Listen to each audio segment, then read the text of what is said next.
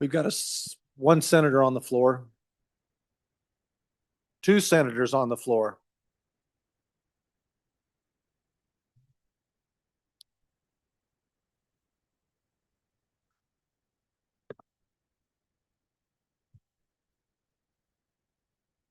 You ready, Chris? The House will come to order. Okay, ladies and gentlemen, we left off on second reading. We are beginning to work on Senate File 123. Reading clerk. The Senate File 123, sponsored by Senator Brightman, Wyoming Energy Dominance Fund, an act relating to the administration of the government. Okay, we have amendments. Representative Pendergraph. Here, just before we get started here, let's make sure we have a quorum on the floor here. Give us a quick count. I know we've got some representatives that are in some JCCs.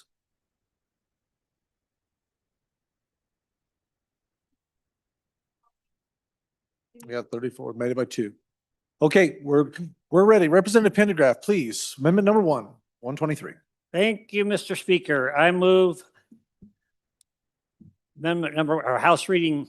I had it all perfect in my mind. Second reading amendment number 1. Second reading amendment number 1 to Senate File 12 and ask for your 123. favorable. 1, 2, 3. There you go. It sounded so good in my brain a minute. It generally does. Yeah, go ahead. Folks, what this amendment does obviously is takes grants out of the occasion. It would simply leave a place where loans could be taken out. So we've had a number of discussions about this idea, grants versus loans, just over the last few days, the last few weeks. Essentially, I think there are two views. One is that this is an investment in our future and the ROI is well worth it, and that all the other states are doing it, so we must as well. The other side says, oh, you're picking winners and losers. It's welfare for the well-connected. What I see there is just a fundamental worldview difference in what is the role of government. And we could certainly stand up and spend another hour or two and say the same things we've been saying for the last few days. If that's what the body wants to do, fine. But because I do represent one of these groups, I'm going to assert that and put it before the body and just see where it falls. So I would ask you to consider this amendment, and I welcome the debate. Thank you, Representative Pendergraph. Next, Representative Baer, for your first time. Thank you, On the Mr. Speaker. On and for the amendment, I do think that this is a good way of kind of meeting in the middle. You will be able to support these industries. And it's been stated about this bill that it's something that our chief executive for the nation is supportive of and behind, and part of the movement that he's trying to create in this sector, the energy sector, and yet still constrain ourselves to a proper role of government by supporting it and yet not handing out taxpayer dollars. So on and for the amendment. Thank you, Representative Baer. Any others for their first time? Representative Wiley.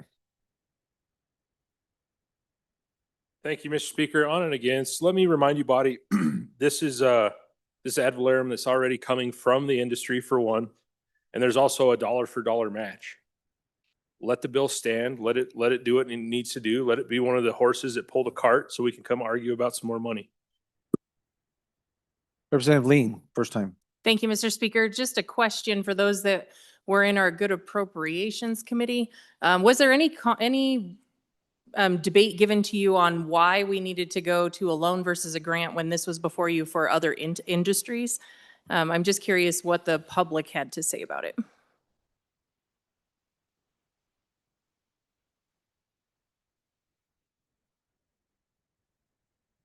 Representative Larson Lloyd. Thank you, Mr. Chairman. I too would encourage a no vote on this, as we've seen the industries supporting industries, and as the good representative from the land of Sweetwater noted. And in the match, I think that the program is solid. It really aligns well with both the governor and this president's initiative on energy dominance and helps Wyoming broaden its use of the resources that's provided so much for us. So please vote no. Representative Geringer for your first time. Thank you, Mr. Speaker Pro Tem. First for a second. First for a second. Representative Gugamas. Thank you, Mr. Speaker Pro Tem. My question would be, with the new industry of minerals coming to Wyoming, if the loan aspect of this would be beneficial to get this industry up and running quicker, or actually the grant aspect of it, would that help them get their feet under them quicker to where we can get that industry up and running faster in Wyoming? Representative Campbell for your first time. Thank you, Speaker Pro Tem. On and against the amendment, primarily for me, when we remove the grant option, because now we're saying loan is the only option, we're removing the grant portion of that. That to me says it's because we doubt the viability of these projects. And so we're going to remove that grant option because we're not certain they're worth investing in, which then I question, given that we just passed the amendment for our legislative body through Management Council to have oversight on those projects. So if we have oversight on those projects and are weighing in on those projects, why not give them both options? There's a disconnect for me. So I will be on and against. Representative Wally for your first time. Oh, thank you, Mr. Speaker Pro Tem. On and against the amendment, some of the discussions that we had in committee did deal with this issue of why a grant program with matching funds would create the kind of dollars that would generate additional funds coming in.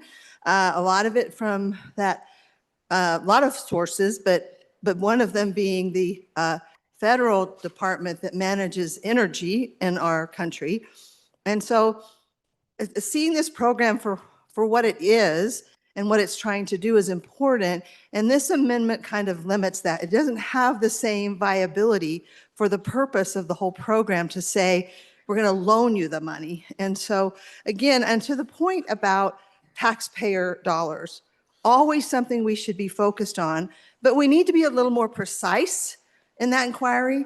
And this is the source of this money is from our minerals industry, those industries saying, could you just take a little bit of the taxpayer dollars that we use to fund schools and all kinds of things, if you could just take a slice of that and give it towards our efforts in this time of opportunity we have with the current administration. So I think that's important to know. So when we say we're helping them by not listening to them, is a real problem for me because it's really not what's going on in this bill. And so I appreciate the concern for taxpayers, but when we are telling the very taxpayers whom this money's coming from that we won't do that because we're protecting you, wow, that sounds like paternalism to me. So I on and against the amendment. Representative Campbell. Thank you, Mr. Speaker Pro Tempore. I'm against this amendment, and normally I would be for it. But folks, I think we need to look at what the purpose of this is. You know, the whole purpose of this bill is we want to expedite businesses coming to Wyoming. We're competing against Texas. We're competing against Louisiana. We're competing against New Mexico. So we got to realize that timing, that's the aspect that this bill addresses. We want to be Johnny on the spot. This is an energy dominance bill because we want this to go fast, not business as usual. Thank you. Representative Locke for your first time. Thank you, Mr. Speaker Pro Tem. I'm honored for the amendment from the perspective of accountability from that perspective. I'm not a big fan of, and I don't mean this has come out the way it's about to come out, but I'm not a fan of us dishing out money and hoping for the best. I think this is making investments that we think there's some strings attached that make sense. That's why I'm on and for it. I think that a detailed accountability, we shouldn't be throwing that money out there if we're not absolutely sure. That's going to come back to us in some way that makes sense. So on and for the amendment. Representative Filer. Thank you, Mr. Speaker Pro Tem. I think one thing we have to look at, I think we look at this as more as a business type deal.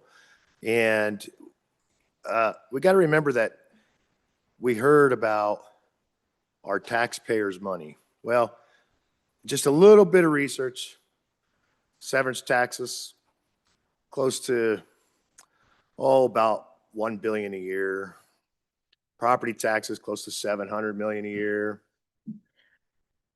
Property, let's see, federal mineral royalties, close to 500 million a year. Other fees and royalties, another 300 million a year. I think this is a small thing that we can do, you know, the taxes that they have paid, the industry, to give back, to explore more ways of mining and extracting more minerals from our state in order to make us more of those revenues. Talk about a great ROI. I think it's a great chance we take and on and against this amendment. Anyone else for their first time? Representative Thayer. Thank you, Mr. Speaker Pro Tem. On and against, again, in our budget books on page 15, severance taxes are paid by extractive industries to the state of Wyoming for the privilege of removing, extracting, severing, and producing any minerals pursuant to Wyoming Statute 39-14-101 through 711. Their money, putting their money back to work for the benefit of the state of Wyoming. Anyone else for their first time? Representative Weber.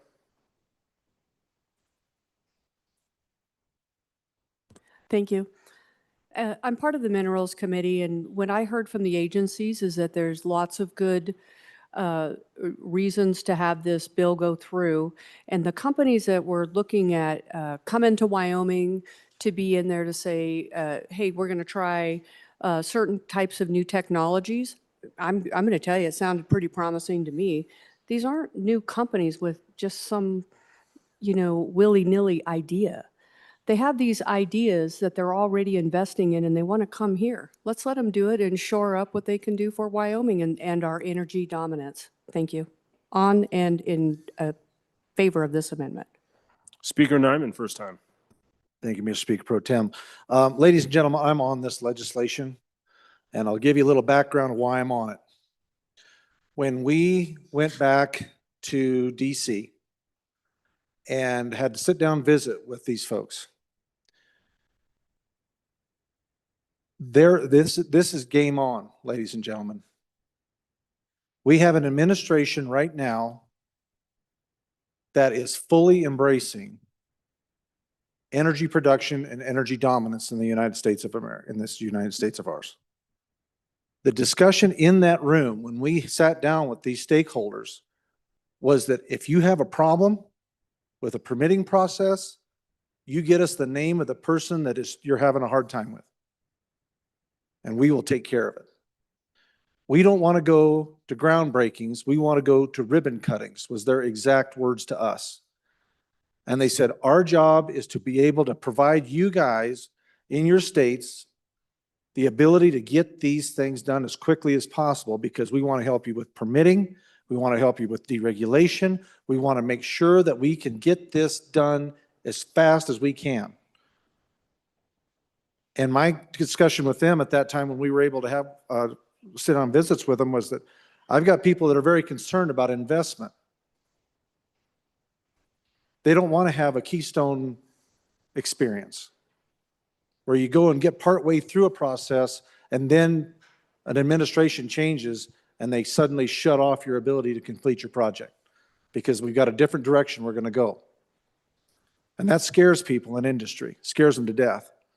I mean, is anybody in this room really excited about the idea of starting a project, getting halfway through it, investing, borrowing money, getting yourself out on a limb, and then have somebody have the thumb of the federal government come in and say, hey, you know, by the way, we're not going to go that way anymore.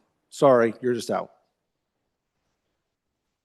I've never been to a meeting, ladies and gentlemen, in my life that I was sit down with a current presidential administration that says, what can we do to help you? Because we know how important it is. All of that to say this, as you all well know, I am not terribly fond of spending money unnecessarily. I don't live in a situation where I have extra money to throw around. Here's what I do know. I said this in the committee, and I'll say it on the floor. If we don't strike when the iron's hot, we don't know what's going to happen in our next administration. I don't like coming to y'all and saying, hey, I need $105 million to throw around like fairy dust. I don't. And I know I've got folks in this body right now that are looking at me going, man, boy, you're doing an about face. But here's the reality of it, ladies and gentlemen. We have an opportunity as a state to invest in the long-term future of not only this state, but our nation. And if we're not able and can come to the point where we can allow these industries to take some of the money that we have taken from them to reinvest in themselves, then I think we're missing a grand opportunity that may not come back in some time. Now, as far as the loans versus the grants,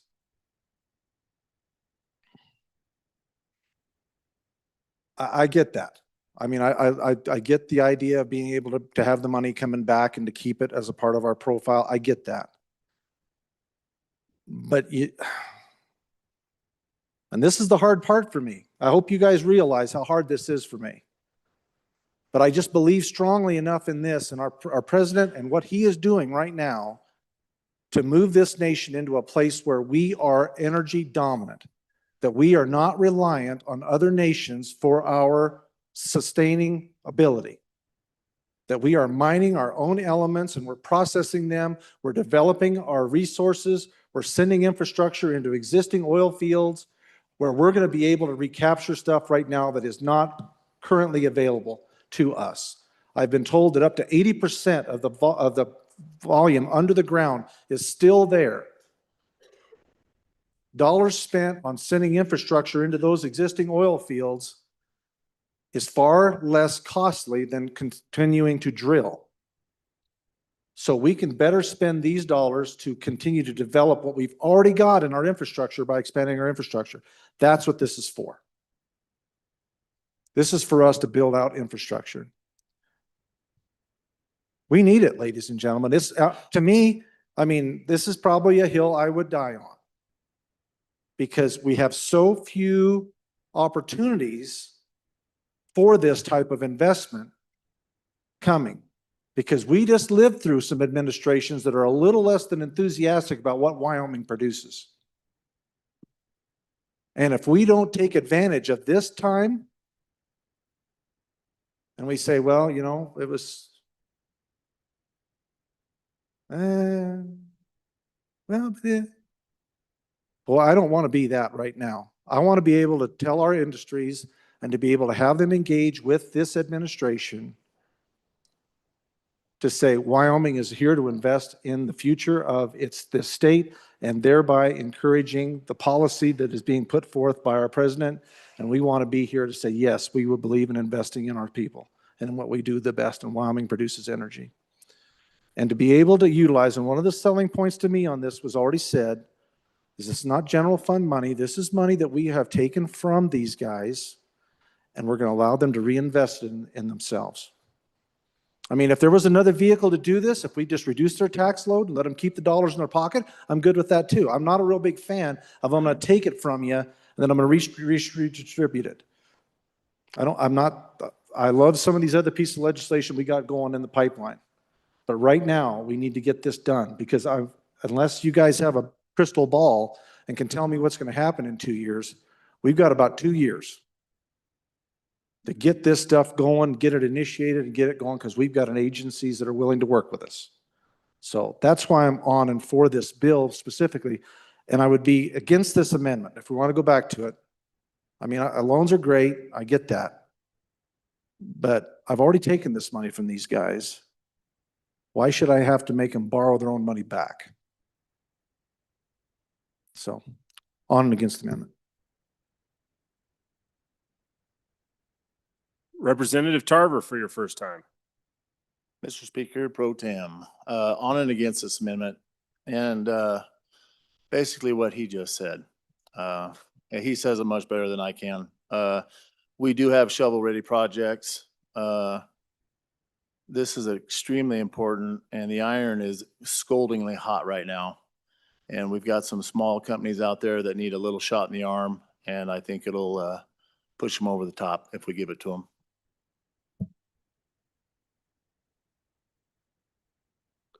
Anyone else for their first time? Representative Williams, first time. Thank you, Mr. Speaker Pro Tem. Great points. Thank you for the discussion. I would agree. This is no time to be timid. Against the amendment, for the bill. Representative Conley for your first time. Thank you, Mr. Speaker Pro Tem. I am against this amendment, and I don't know if this is out of line or not, but I want to say, preach it, brother, Mr. Speaker. I'll let the body decide if that was out of line. Representative Allemand. Thank you, Mr. Speaker. I'm on and for this amendment. Keystone Pipeline, we heard about a little bit ago. It was years in the making. So we put $300 million into a project, and then we do have a different administration, and our $300 million goes poof. Love the idea, but are we willing to take that risk? This is money that this state needs. And if these people think this is such a good idea, they will come and do it on their own. Thank you. Anyone else for their first time?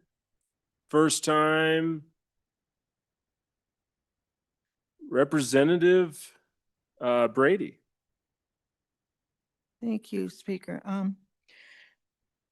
I'm leaning toward this amendment in the sense that it seems like the entity, can you hear me? Yep. The entity that's going to be distributing the funds seems to sound like the entity we were talking about days ago, picking perhaps winners and losers. That's a concern there. Is it the role of the state to be in the banking business? And then it is free market economy. What's the most compatible? That's the most compatible requirements of personal freedom and constitutional government. But could we not just give them a very sweet loan percent? Thank you. Anyone else first time? Representative Knapp. Mr. Speaker Pro Tem, first, second. Representative Wasserberger. Thank you, Mr. Speaker. I'm going to speak in opposition to this amendment, ladies and gentlemen. One of the projects that could be related to our Energy Dominance Fund is the exploration of rare earth minerals. And while I typically, in most cases, would agree with doing a loan, with a rare earth mineral project, that's kind of a make or break type of project. So if you get $16 million into that project to where you find that it's not going to be working in your favor, I mean, it's a lot of companies are really not going to be willing to take that risk on if they know that it's a make or break moment. And so sure, that might be the risk that we have, providing just a grant rather than a loan. But when we're at a spot where the iron is hot, I think that at this time, we really need to be allowing that opportunity for these chances for those explorations of the rare earth minerals. And so for that reason, I'm going to make the argument that I think it'd be good if we just allow every tool to be in the toolbox for these projects. So I would encourage a no vote and an aye on the bill, please. Thank you. Representative Riggins for your first time. Thank you, Mr. Speaker Pro Tem. First for second. Anyone else for their first time? First time? Second time. We're back on second time. Representative Larson Lloyd. Thank you, Mr. Speaker Pro Tem. So on this amendment, we speak as though on the loan side that the industry is not going to have any skin in the game. And again, we would remind you that there's a match, 1-to-1 match that they have to provide. Has to be shovel ready. There was some comments made earlier that we're not attracting any new industries. These are industries that are already here. They ought to just go ahead and do it and serve Wyoming. I would argue we've been using them like a borrowed mule for 3 decades. And it's about time we put a little grain in front of them and let them get something back. They pay most of our property tax, most of our sales taxes, pay their property tax. They have to pay 100% on the extractive mineral.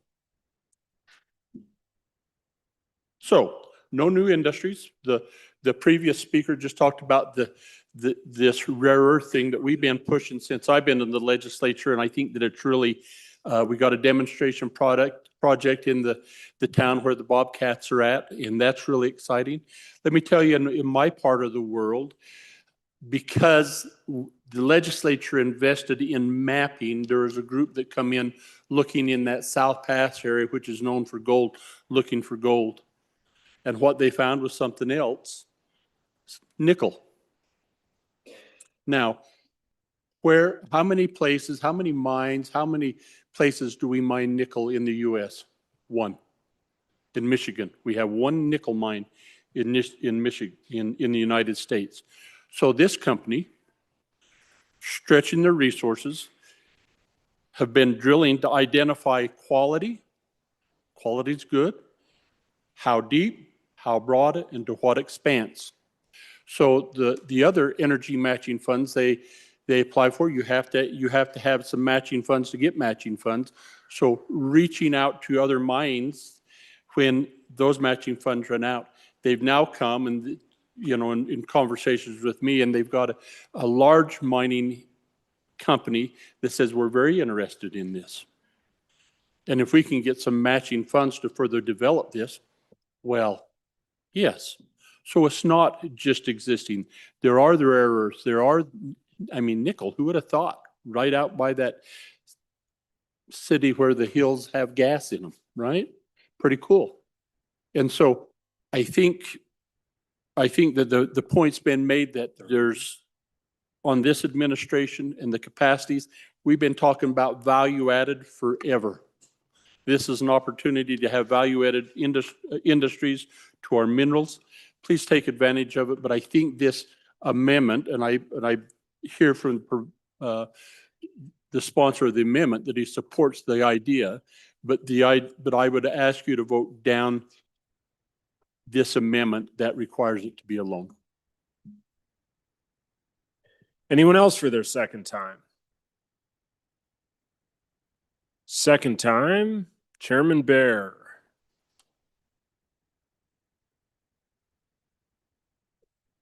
Thank you, Mr. Speaker Pro Tem. Lots of good comments. One of the comments that the speaker made was he supports the ability to be able to reinvest in themselves. And that's what I believe this bill probably should really be about. But if you look at the bill, it goes into industries that haven't really paid in to our severance tax and don't currently pay into our severance tax. So if we're going to do that, and I don't disagree with that, then we need to narrow the scope. This is not necessarily allowing companies to reinvest in themselves, companies that I feel have been attacked by prior administrations, coal, oil, and gas. If this bill were narrowed down to that, then I would agree with the speaker that this is a bill that allows them to reinvest funds that they've paid in.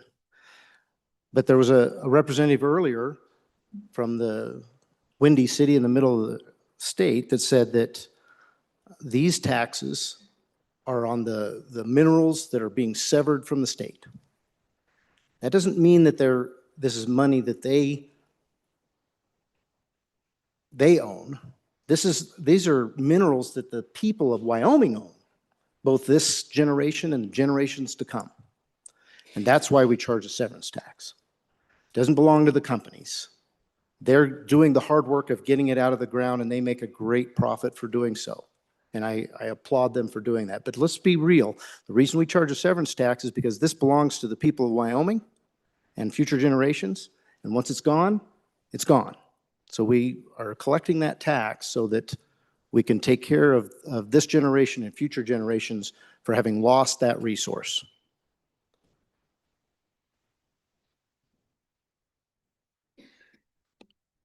It was also said that this bill redistributes wealth. If we narrow it down to those industries that have paid into this tax, then it would not be redistributing. But right now, it does, because it's wide open to industries that have never paid into that severance tax and probably never will. There have been a lot of comments about how these industries can't get the funds elsewhere. And that may be true, but you all need to understand that that means that we're taking that severance tax, which is money that really belongs to the people of this generation and future generations of the state of Wyoming, and we're saying we're going to give it to these companies at a higher risk than a bank or investment firm would ever take. So we're saying we're going to take higher risk. If that's what we want to do, that's fine. But understand that's what we're doing. This really boils down to three big investment firms that won't get behind the industries that we know have supported this state, our schools. They've built many of the school buildings that are in our communities. And those three companies, we're in a lawsuit against them right now because they picked winners and losers and chosen many of the industries in this state to be losers. They're that company that's named after a rock that's very dark. That company that has a guard that drives a van. And that company that is a street that looks like a state. And because they will not invest in these firms, this is probably a bill that needs to happen so that we can prop up these companies within our borders that are suffering based on prior administrations. So I'm going to support the bill, but this amendment and a future amendment that would restrict it to those three industries would be a proper way to do this so that we can meet what the speaker said. He said that we shouldn't be redistributing wealth. I agree. And we should allow those companies that have been pushed down by these three investment firms and prior administrations to reinvest in themselves. If we will do that as a body, we will accomplish a great thing here. I intend to bring an amendment to do that, but I'm on and for this amendment right now. Representative Chairman Knapp for your second time. Thank you, Mr. Speaker Pro Tem. On and for the amendment. You know, I like the idea of an energy dominance fund. I really do. But this is a fund by another name that we've already done before. We've already been through this process where we gave an agency money and let them basically choose what it went to. So what are we doing again?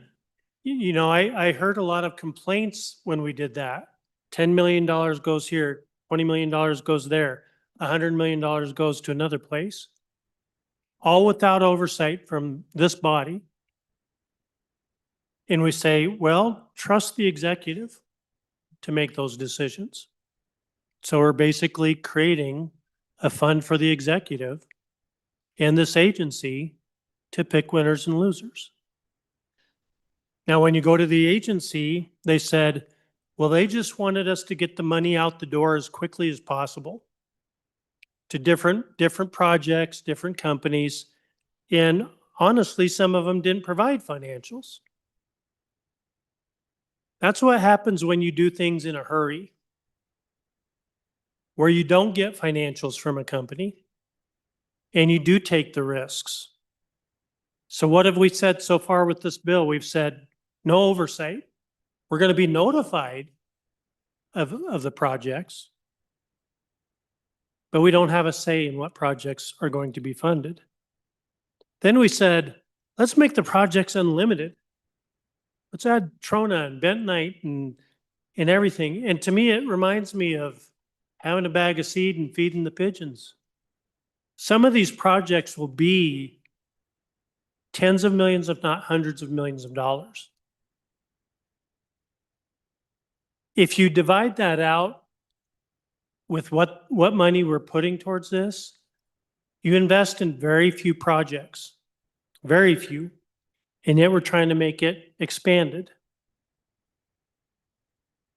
The third thing is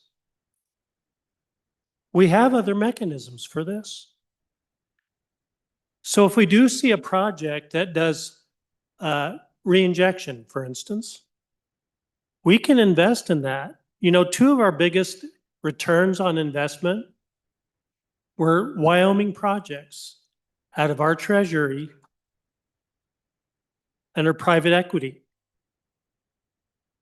So I caution the race to get this done. I couldn't even get a bill done that would take out low carbon standards this year.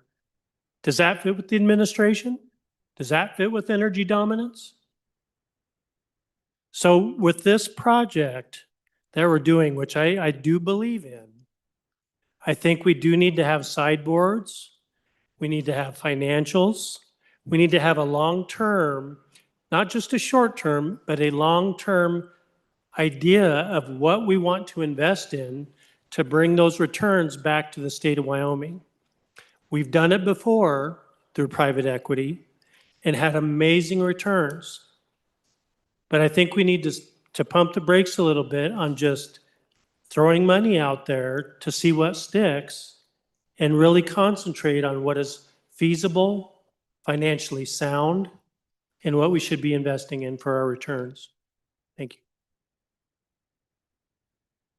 Representative Geringer for your second time. Thank you, Mr. Speaker Pro Tem. I appreciate the discussion over making sure that we're being careful with our resources, whether it be in the ground or the money that's generated from those resources in the ground. I appreciate that for sure. But I also know that our legacy industries are under attack. They've been under attack.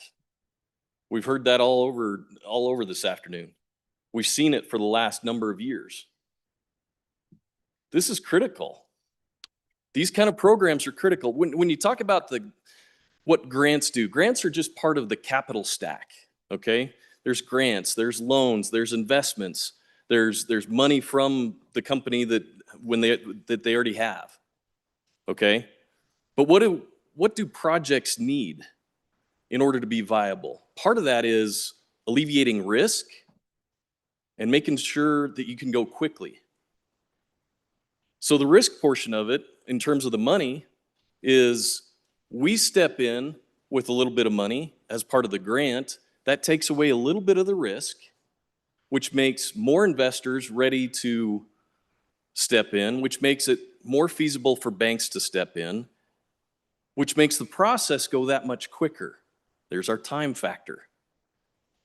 So if we get these projects going quicker, then companies are more willing to step in and take advantage of the resources that we have in the ground. I heard earlier, if a project is worth it, then the companies will just come in and do it on their own.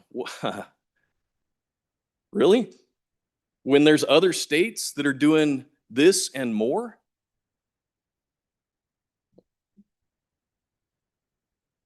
We talk about winners and losers. Folks, I want to pick Wyoming as the winner.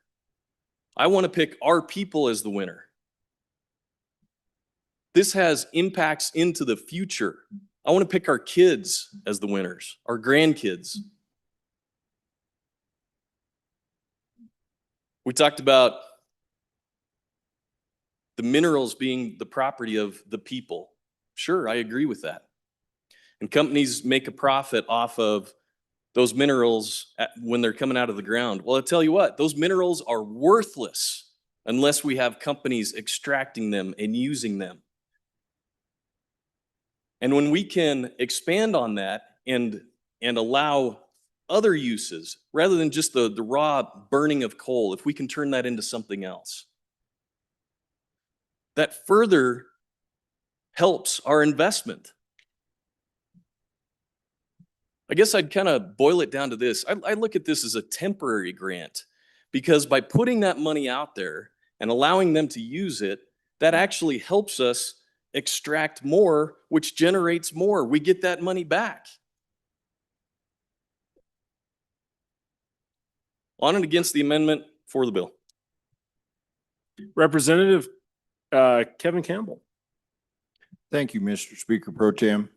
I'd like to reiterate what the previous speaker just said. This is bait. How many of you guys have ever trapped anything in your life? You can wait for something to randomly walk into your trap, or you can apply a little bait. You know, we have all kinds of business opportunities right now where these companies can come in and take out a loan and do business in the state of Wyoming. This grant is set up in a very short period of time as bait. There are a lot of big companies that are out there looking at new energy projects, and this is the bait that Wyoming has to bring them in. Other states are using bait. If we don't bait our traps, we're not going to catch anything, folks. That's just the way it is. Thank you. Representative Wiley, second time. Mr. Chairman, thank you. You know, we've talked about some of these programs and stuff that we've had in the past, and these energy matching funds. They report financials. They do have dollar for dollar match on them, and I tell you what, body, they've worked, and we've built massive wealth with it. So to sit here and say that that's wrongdoing, that's not right. We're undermining the process and resisting this to the good White House on the East Coast, you know, saying we need this, we're going to help you. Let's cut some ribbons, let's get things going. And we're saying, no, I just don't understand this. We're grabbing the dice and we're rolling them. And what is at the end of that? Our children's future. With that, Mr. Chairman, 12-4, I call for the ayes and nays. Okay, 12-4, I'm needing some seconds. We're going to go Representative Smith and Sherwood, Campbell. We got all sorts. We're good. Thank you, guys. Okay, anyone else second time? Second time to the bringer. Thank you, Mr. Speaker Pro Tem. It's times like this when I'm reminded of a comment by a former legislator from this state. He said, legislating is the most expensive hobby you'll ever love. I can relate to that. And I love the discussion we've heard. I want to make it very clear. I have no problem with this program. I think it's a terrific idea. It's a way of capitalizing. But I want us to just take a realistic view of whose money this is. We heard a lot about where the money came from. Okay, originally it was a worthless mineral in the ground. As it's sitting there, it's not doing anybody good. We heard that, and that's true. Somebody came along and paid for the state for the privilege of taking that out and then selling it, and that's severance taxes. And there was a lot of talk about where did this money come from. But once that severance tax is paid to the state, it no longer belongs to the person who paid it. If I write a check to any one of you, as soon as you take that check, that's not my money anymore. The money belongs to the state, and the state is the people. There was an old TV show,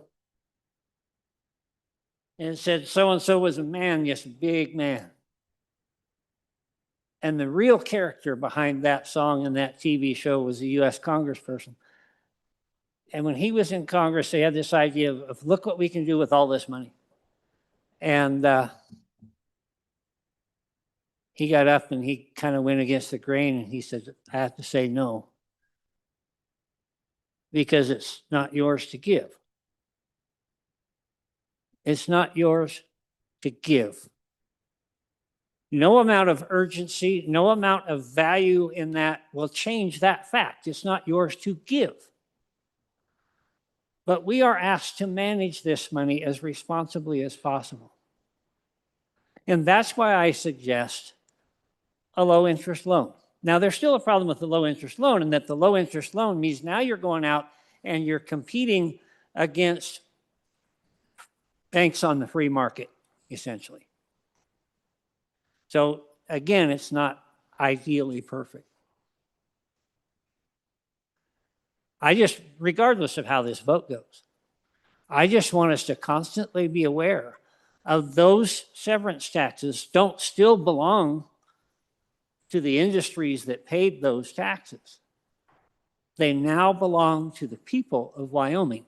And it is our obligation to handle that money as responsibly and as cautiously as possible. And for some of us, a grant is perfectly fine in our own worldview. This is where I began the discussion. And some of us are not comfortable with that.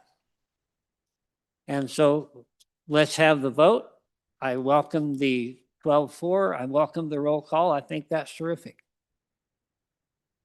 I urge an aye. Ladies and gentlemen, we're voting on second reading amendment number 1 to Senate File 123. This will be a roll call vote. Chief Clerk, would you please call that roll? Ellamand, Andrew, Angelos, Banks, Bear, Brady, Bratton, Brown Gary, Brown Landon, Byron, Campbell Elisa, Campbell Kevin, Chestick, Clouston, Connolly, Davis, Erickson, Filer, Bornstrom, Geringer, Guggenmoss, Haroldson, Harshman, Heiner, Heft, Jarvis, Johnson, Kelly, excused, Knapp, Larson Lloyd, Larson JT, Lawley, Lean, Locke, Lucas, McCann, Nicholas, Ottman, Pendergraft, Posey,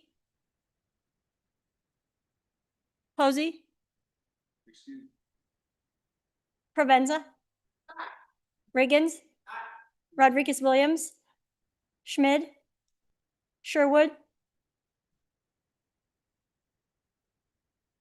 Singh, Smith, Storer, Strock, Stivar, Tarver, Thayer, Washut, Wasserberger, Webb, Weber, Wharf, Williams, Winter, Wiley, Yin. Mr. Speaker, are there any changes? Are there any changes?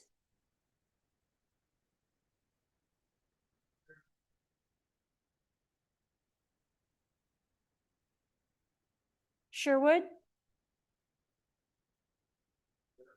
Sherwood, verify. Sherwood? No. Are there any changes?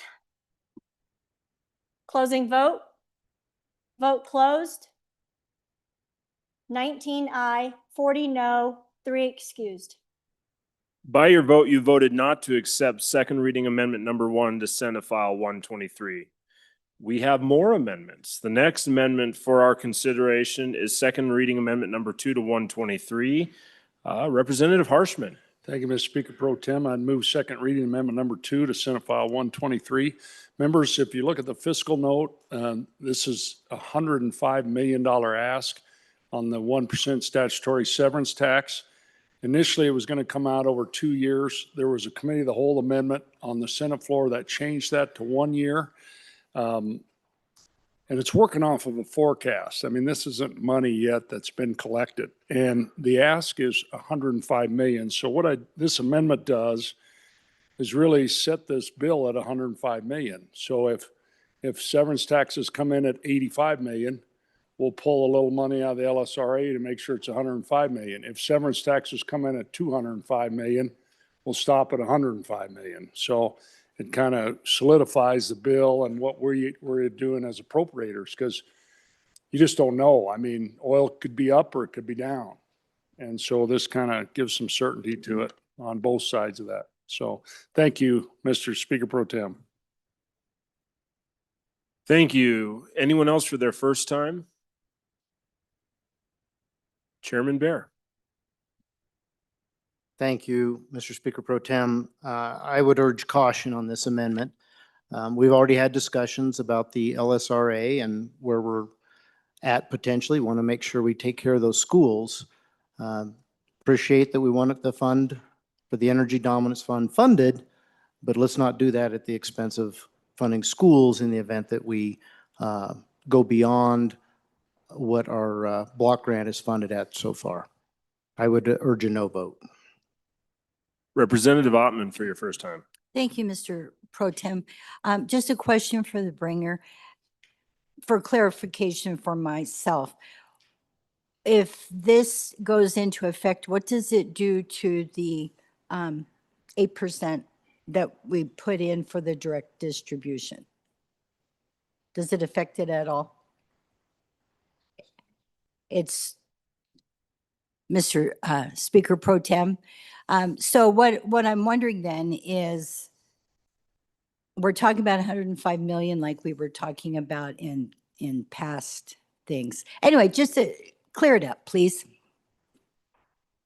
Sounds good. Representative Davis for your first time. Thank you, Mr. Speaker Pro Tem. Like many bills in this body this last year, 2 horses in the race sometimes is better than 1. So I'm in favor of this. Anyone else for their first time? First time, second time, second time, second time. Back to the bringer. Second time, somebody. Thank you. Representative Harshman. Thank you, Mr. Speaker Pro Tem. Just answering some questions back here. Currently, the bill is unlimited. So if we have $80 oil for the next year, this could easily be 300, 400 million, 500 million flows into this. Could be hundreds of millions. I doubt that oil will crash down to 10 or 20 and we'll have to draw from the LSRA. I think it's 79 today. So, but when you bring an amendment like this, you have to make it palatable for people who are supporting this bill on both sides of this thing. So that's why I brought a floor and a ceiling. What is in this bill is 105 million projection, not 105 million appropriation.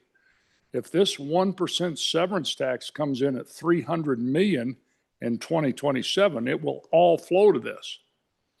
I think their ask is for 105 million. That's what I want to make sure goes in there for our accountability as we appropriate these dollars. Do I think oil will drop down to $10 and we'll have less than 105 million? I don't think so. But I had to write the amendment that way to kind of put a belt and the suspenders, a high and a low on this. The question on locals, that is a sales tax issue, so that's a different deal. And really, Mr. Speaker Pro Tem, you see some of us are sporting a new button. And you know, the 4x10 and the button I'm missing, I don't have with me, is 8x18. And now the 16x30, that's permanent mineral trust fund by 2030. And really, that's a big chunk of this is that statutory 1%. And so I'm not a huge fan of diverting that, but I've worked it in my mind that, yeah, we divert it from saving to investing in ourselves.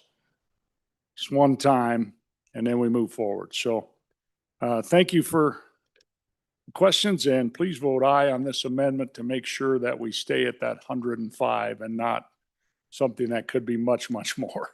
So thank you. Ladies and gentlemen, we are voting on second reading amendment number 2 to Senate File 123. This is not an appropriation. No. All those in favor, please signify by saying aye. Opposed, no. That amendment has failed. Division having been called, all those in favor, please rise.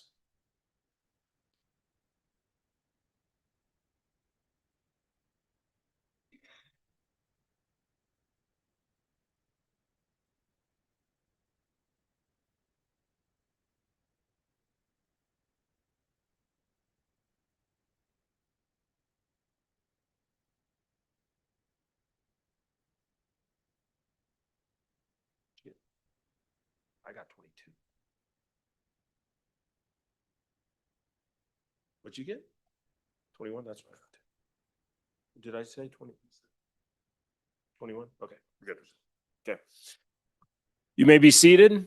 All those against, please rise.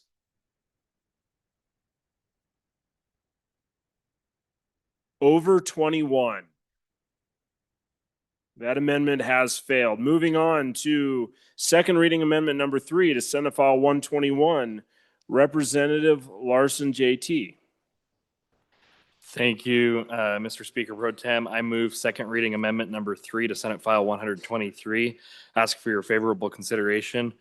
Members, this goes into the Committee of the Whole Amendment number 2 and adds some language, basically saying that before the Management Council makes any recommendations to the authority, they should distribute their proposed recommendations to all of the members of the legislature to gather our input, so every district in Wyoming can get a say and a voice in this process.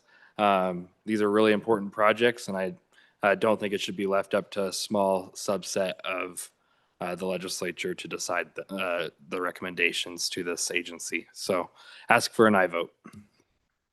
Okay, anyone for their first time on this amendment? Chairman Heiner. Thank you, Mr. Speaker Pro Tem. On and against this amendment, members, the vision we have, and I've discussed this with the director of this organization, is when they have public comment and they've gone all through the process, just prior to going to the chief executive officer, they will notify the Management Council and give us 5 days to respond. If we have, and that's similar to what we do with rules that are promulgated. If we don't respond, then it goes on. The process proceeds. So what this amendment does is it adds another half a month to that. And time is of the essence with some of these projects. So if you add another 2 weeks while we're waiting for everyone to find out if the Management Council even sometimes may not even provide input, it just gives us an opportunity. But if this amendment goes through, we have to provide input, and that's not necessarily what we're intended to do. And again, it's not to provide approval. It's just for the opportunity to find out what's going on before the executive officer downstairs puts his stamp of approval on the project. So on and against this amendment. Chairman Bear for your first time.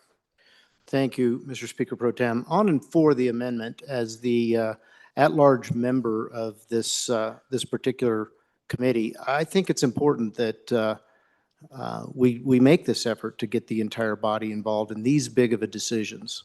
And these are huge decisions, folks. So on and for the amendment, I think it's the proper way to do this type of decision-making.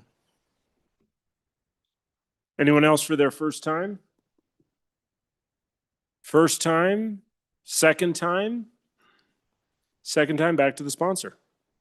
Thank you, Mr. Speaker Pro Tem. So the language specifically just says before making any recommendations. So if Management Council decides not to make a recommendation and just let the project go through, then they're not going to ask us anyways. So this is only if Management Council decides that they want to provide a recommendation that they should come to us and ask.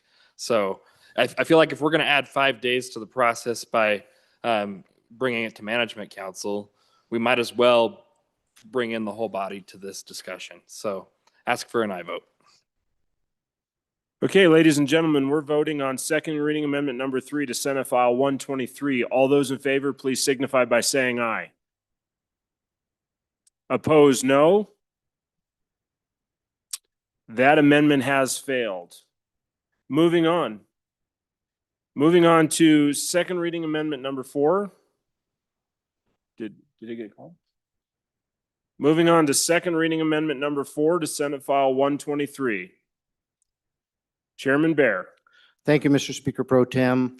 I bring you and ask to move second reading amendment number 4 to Senate File 123, and further ask the Speaker Pro Tem to divide the amendment.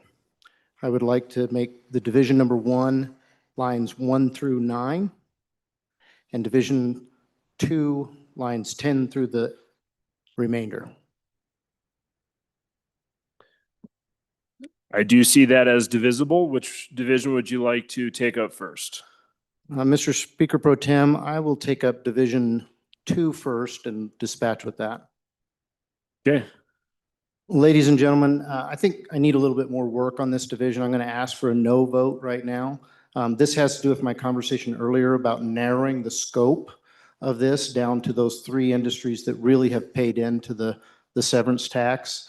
And as I look at it, I have eliminated some of the other industries, but I've left the rare earth thing, and I really can't tie that into either energy or severance tax, which is really what this bill is about. So I'd like a little more time. I'll bring that back on third reading to refine that. Please ask for your no vote on division number 2.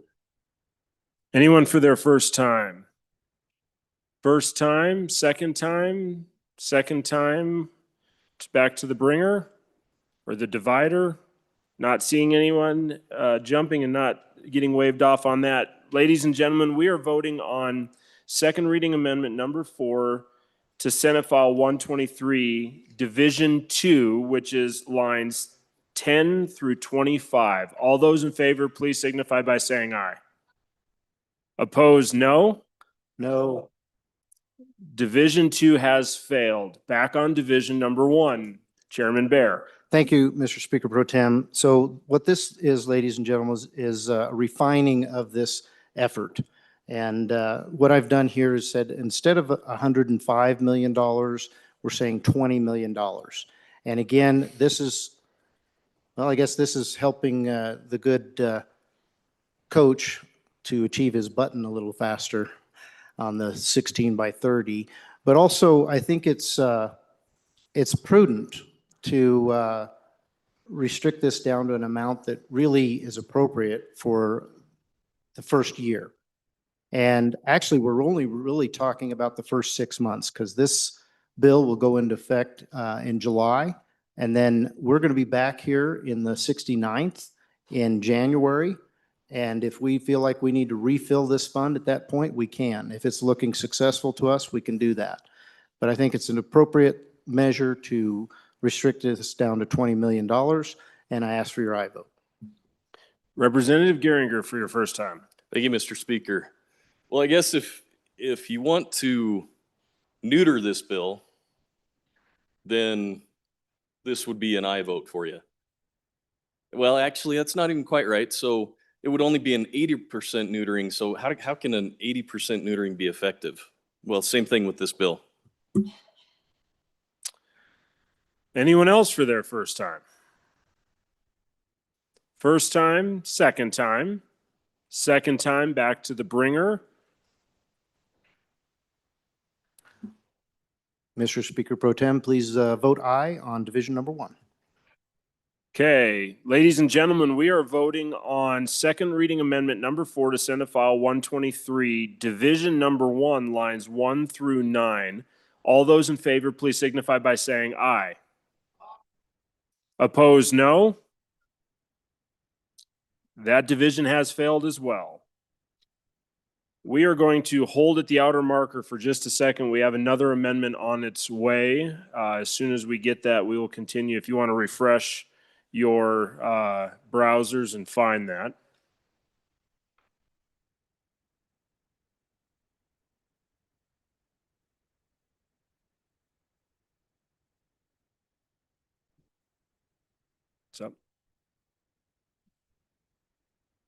Who is it? Mayor? Okay, ladies and gentlemen, we are on second reading amendment number 5 to Senate File 123. Chairman Bear. Thank you, Mr. Speaker Pro Tem. I don't have this in front of me, but I have the concept, so I'll move second reading amendment number 5 to Senate File 123 and ask for your favorable consideration. The good coach and I have just been talking about this, and we're on this together. I think he had an important idea that needed to be brought to this bill, and that is that this severance tax, the way it's written right now, is fairly unlimited, and we really should limit it to the intended 105 million. You know my preference would be about 20, but 105 it should be, but not beyond that. So what this amendment does, it just keeps this with the intent of the bringer of the bill and ensures that we get that money flowing where it's supposed to flow. So it restricts it to nothing above the 105, and it also ensures that the split is just like it always has been for this this additional severance tax. So I'd ask for your aye vote and join the coach and I for the one time we're not fighting against each other. Ladies and gentlemen, anyone for their first time? First time? Second time? Could we have a kumbaya moment? We may. Ladies and gentlemen, 1 second. Thank you very much. Ladies and gentlemen, we are voting on second reading amendment number 5 to Senate File 123. All those in favor, please signify by saying aye. Opposed, no. That passes. And with that,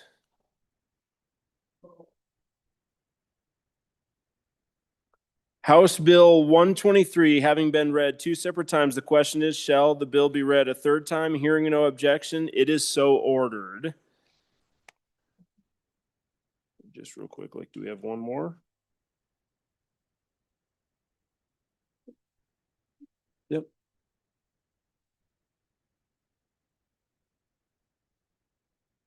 Mr. Speaker Pro Tem, you Yeah. announced that as House Bill. Did I? It's a Thank Senate you. file. Thank you very much for catching that. So Senate File 123 having been read 2 separate times, the question is, shall the bill be read a third time? Hearing no objection, it is so ordered. The next bill for our consideration is Senate Joint 009. Reading clerk, would you please read the bill? Senate Joint Resolution 9, sponsored by Senator Barlow, keeping public lands protected and decisions local. A joint resolution requesting Congress recognize the protection of Wyoming's freedom of access to public lands to allow responsible development of resources, recreation, agriculture, hunting, fishing, trapping, and conservation under multiple use frameworks to protect local participation in land management decisions and to keep public lands available to the people of Wyoming.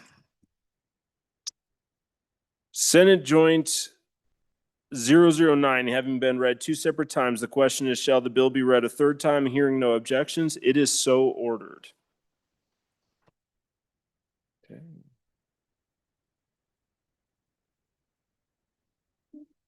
Majority Floor Leader. We're at that order of business. The bill's on third reading and final passage. Mr. Majority Floor Leader. What was that?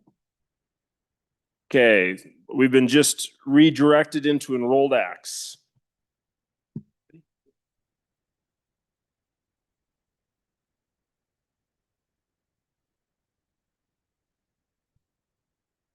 All right, we are at that order of business of enrolled acts.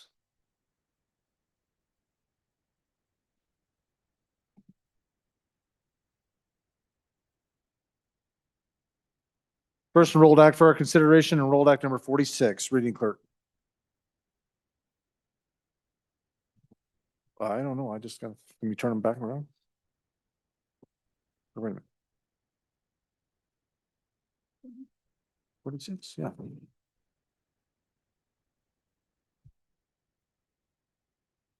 First enrolled act for our consideration, enrolled act number 40. Senate Enrolled Act number 40 being original Senate File 14. An act relating to authorization of a full-time literacy position for the Department of Education, providing an appropriation and providing for an effective date, being enacted by the Legislature of the State of Wyoming. I'm about to sign Enrolled Act number 40, having been original Senate File 14. I have so signed. Next Enrolled Act for consideration, Enrolled Act number 41. Senate Enrolled Act number 41, being original Senate File 107.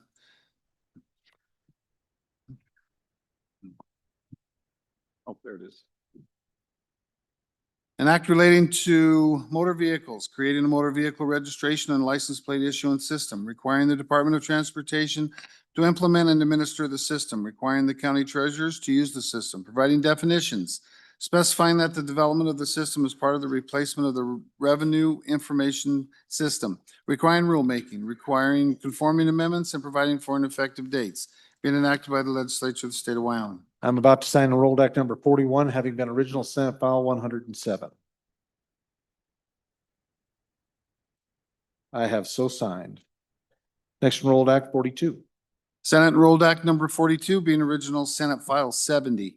An act relating to water development projects, authorizing construction of designated water projects, describing projects, specifying terms and conditions of funding for projects, providing grants, providing loans, providing appropriations, amending amounts and terms of appropriations for specified prior projects, transferring funds from Water Development Account 1 to Water Development Account 2, transferring a project, requiring studies, requiring a report, providing for an effective date, being enacted by the Legislature of the State of Wyoming. I'm about to sign Enrolled Act number 42, having been original Senate File 70.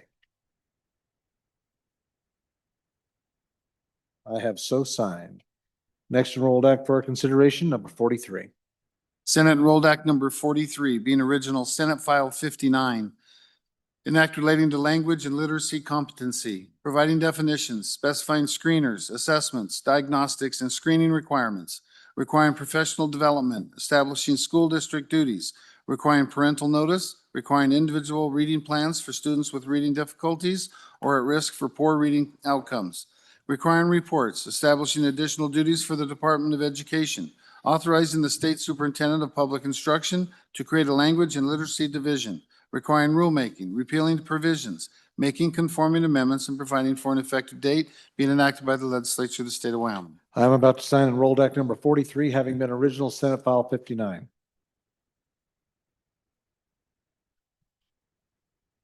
I have so signed. Next Enrolled Act 44. Senate Enrolled Act number 44, being original Senate File 56. An act relating to food and drugs, regulating the sale, testing, and use of kratom products as specified, authorizing the Department of Health and local law enforcement to enforce compliance with kratom products regulations as specified, providing definitions, providing criminal penalties, providing appropriations, authorizing full-time positions, and providing for an effective dates, being enacted by the Legislature of the State of Wyoming. I'm about to sign Enrolled Act number 44, having been original Senate File 56. I have so signed.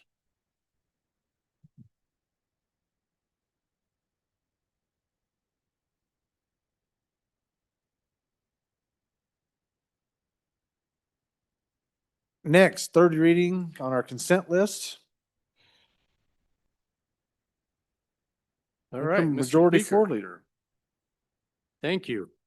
Mr. Speaker, I move the third reading consent list consisting of the following Senate files: Senate File 21, 23, 35, 50, 58, 61, 66, 69, 84, 95, 102, and Senate Joint Resolution 6. All right, members, is there any bill on the consent list that you would like to remove? Any bills? Seeing none. All right, what I have is Senate File 21, 23, 35, 50, 58, 61, 66, 69, 84, 95, 102, and Senate Joint Resolution number 6. Chief Clerk, call the roll. Oh, no, we got to read them in. Sorry, about jumped ahead of the reading clerk. Give her a chance to get that ready. Reading clerk, please read those bills in. Senate File 21, sponsored by Blockchain, Wyoming Stable Token Amendments, an act relating to trade and commerce being enacted by the Legislature of the State of Wyoming. Senate File 23, sponsored by Senator Schuler, outpatient examination and commitment length, an act relating to public health and safety being enacted by the Legislature of the State of Wyoming. Senate File 35, sponsored by Senator Schuler, school district, cell phone, and smartwatch policies, an act relating to education being enacted by the Legislature of the State of Wyoming. Senate File 50, sponsored by Senator Love, State Engineer, Surface and Groundwater Study, an act relating to water being enacted by the Legislature of the State of Wyoming. Senate File 58, tribal, sponsored by Tribal Relations, Wyoming Indian Child Welfare Act, Sunset Repeal, an act relating to Indian child welfare being enacted by the Legislature of the State of Wyoming. Senate File 61, sponsored by Senator Jones, motor vehicle sales to family members not taxable, an act relating to taxation and revenue being enacted by the Legislature of the State of Wyoming. Senate File 66, sponsored by Senator French, donated hunting licenses, amendments, an act relating to game and fish being enacted by the Legislature of the State of Wyoming. Senate File 69, sponsored by Water, Waste and Stormwater Infrastructure Study, an act relating to water being enacted by the Legislature of the State of Wyoming.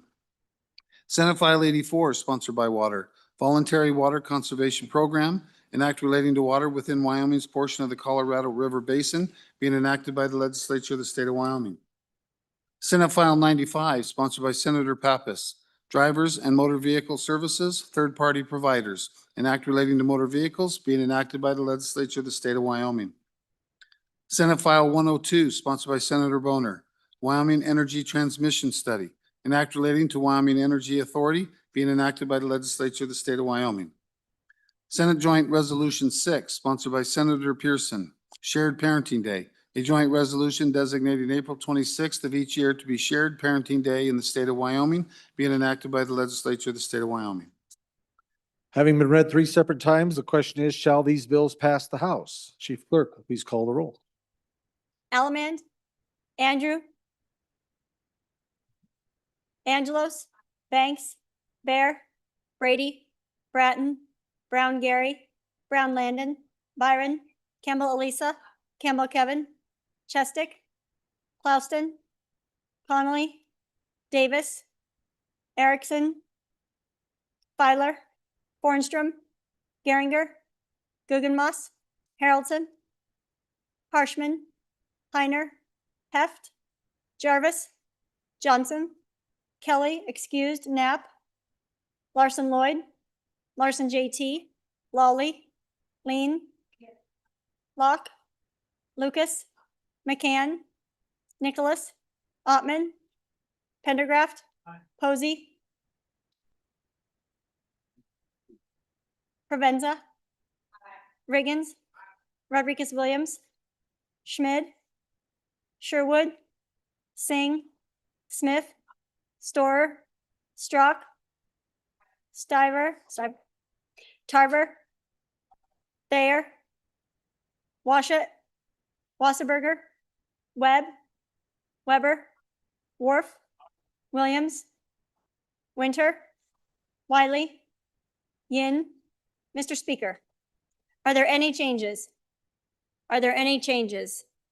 Closing vote. Vote closed. 60 aye, 2 excused. As for Senate File 21, are there any changes? Stivar, aye to no. Brown Gary, aye to no. Smith, aye to no. Strock, aye to no. Lean, aye to no. Harrelson, aye to no. Bear, aye to no. Pendergraft, aye to no. Knapp, aye to no. Bratton, aye to no. Allemand, aye to no. Locke, aye to no. Heft, aye to no. Ottman, aye to no. Weber, aye to no. Winter, aye to no. McCann, aye to no. Schmid, aye to no. Webb, aye to no. Brady, aye to no. Heiner, aye to no. Rodriguez Williams, aye to no. Johnson, aye to no. Further changes? Mr. Speaker, aye to no. Further changes? Further changes. Closing vote. Vote closed. 36 aye, 24 no, 2 excused. As for Senate File 23, are there any changes? Are there any changes? Closing vote. Vote closed. 60 aye, 2 excused. As for Senate File 35, are there any changes? Singh, aye to no. Brown Gary, aye to no. Smith, aye to no. Stivar, aye to no. Lucas, aye to no. Lean, aye to no. Bear, aye to no. Knapp, aye to no. Campbell Kevin, aye to no. Pendergraft, aye to no. Bratton, aye to no. Allemand, aye to no. Locke, aye to no. Winter, aye to no. Guggenmoss, aye to no. Weber, aye to no. McCann, aye to no. Webb, aye to no. Brady, aye to no. Haroldson, aye to no. Further changes? Further changes? Closing vote. Vote closed. 40 aye, 20 no, 2 excused. As for Senate File 50, are there any changes? Are there any changes? Closing vote. Vote closed. 60 aye, 2 excused. As for Senate File 58, are there any changes? Singh, aye to no. Smith, aye to no. Brown Gary, aye to no. Strzok, aye to no. Haroldson, aye to no. Bear, aye to no. Andrew, aye to no. Pendergraft, aye to no. Allemand, aye to no. Winter, aye to no. Rodriguez Williams, aye to no. Weber, aye to no. McCann, aye to no. Schmid, aye to no. Webb, aye to no. Brady, aye to no. Lucas, aye to no. Ottman, aye to no. Knapp, aye to no. Further changes? Locke, aye to no. Further changes? Further changes? Closing vote. Vote closed. 40 aye, 20 no, 2 excused. As for Senate File 61, are there any changes? Provenza, aye to no. Yin, aye to no. Further changes? Further changes? Closing vote. Vote closed. 58 aye, 2 no, 2 excused.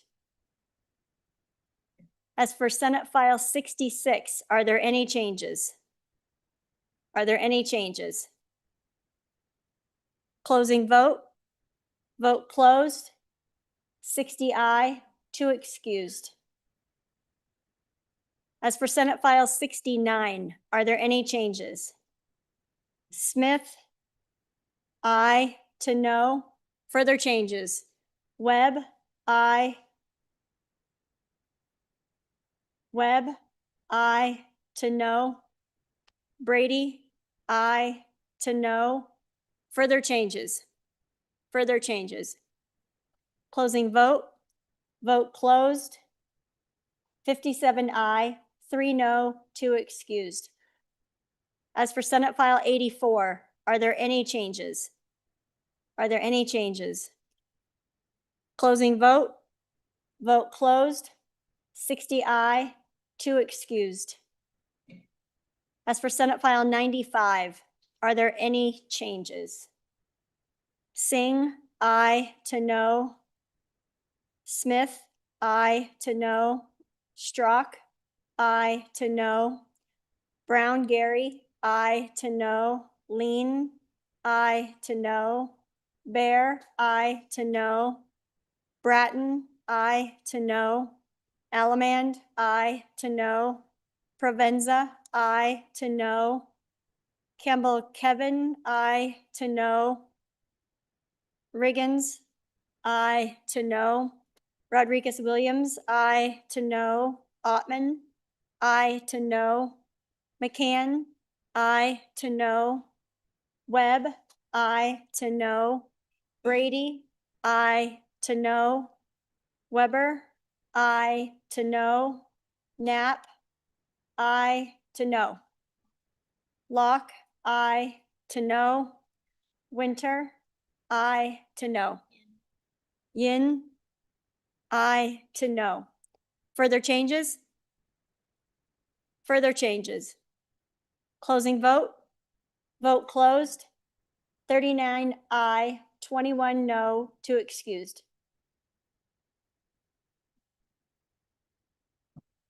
As for Senate File 102, are there any changes? Are there any changes? Smith, aye to no. Further changes? Further changes? Brady, aye to no. Further changes? Closing vote. Vote closed.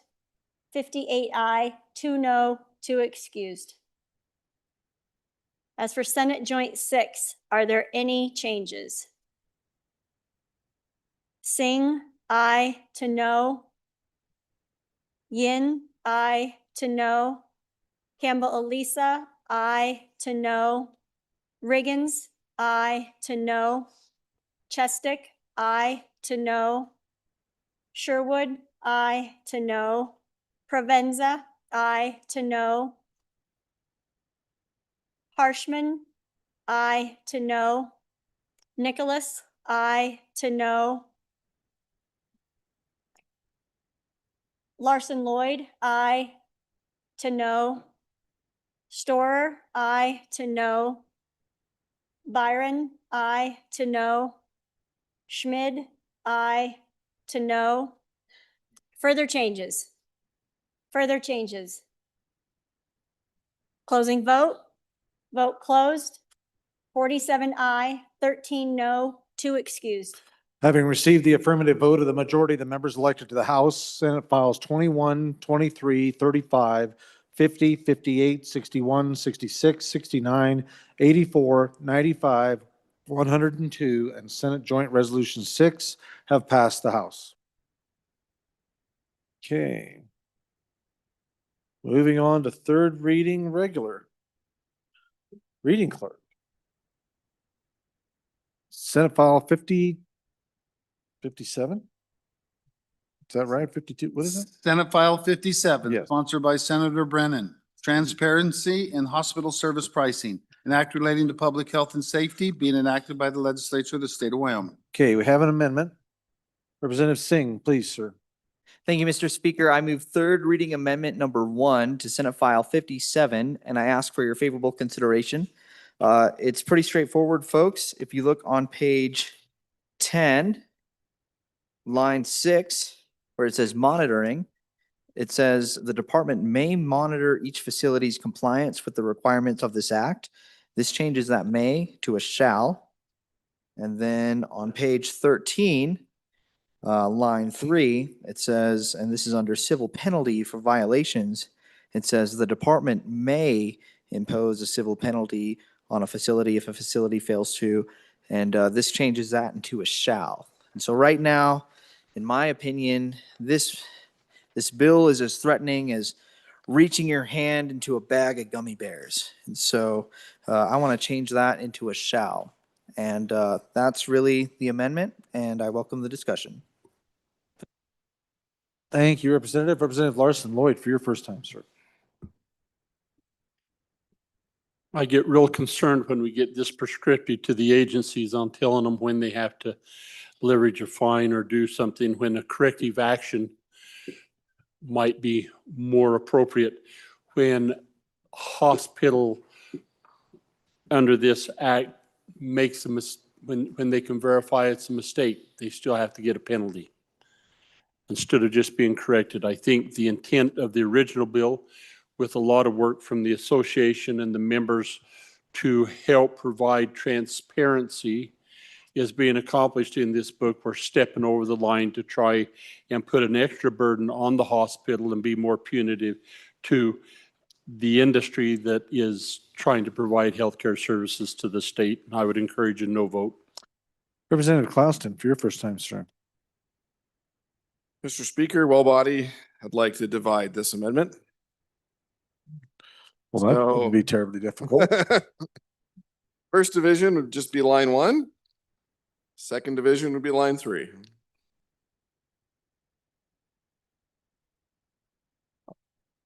I will say it is divisible.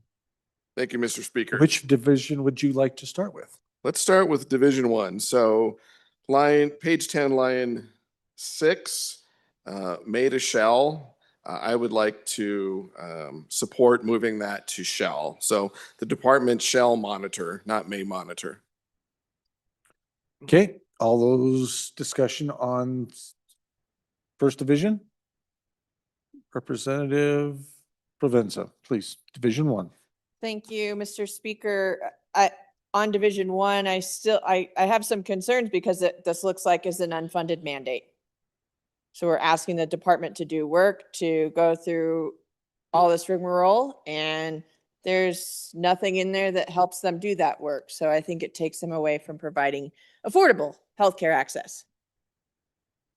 Okay, any other members first time on Division 1 of the amendment? Representative Rodriguez Williams, please.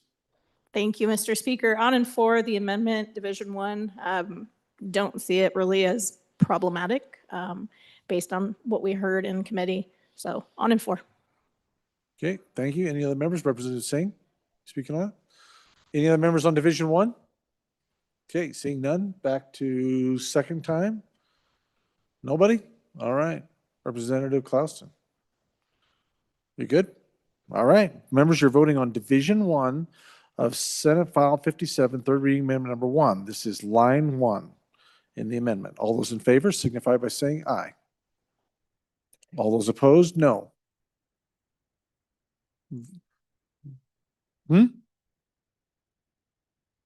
Oh, I said, did you say, okay, I just wonder if you said division. You did. Okay, well, that, yep, ready you guys for division. All those in favor, please stand.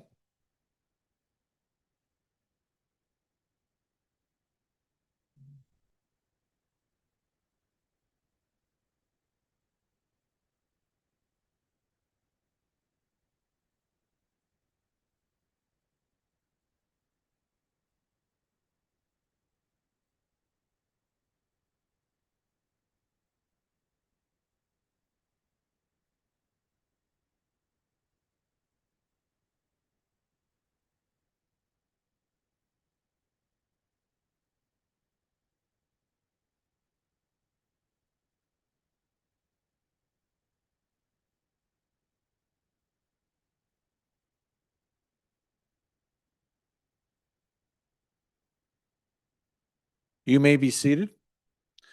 All those opposed, which will be less than 36. All right. The division has been adopted.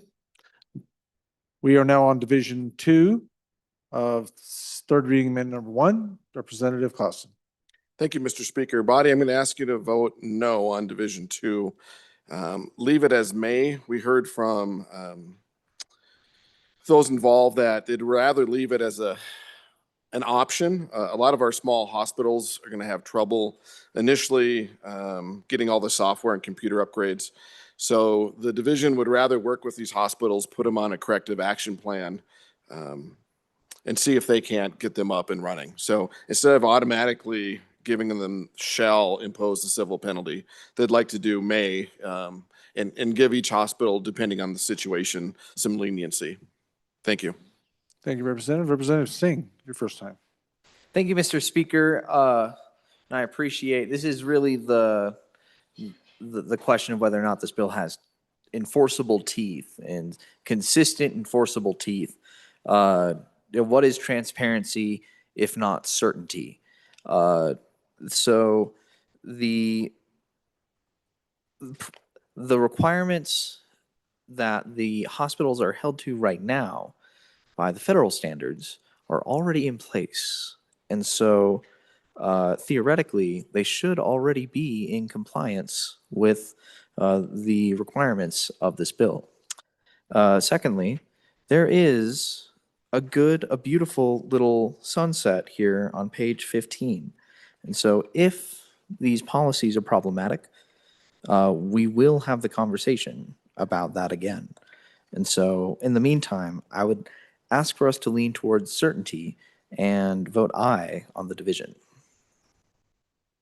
Representative Filer, for your first time, sir. Thanks, Mr. Speaker. On and against, I think the only reason why is things change a lot when it comes to medical fields and different prices of things.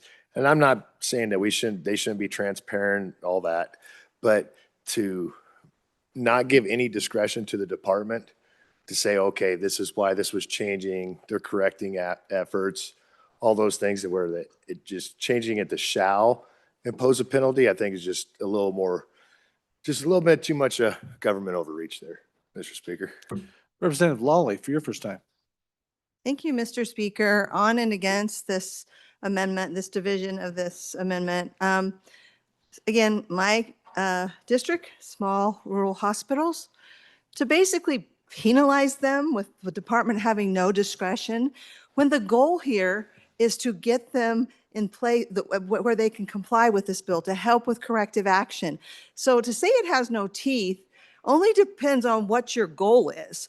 And if your goal is to punish rather than make this bill work for small rural hospitals, that's why I'm against this amendment. It should be about corrective action. And the punitive nature of it is very interesting to me. Any other representative, first time on the bill, or excuse me, on the amendment? Division 2, Representative Provenza. Thank you, Mr. Speaker. How many of your constituents are driving 100 miles for a hospital or 50? I mean, how is this helping our rural critical access hospitals? People in Wyoming can't even necessarily shop for healthcare because there aren't enough options. And now we want to punish those that are still in the running to provide care when we have, I think, over $100 million in uncompensated care every year. It's not a matter of reading a website. It's a matter of the fact that healthcare is not affordable. And if this did anything to support affordable healthcare, I'd be all for it, but it doesn't. Representative Geringer, first time. Thank you, Mr. Speaker. Kind of sticking with the driving theme, I'm comparing this to, let me ask this. How many of you drive down the road and go the exact speed limit? And Meg, don't raise your hands. Don't raise your hands because we don't want to know. But how many of you do exceed that speed limit? Well, when we get pulled over, if it's for 1 or 2 miles an hour over, we would like the discretion of the officer to say, maybe you need to slow it down. Or maybe there's another mitigating circumstance. Maybe your loved one is in the hospital and you're trying to get there quickly. Should a fine automatically be imposed, or should there be some discretion here?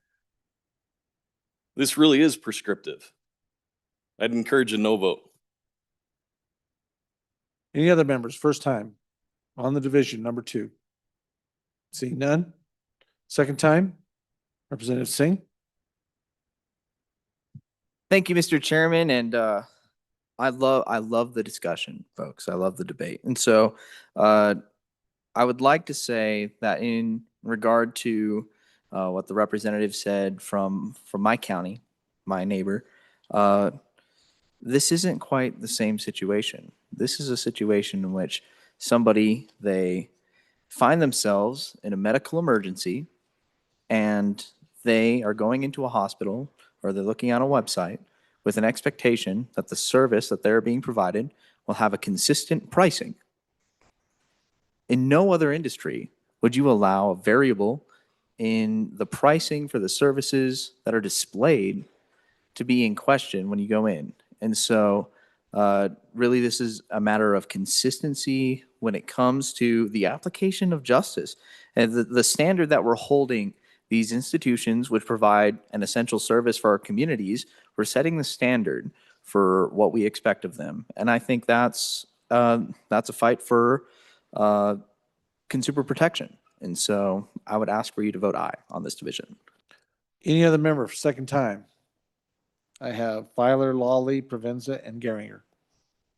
Seeing none, back to the bringer, Representative Clouston. Thank you, Mr. Speaker, and thank you to the last representative's comments. He's worked really hard on this issue, so I want to thank him for that. I'm going to ask you again to vote no on this. I'm going to trust our department, trust our hospitals. Let's not punish those immediately. Let them work with the department and do its best for those hospitals and our communities. Thank you. Members, you're voting on division number 2 of Senate File 57's third reading amendment number 1. All those in favor signify by saying aye. All those opposed, no. Amendment has not been adopted. Division 2 has not been adopted. Representative Brady, please. Do you want a division vote? You want a standing division vote? You certainly may. You're the representative. You just tell me what you'd like to have us do and we'll do it. All those in favor of division number 2, stand up.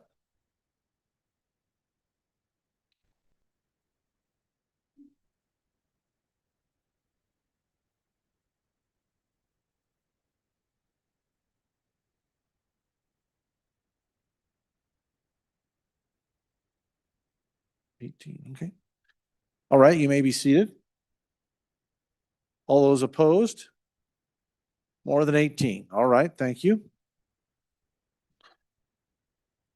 Senate file number 757. I do believe yep, it is. Senate file 57, having been read 3 separate times. Question now is, shall the bill pass? Chief Clerk will please call the roll. Allemand, Andrew, Angelos, Banks,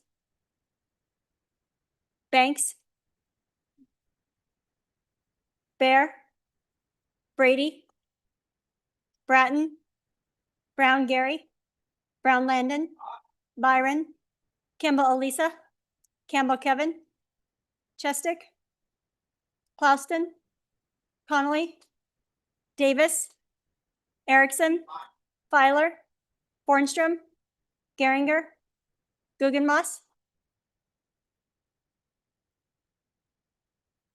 Harrelson, Harshman, Heiner, Heft, Jarvis,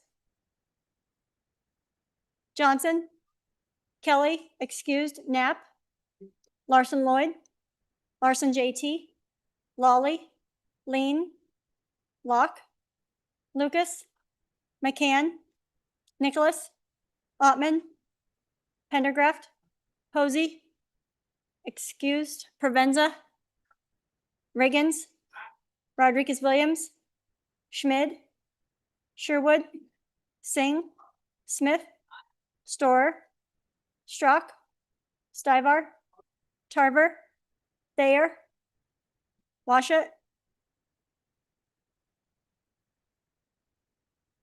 Wasserberger, Webb, Weber, Worf, Williams, Winter? Wiley? Yin?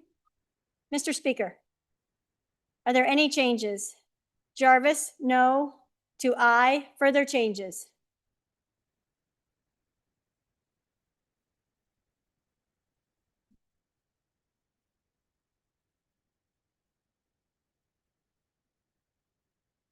Closing vote.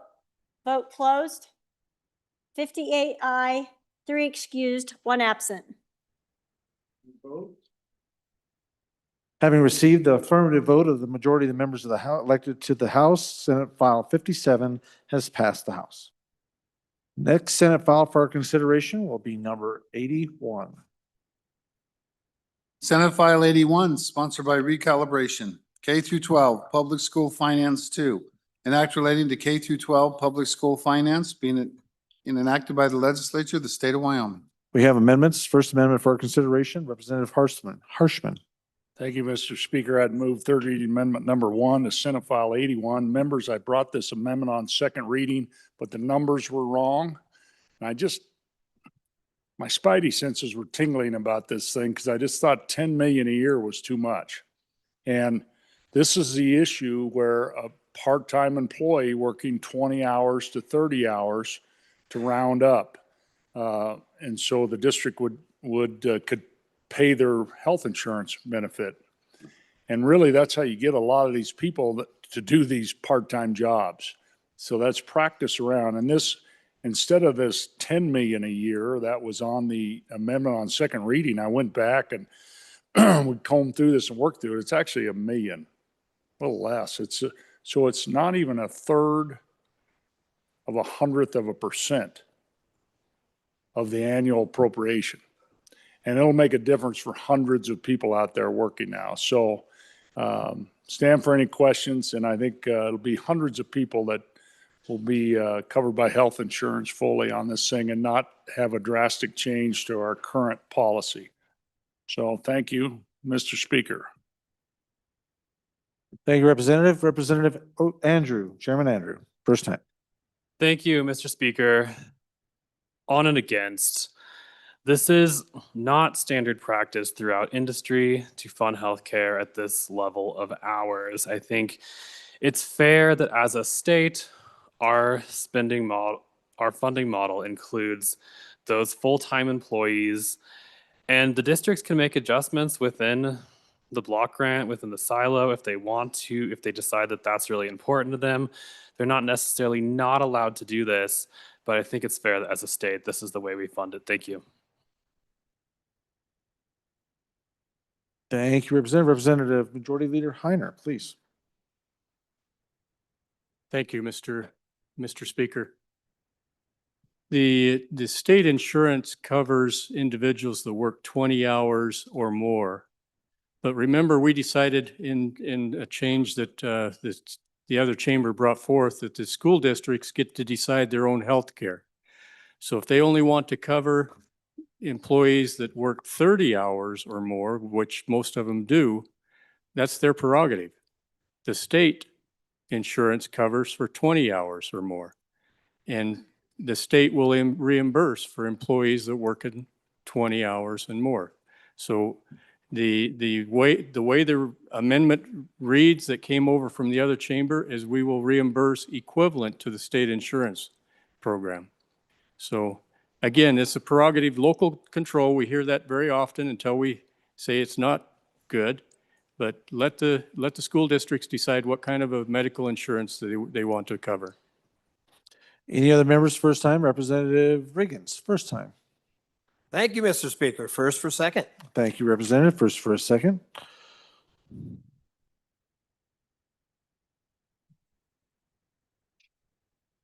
Any other members? Representative Williams, first time. Thank you, Mr. Speaker. I think this conversation reminds us why the consultants did not recommend changing how insurance is funded. Vote aye for this amendment.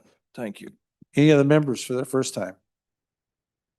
First time on the amendment. Amendment number 1, third reading to Senate File 81. No others? Okay. Second time. Second time. Seeing no one, Representative Harshman, please. Thank you, Mr. Speaker and members. Yeah, just want to keep the policy the same as it is. There's only one of our 48 districts that are on the state insurance plan. And so this would keep our current policy rolling. So appreciate your aye vote. Thank you.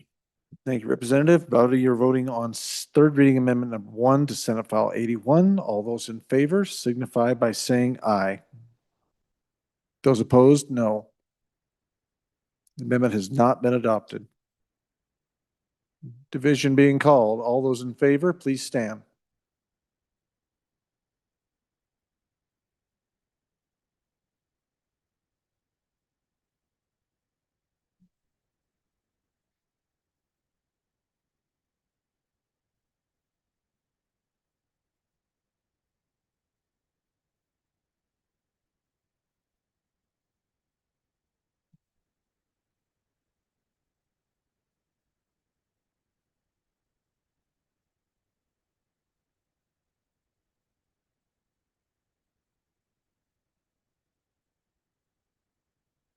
Okay, you may be seated. All those opposed, please stand.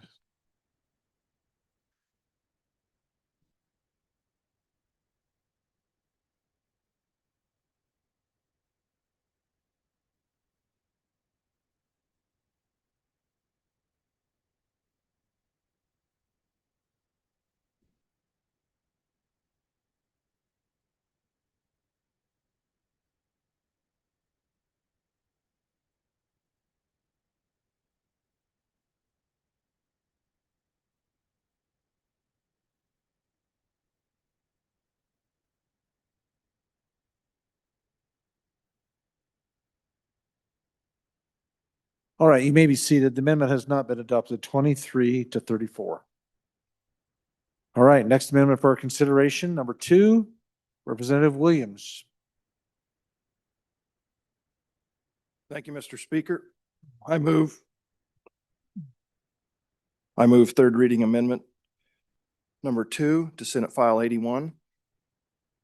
Members, I'm back with a similar idea as yesterday, and this is the silo conversation that affects my rural school districts, maybe more so than larger districts. This amendment is that 90% of the funds in the categorical grant must remain, but it gives a small amount of latitude for small districts to cover costs that are outside of teacher salary. We heard some conversation yesterday. We're trying to keep, the point of the silo is to keep the money in the classroom, but I would present to you that there are many costs in the classroom that are not salary. For example, enrichment, software, materials for the children that are ahead, and remediation, software and materials for the children who are behind. Many of those children who are behind do not qualify for special education. And so that cost must be paid from somewhere. Of course, in this generation, many of the school supplies are not purchased by parents, but rather by the school.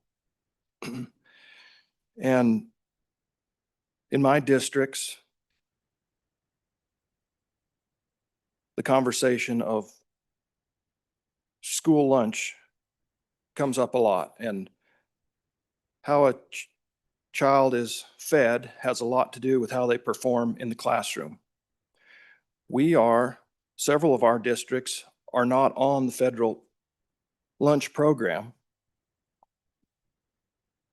which makes the lack of latitude hit us even harder. We removed ourselves from those programs so we weren't it didn't have to be in compliance with some of those federal guidelines. And with the help of our community and the flexibility in the block grant, we can bring a better product to our children in our schools, but we need a little flexibility.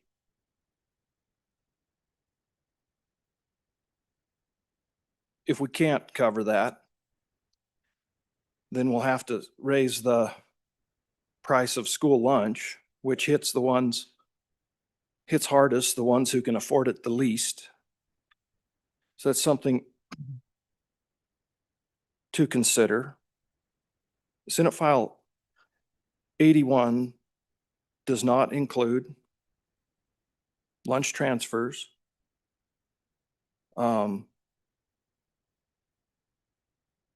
Many computer costs in the classroom, the new line boards we see on the walls in those classrooms for the visual learners. It does not allow for property, casualty, liability, or cyber insurance that my districts are required to cover. We need some latitude to where we can continue to supply quality product to our students, and I would just ask for your favorable consideration at this new percentage. Thank you. Thank you, Representative Williams. Representative Washut, Chairman, first time. Thank you, Mr. Speaker. I've been a big proponent of these silos since the good retired doctor from the land of camels first talked to me about it on this floor several years ago. But when we try something new, I think there's always a chance for unintended consequences, that maybe it doesn't work quite the way we think it's going to work while we sit here safe and secure on the floor here. When it tries to get implemented out in the districts back home, there may be some glitches. And so I think this is a reasonable amendment to give a little bit of leeway.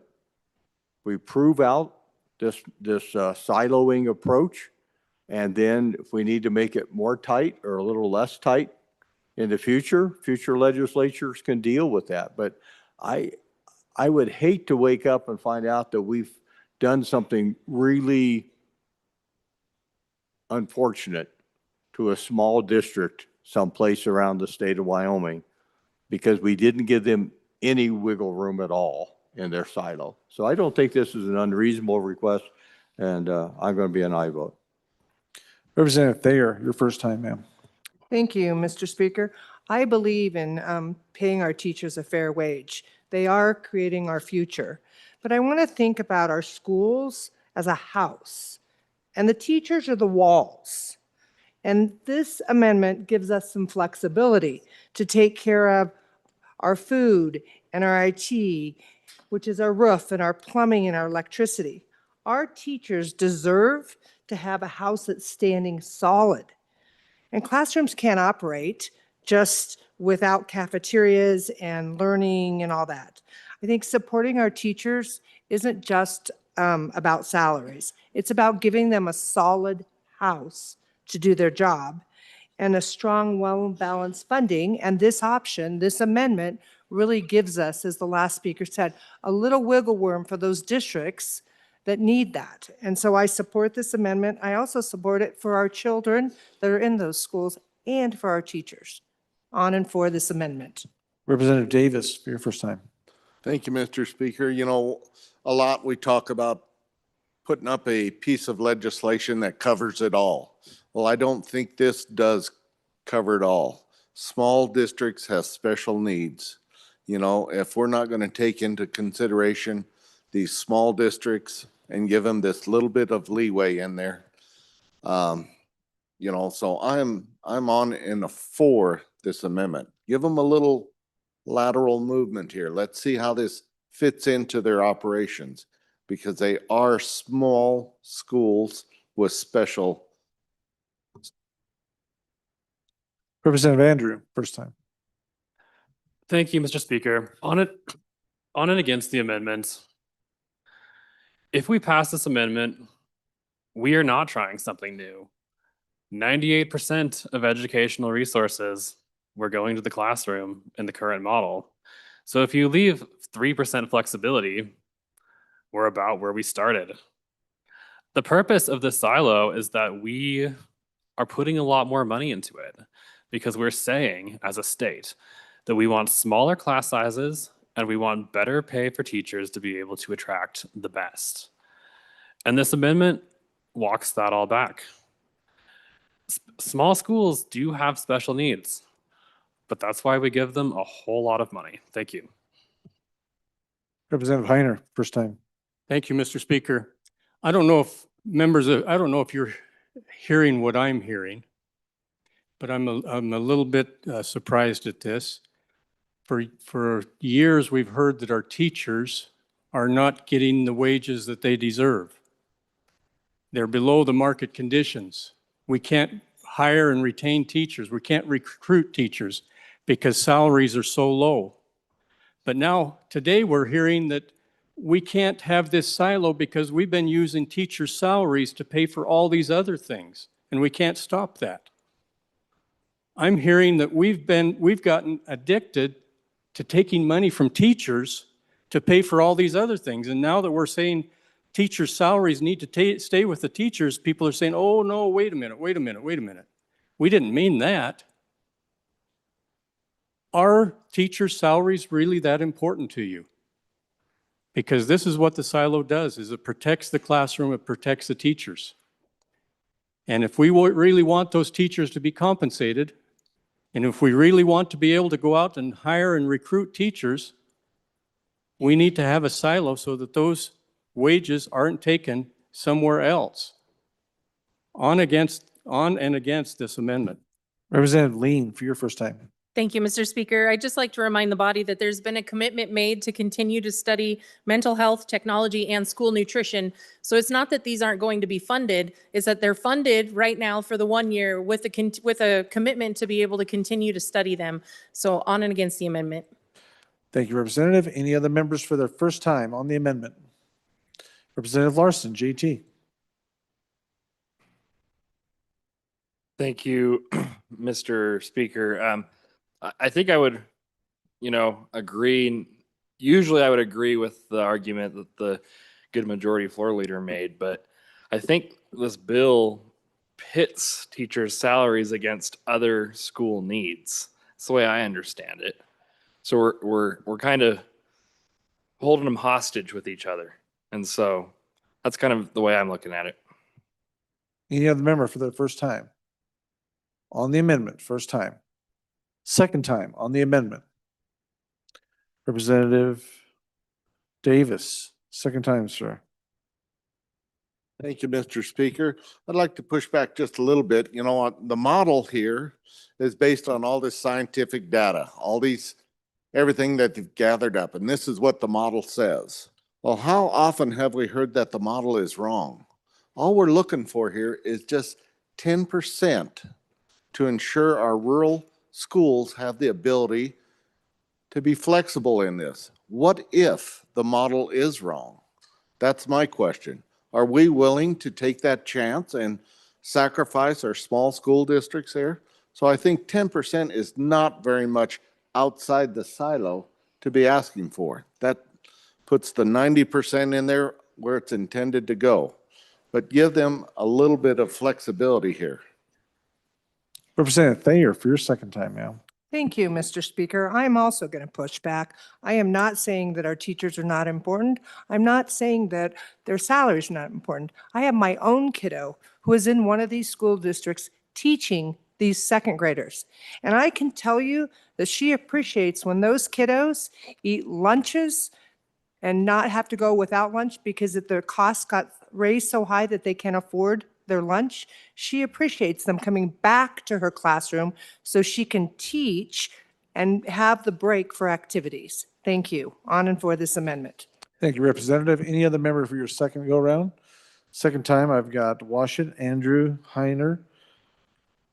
Let's see, no, Heiner, Lean, and Larson, JT.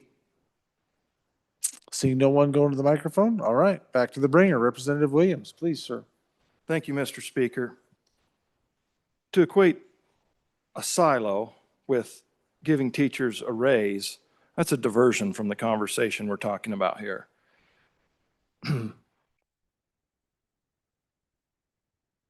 There's a reason our consultants did not recommend the silo. This is why I'm bringing this amendment. Consider the unpredictable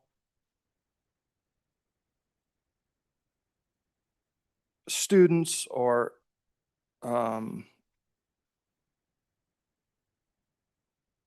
consider the blind child that moves to our district.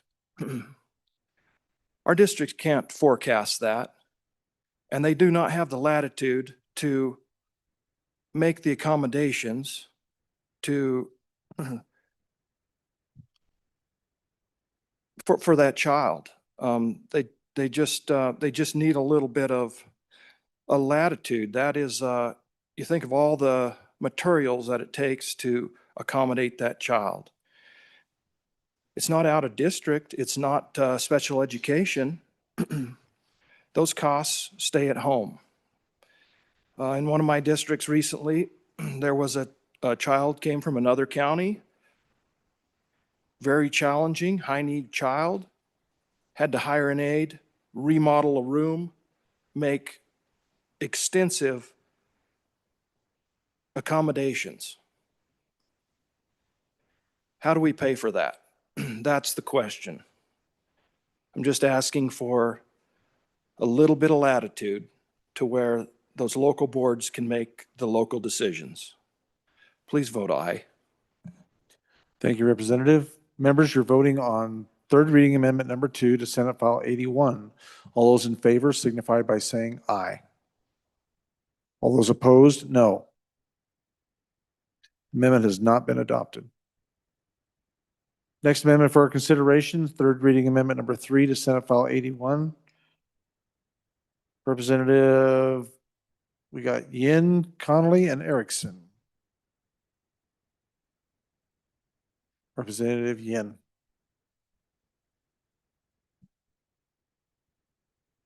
Apologies, Mr. Speaker, for that. I move third reading amendment number 3 to Senate File 81 and ask for your favorable consideration. So members, this is two things in one. This is, again, dealing with small schools. So we resource small schools, even if they're in a larger district properly, because there are costs associated with having a tiny school. And I think ensuring that we keep these rural schools fully resourced is super important. The other rest of the amendment, so basically everything below line 7, is putting us closer to current law. So when we talk about the court case that's in progress, the best defense is either figuring out what the model recommendation is or figuring out what has already been proven constitutional in the court. Our current RCA has never been challenged, never been challenged. So our current RCA is what's called a best of 3. The regional cost adjustment is a best of 3. It's a best of the 2005 hedonic wage index, the current WCLI for that region, or a baseline of 100. So what I've done in the amendment is do what's called best of 2. So I don't do the baseline of 100 anymore, but it is best of the current hedonic wage index or the best of WCLI. I heard concern that the compromise only helped one district. This will help any district where the cost of living outpaces the hedonic wage index. And the issue with the hedonic wage index is, frankly, that it doesn't capture really, truly, the cost of what it costs to pay a teacher in a specific district. What it captures is a smoothing of all the districts in what's called a regression analysis. So you're basically creating a regression that creates a line between all the districts. And so your individual district's actual costs are going to be outside that line. The line smooths it so you're actually either less or more than the line for an individual district. So it doesn't really capture how much it costs to buy groceries or how much it costs to get housing or how much it costs to buy other supplies, energy. And so putting us back to closer to current law, talks about how much it actually costs to hire a teacher, because we're again putting back in that cost of living index. So with that, I'll ask for your favorable consideration. Again, this amendment resources small schools properly, and also resources any district where the hedonic wage index really doesn't capture it, as well as the WCLI can capture it. So we do best of two. And with that, I'll ask for your favorable consideration. Thank you, Mr. Speaker. Thank you, Representative. Representative Connolly for your first time. Thank you, Mr. Speaker. I rise in favor of this amendment and speak to the small schools in small districts. I'm asking that the district part be struck and we go with a small school. In my district, here's the goal, is to prevent unattended funding cliff was caused by ADM spikes or declines between now and the next recalibration cycle. What I'm nervous about is we're getting into this 5-year situation. Is there any opportunity within this 5-year window? It's been 15 since the last one happened. Is there any opportunity to come back and rectify what I see is going to be a funding cliff for these small schools in small districts? So collated K-12 schools like mine, KC, and there's 3 or 4 others, one might even be a charter school, face many of the same structural pressures as a small district, particularly when they're isolated. So like in my district, KC is 45 miles from the main school. They serve 100 students. And it's very difficult to be able to, the idea is, well, we'll just share staff. That's not always a workable situation when you have those kind of mileage differences and isolation issues. So KC's ADMs are comparable to, and in some cases exceeds, that of several small districts. And we need some stability. And what I'm most afraid of is with the way this is written right now, we're not going to have that. And education is important to all rural communities. We need creating this minimum FTE for a floor so that we can provide the basket of services adequately that we need in our small K-12 schools. So please, again, please consider that this amendment would ensure that schools are not disproportionately impacted also by enrollment shifts. So please consider this amendment really serious. I mean, the recalibration bill, I think, has turned out to be a really good bill. I think it's something that that our districts could benefit from, but this piece is, it needs some work. I'm just afraid it's going to come back and bite us if we don't do something. Thank you. Thank you, Representative Erickson. Thank you, Mr. Speaker. I'm not going to hide anymore that I was the one district that was in reference to the amendment that, have to be honest, I felt a little greasy voting for it because it's not my, not what I expected to come up. And it was basically mainly helping me, but that kind of was against my principle. I think we do need to be worried more about these smaller districts that the good representative just mentioned about that. But so I'm very torn between this, but honestly, when I look at it, I think that it would be more fair to go with this type of an amendment than the one we had last time, because I do have to represent those teachers, and we have a considerable amount of them that live in Lincoln County and teach in Teton County. And yes, it was quite a competition. These individuals, shady individuals, I shouldn't say that, but from Teton County, that they did steal a few of our teachers, not only a few, quite a few, when there was quite a difference, $20,000 difference.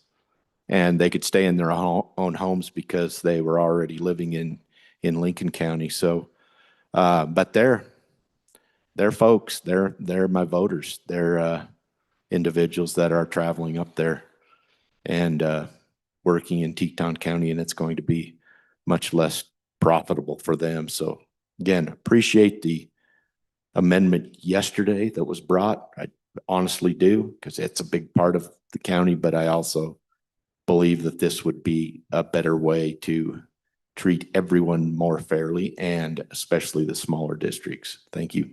Thank you, Representative. Representative Byron, please. Thank you, Mr. Speaker.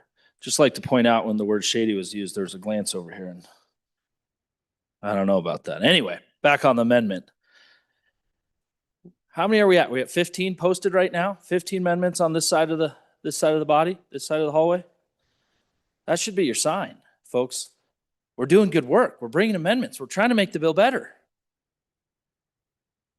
We're trying to represent our districts. This is a great compromise. I want to vote for this bill.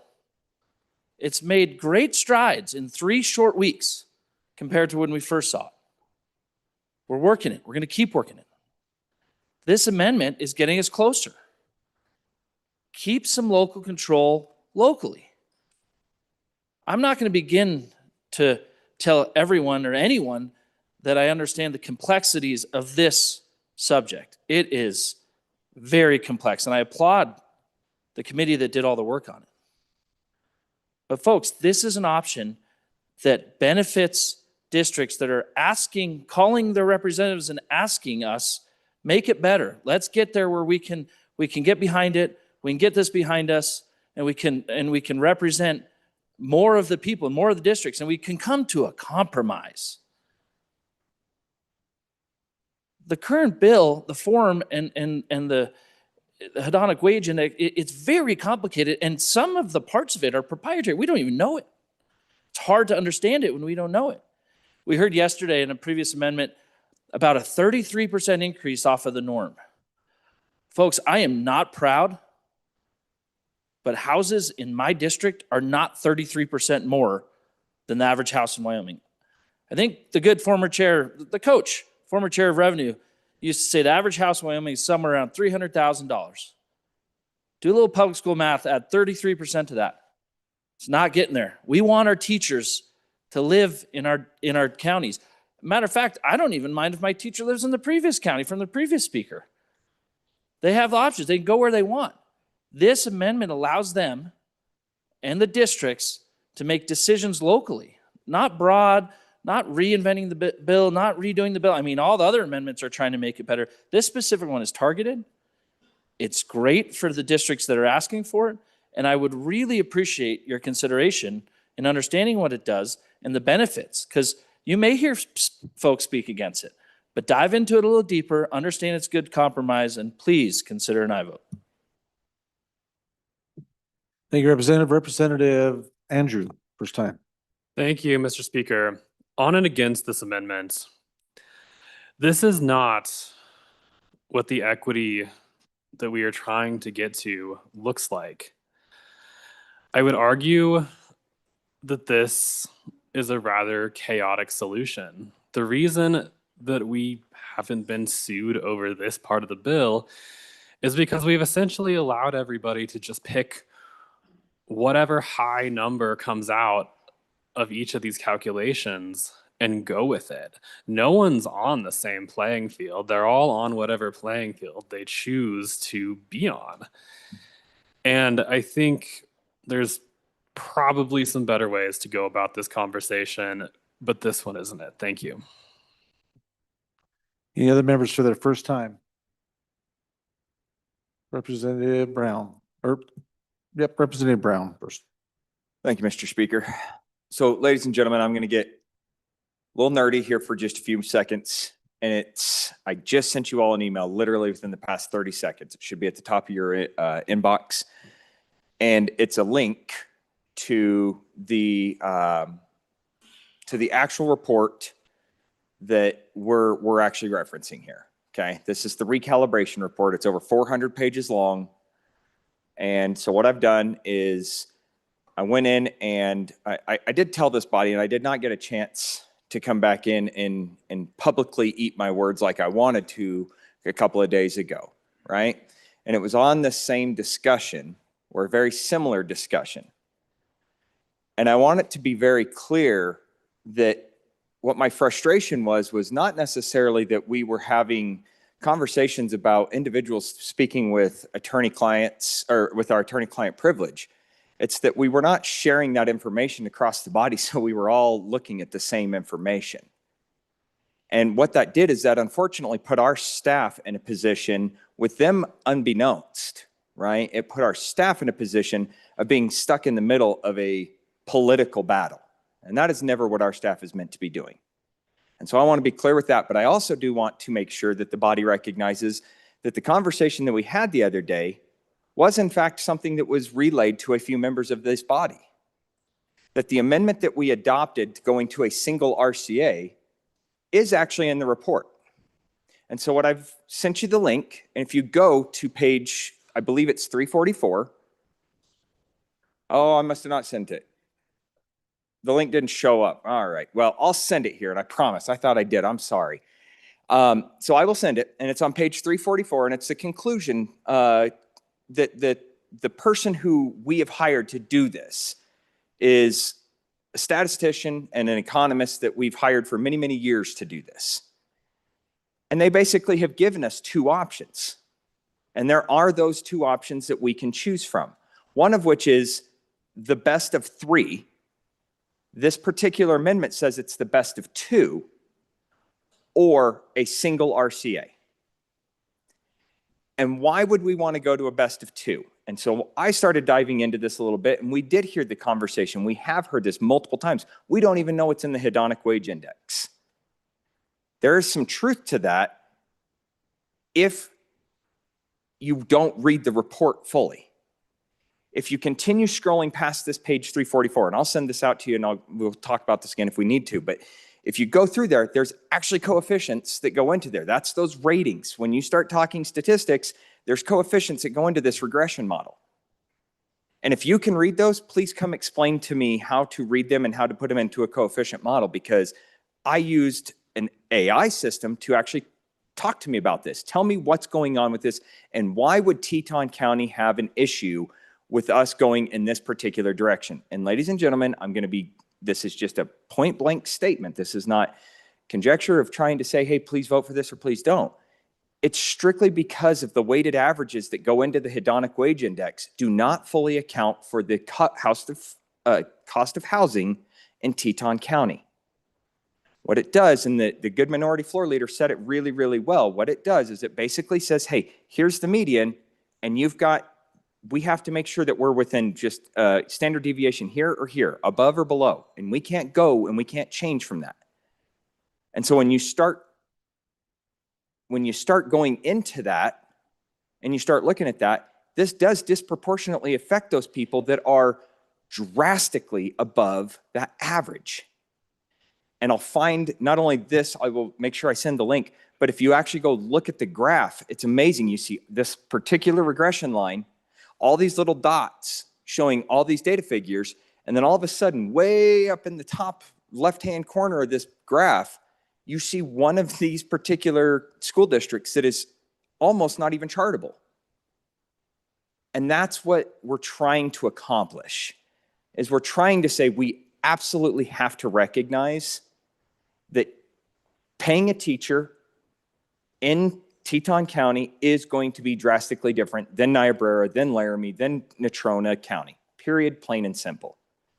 Doing the single RCA is one of the recommendations. I want that to be clear, and it's in the conclusion in the report. If we're going to hang our hats on, we're doing what the consultant said for us to do, we should probably be the same way across the board. And one of those is that silo. I didn't even think about that. The silo was never recommended, right? But now we've moved into that silo.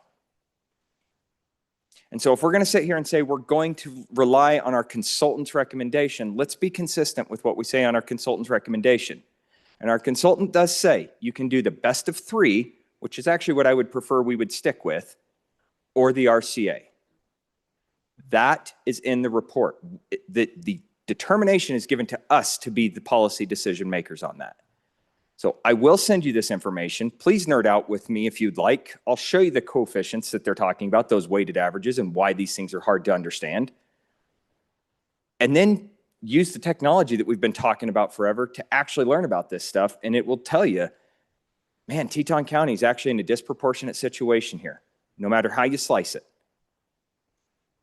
And there's not going to be a way that we can create this equitably and still teach and still get teachers up in that county to teach and not have to live out of our state, which a lot of them do.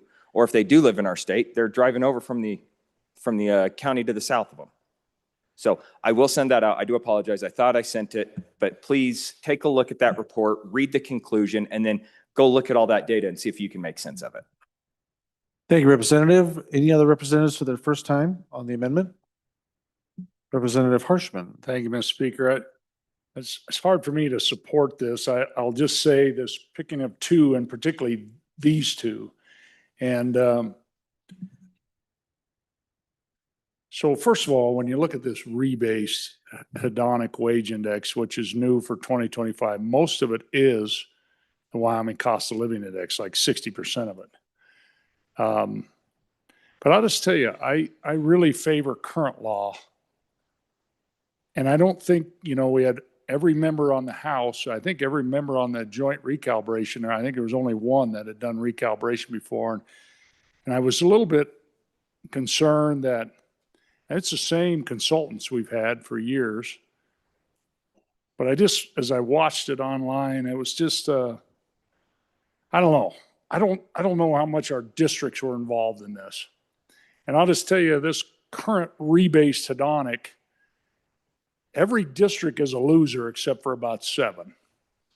And the big winners are Fremont County. So now the cost of living in Fremont County must be more than Natrona. It's more than Casper. And for most of the Fremont districts, there's 8 districts in Fremont. They're more than Campbell County. I don't know. I just don't think that's right. I mean, there might be a few spots in Fremont County, but come buy a house in Casper or Gillette. So that's my problem with this whole rebase. I don't want to put all the pressure on staff to write an amendment just to stay with our current law. But when we go to this rebased hedonic wage index and the WCLI, the greater of, there's 3 winners. It's Laramie 2 here in Cheyenne. They'll go with the WCLI. Lincoln 2, they'll go with the WCLI, and Teton 1. And Teton 1 is a big one.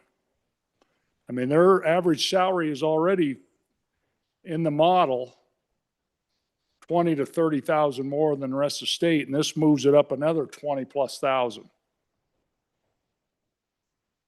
I don't know, and I'm all for treating them, and I think if we could get back to where we were yesterday, I think we'd be in a better spot. I think if we get back to where our current law is, we'd be in a better spot. But I tell you, this rebase thing, it just doesn't pass the ground test when you say it's more expensive to live in the Fremont 8 districts than it is in Campbell 1 or Natrona 1. I'm just not buying it. And so the real big guys that are taking a big shot on this new regional cost adjustment are Campbell 1 and Natrona 1. We're taking it in the chin on this. And the big winners on this are Fremont's. There's no doubt. And the other one I don't think fared well on this was Park 6. And I don't think housing is cheap in Park 6. That's Cody. And so I just think we got to be really careful. I'm not going to support this amendment.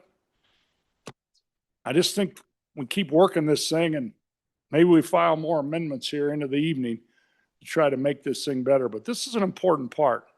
And I don't think we've got it right yet. And I don't think we've had enough input on it. And Yeah, and usually, you know, when we do this, we have sheets handed out to us to show how it affects your district. You can see the dollars, see all that. I haven't seen any of that. I had to go out and search all that myself. I don't know. I just think we got to all know how this is affecting our districts back home. Thank you, Mr. Speaker. Representative Ottman, please. Thank you, Mr. Speaker. I guess just to continue with the conversation, over the last couple of weeks, I've heard about recalibration and how it hasn't been done for 20 years. This will be the 20th year, so that means 4 times it's not been done. But then I also hear, well, the last time we've done it, well, we've done it. Well, the consultant said this and that. We've used this group of consultants before. So what is the deal? Have we done recalibration or not? Is the reason that we haven't done it is because we get a lot of emails and pushback from superintendents or the people that lobby for more money for the districts or control of the districts? Is that the reason? And so we as a body do not want to pass it. I would remind all of us, and maybe you're sure of it, but I would remind all of us that this is due to a court case. And from the information that I've received over the last few weeks, the reason that the consultants came into play and also the working group was to make something that would fit what the consultants suggested to appease the court case. And that is why we're here. So 50 amendments to do what we want to do for our individual districts or to just approach the smallest districts, of which in Fremont County, we do have an actual one-room schoolhouse still. That's probably one of the few in the state. There's all kinds of things. The other thing I would say that as far as this silo, teachers have not received their monies, and that was why this case was brought. And we neglect to talk about the district's decisions to make not just free and reduced lunches, but to give all Mr. children. Speaker, point of because- order. Can we please state, this has nothing to do with the silo. This amendment has 0 to do with the silo. It's only about the RCA and small schools. Your point is well taken. Representative, please, let's stay right on this amendment here about the. Okay. Stay What I'll say is no on the amendment. Yes on the bill. Thank you.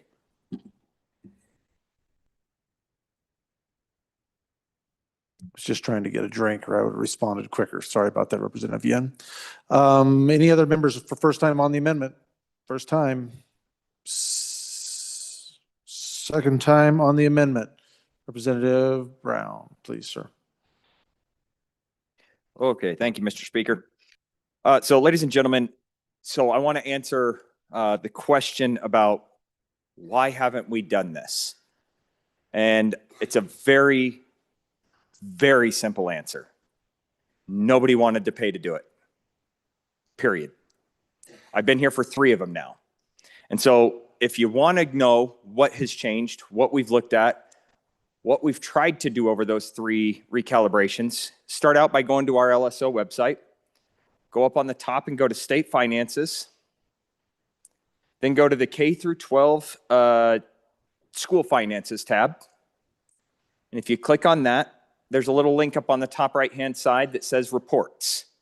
You click on that reports, and then there's going to be a little drop-down that says, inside that drop-down, you can get K through 12 school finance, I can't read my own handwriting, studies. That literally has every single entire report that we have seen from all, not just one. I was involved in one where we said, hey, we don't think that these consultants are doing such a good job. We should hire another set of consultants to come in and tell us. And let me tell you what happened with that one. They came in even more expensive, and we told them no again. That's why we're in the position we're in, is because we have not chosen to fund education correctly. Collectively as a body, that's what we have found ourselves in. So I told you I would tell you pages and things in that report of the link that I did send you. I did send that back out. Page 332 is the regression analysis graph that I was telling you about. It shows you just a graphical understanding of what you're looking at. And why would I show you that? If you've ever taken a stats class, you understand what regression looks like. That one little line or that one little dot at the very top right-hand corner takes that trend line and that regression line from being almost flat to going up to almost a 30-degree angle. Why is that important? It's grabbing the averages and throwing them way off of whack, and then everything else has to come into that average. So what do we say? Once you have to be within a certain variation of that, that's what we have to fund with this one RCA. I'm going to say I'm not a huge fan of this particular amendment. I think the amendment needs to be the one of three, not one of two. Page 344, page 345 is the conclusion. I would highly encourage you to read that if you're very interested in what we're actually talking about when it comes to the hedonic wage index, the WCLI, and what we're talking about and the actual conclusion that is recommended from our consultants. Read through that, a little technical, but should be able to get through that. And then the last 2 pages that I think are really interesting, and if you get really nerdy, go look at the regression analysis on page 348 and 349. Those are your coefficients. Those are your weighted averages that get thrown into this calculation. So all of this information is out there, ladies and gentlemen. This is not a matter of, are we doing this right? So I want to be clear. I will be voting no on this particular amendment. I will likely go draft an amendment very quickly to have the same discussion on the one of three, because I actually think that's what our recommendation has been made for. And that would actually solve the problem. And we still stay within the bounds of what we're trying to do, which is what our consultants recommended. So to answer that question one more time, the reason why we're here and the reason why we actually might have a recalibration bill come through is because we're being told we have to. For 20 years, we've actually kicked the can down the road and chosen, we don't want to do it. It's cost more money. Well, here we are. It's time to pay the piper. Thank you, Representative. Any other members for your second time on the amendment? Representative Connolly. Thank you, Mr. Speaker. I just want to say that, again, my big core concern is that the funding formulas, they have to account for operational realities of delivering a full K-12 education in a single rural setting, rather than treating consolidation itself as a funding distinction. I'm just afraid what we're going to do is end up closing these little small schools like this because of this particular funding mechanism in the model. So rural communities are not secondary communities, and Wyoming's funding model should reflect that. So I appreciate your aye vote on the amendment. Any other members for their second time? I have Erickson, Byron, Andrew, Harshman, and Ottman. None? Okay, back to the bringer. Representative Yen, please, sir. Mr. Chairman, thank you. So it's rare that I accuse the good former speaker that he is wrong, but he is wrong. So what we did during the recalibration during the interim was we did what is called rebasing. Basically, we made the lowest cost of hedonic wage index district be the 1.0, and then readjusted all the numbers. What ended up making that really, what it ended up doing was making things kind of complicated to understand, frankly, for both all of us and the districts. And it made it harder to figure out how to put it back closer to current law. If you like one of three, great.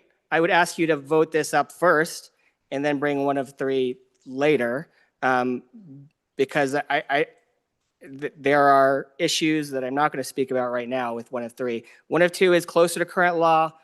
Again, our current law on the RCA has never been challenged. It is perfectly fine. What we've done with the amendment on second reading is screw it up, and we are going to invite a court challenge with it. We are. It's just 100% going to be true that we're going to invite a court challenge with the amendment that we had on second reading. There are more than 3 winners. Unfortunately, I'm bad at making spreadsheets, and so I apologize for not giving you guys a spreadsheet of who is winning. No one is losing. So basically right now, because we're unrebasing it, we're going to do regular hedonic wage and regular WCLI. It's based on average salary, not this rebased salary down to the lowest indexed district. No one loses. No one loses. It's just the districts that have WCLI that's higher than the current hedonic wage. We understand and reflect that those districts, their cost of living doesn't fit properly within the hedonic wage index. So those 3 districts that were mentioned by the good coach are correct. Those at least will be ones that get improvements. So that includes my friend from Northern Lincoln County. So hopefully he can pay his teachers more so they can compete with the teachers that work in my school district but live in his district. But that it also means that hopefully the teachers, we can hire teachers that actually live in my district so we don't have to steal teachers from his district. That should be important as well, because I don't want our districts to be stealing from each other. What I want is for districts to be housing their own teachers. I think we all should want that. And this was a lot of work. It was a lot of work during recalibration to figure out what we do about the RCA. We had settled on something, and then that went away. And so I bring before you ones that can help multiple districts because it's closer to current law, and we're not going to invite a court challenge by doing this best of 2. We just aren't. And if you support best of 3, I think that's great. Adopt this one, then adopt best of 2. And also we can support small schools at the same time. So thank you, Mr. Speaker. Thank you, Representative. Body, you're voting on third reading amendment number 3 to Senate File 81. Chief Clerk, Alaman, please call the roll. Andrew, Angelos, Banks, Bear, Brady, Bratton, Brown Gary, Brown Landon, Byron, Campbell Elisa, Campbell Kevin, Chestick, Plouston, Connolly, Davis, Erickson, Filer, Fornstrom, Geringer, Guggenmoss, Haroldson, Harshman, Heiner, Heft, Jarvis, Johnson, Kelly, excused, Knapp, Larson Lloyd, Larson JT, Lawley, Lean, Locke, Lucas, McCann, Nicholas, Ottman, Pendergraft, Posey, excused, Provenza, Riggins, Rodriguez Williams, Schmid, Sherwood, Singh, Smith, Storer, Strock, Stivar, Tarver, Thayer, Washut, Wasserberger, Webb, Weber, Worf, Williams, Winter, Wiley, Yin. Mr. Speaker, are there any changes? Are there any changes? Williams, are there any changes? Closing vote. Vote closed. 13 aye, 46 no, 3 excused. By your vote, you have chosen not to adopt third reading amendment number 3 to Senate File 81. Next amendment for our consideration, number 4. Representative Williams. Thank you, Mr. Speaker. I move third reading amendment number 4 to Senate File 81. I won't belabor the obvious, but Senate File 81 puts those of us in rural districts in a bad spot. We've had that conversation. Ties the hands of my small districts, and I don't believe that's the intent. This amendment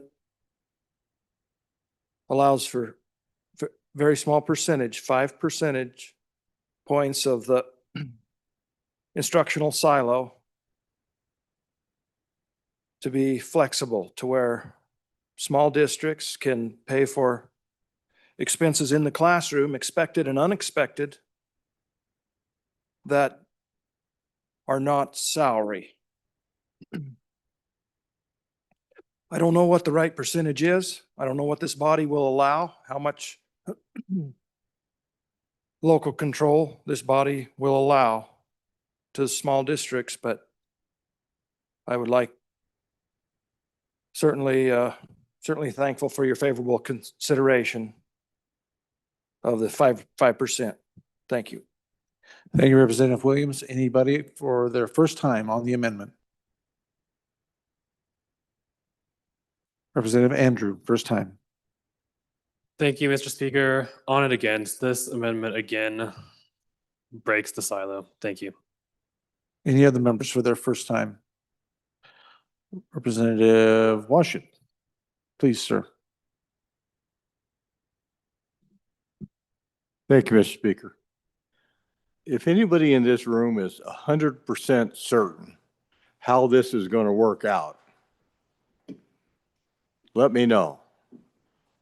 This is the first time we tried this silo thing, and I think the silo approach is the right approach. I'm 100% on board, but I don't think it hurts the approach. It doesn't undermine the bill to give a tiny amount of flexibility just in case. If you're 100% certain, fill me in, but I've got some room to consider that the possibility exists that a rigid approach at this point might put a small district in a pickle. And there's some pickles I like, and there's a lot of them I don't. Representative Davis, for your first time, sir.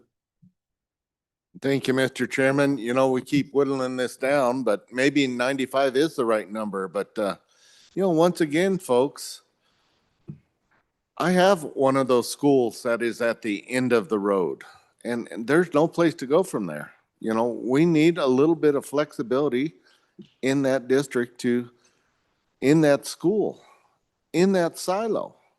Give us that little bit of a tool in there that maybe we can make this all work around here. On and for the amendment. Representative Thayer, please, ma'am. Thank you, Mr. Speaker. On and for this amendment, and on and for our teachers and our employees at the school district. I want to remind everyone that none of us, or some of us might have been in the body when there was a mandate on No Child Left Behind. We thought that was the winner, and then we're proving that it wasn't. So this amendment would be for our kids, our employees, our future. On and for the amendment. Thank you, Representative. Any other members for their first time? Representative Erickson, please, sir, for your first time. Thank you, Mr. Speaker. Just this might be the last chance I get to throw in on this, and where it's around the silo. I want to just talk about some things. Remember, we have to look back on this. One of the major problems with getting 0 out of 48 school districts when we first started, that's something we can't overlook. We have, though, and I commend those individuals for the movement that we've made on this bill in the first place, or as we've come around. And it has been very gratifying to me to live up to the representative from over here in Cheyenne when he reprimanded us a little bit for not debating things enough. And as a first year member, boy, I have very much appreciated that, and I think we've got better at it. I have to remind you that when we talk about the silos, it still has a considerable amount of problems with it, in that they silos do nothing towards our state's case with the highest court, in my opinion. And I vote for 100% instructional silos. Tell 48 elected school boards throughout the state that we don't necessarily trust them, and we would rather make the decisions all in one steel building, I guess you could say, for another place for the silo. And I know these people personally. And they, as I said the other day, they're elected, and they're probably closer than the majority of us to the actual people. And so those would be my problems there. Also, the silo enhances the argument. The 100% silo enhances the argument that the model is not cost-based.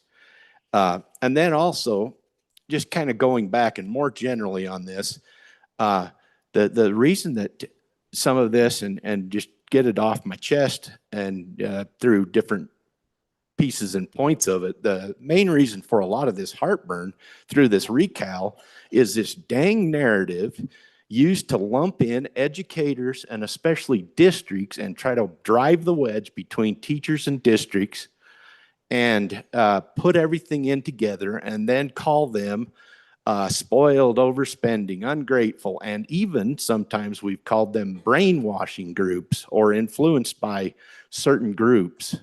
No, these are not. They're not, at least not mine. These are people that are all together and trying to make education better throughout the state of Wyoming. I've been in the trenches with these individuals, all the way from the superintendent down to the person that is working the least amount of hours per week. And they, my friends, are for making education better, and they detest this narrative that somewhere we've picked up that these schools are, we need to throw them out because they're not doing enough good and they're not meeting the standards.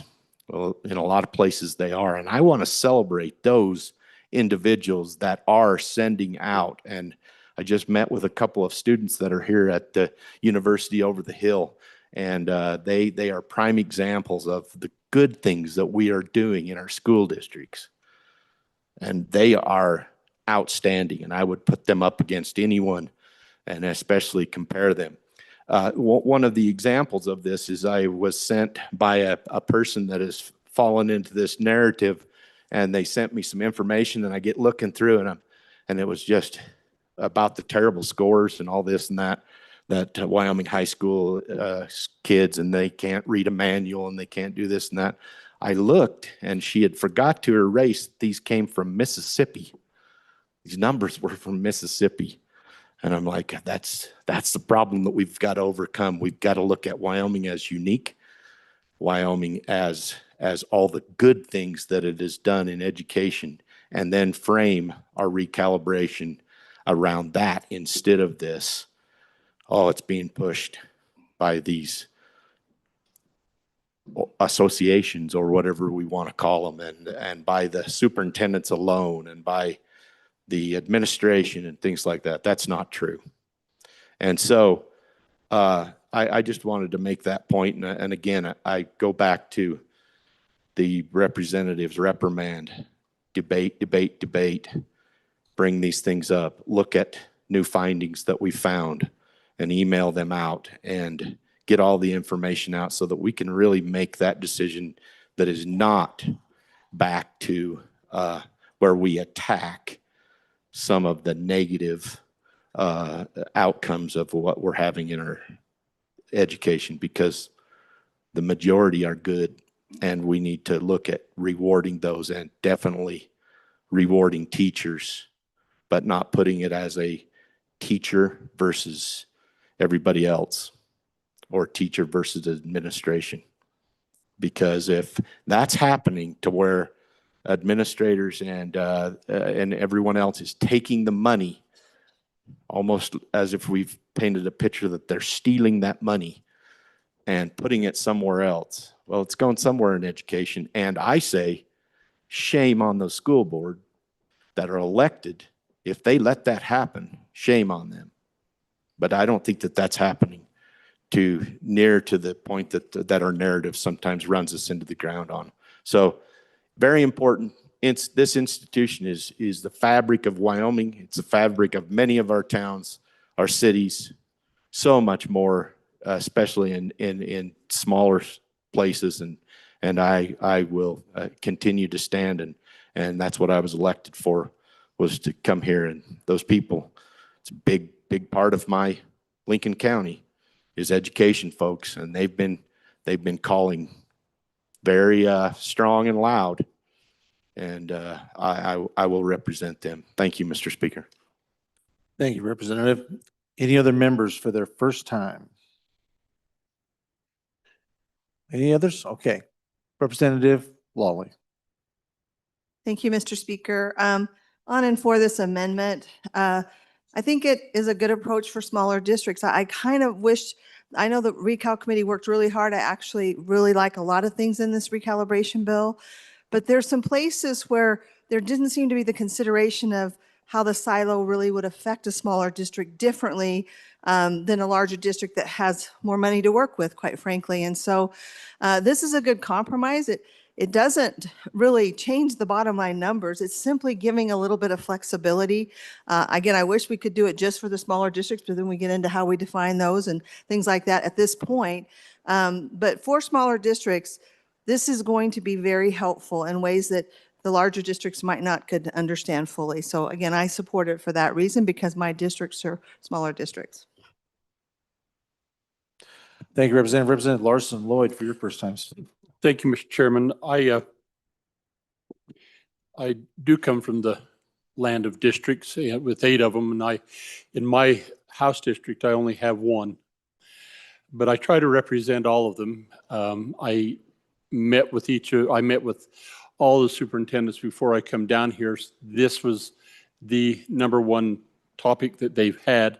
I've kind of sat on my hands because I think there's been a lot of work gone into this recalibration bill, and I appreciate that. And as I reach back to my to the districts in Fremont County, they're adjusting and they're trying to make things work. But they are asking for a little flexibility.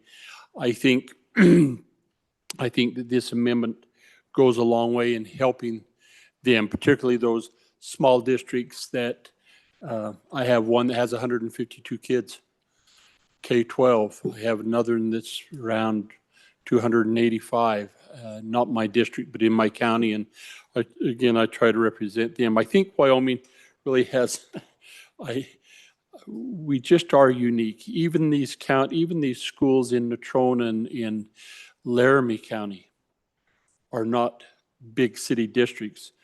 I would just share with you, we have, I think, 94,000 students in the state, somewhere around that. I have a daughter-in-law that had those 2 cute twins up here in the balcony the other day, graduated in a school district in Utah, one school district, 91,000 kids. So I think we just have a unique challenge with Wyoming in education, healthcare, transportation, that it's hard to compare us with other states. But I do support this amendment. Thank you, Representative. Representative Guggenmoss for your first time, sir. Thank you, Mr. Speaker.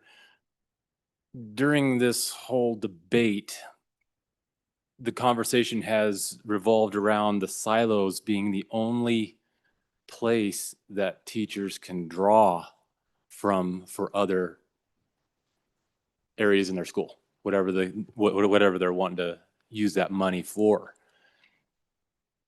There are other areas that they are free to take money from one thing and put it to another.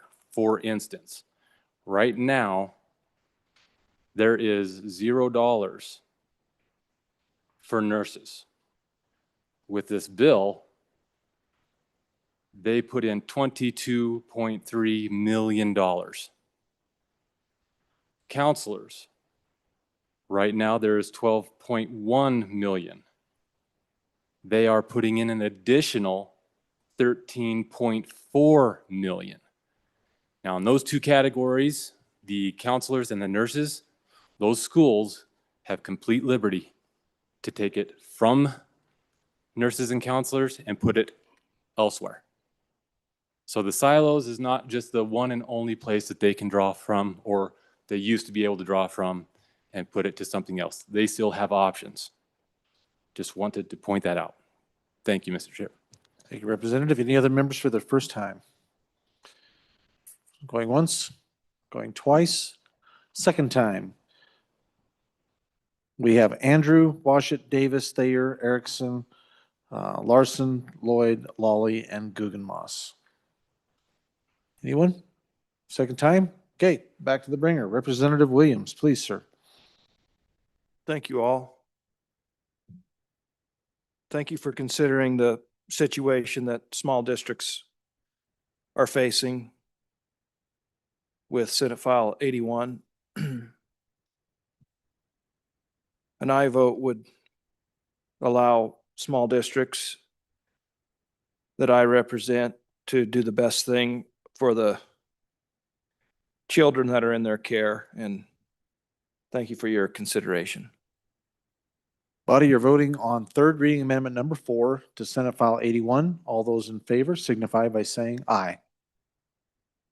All those opposed, no. Amendment has not been adopted. Division being called. All those in favor, please stand.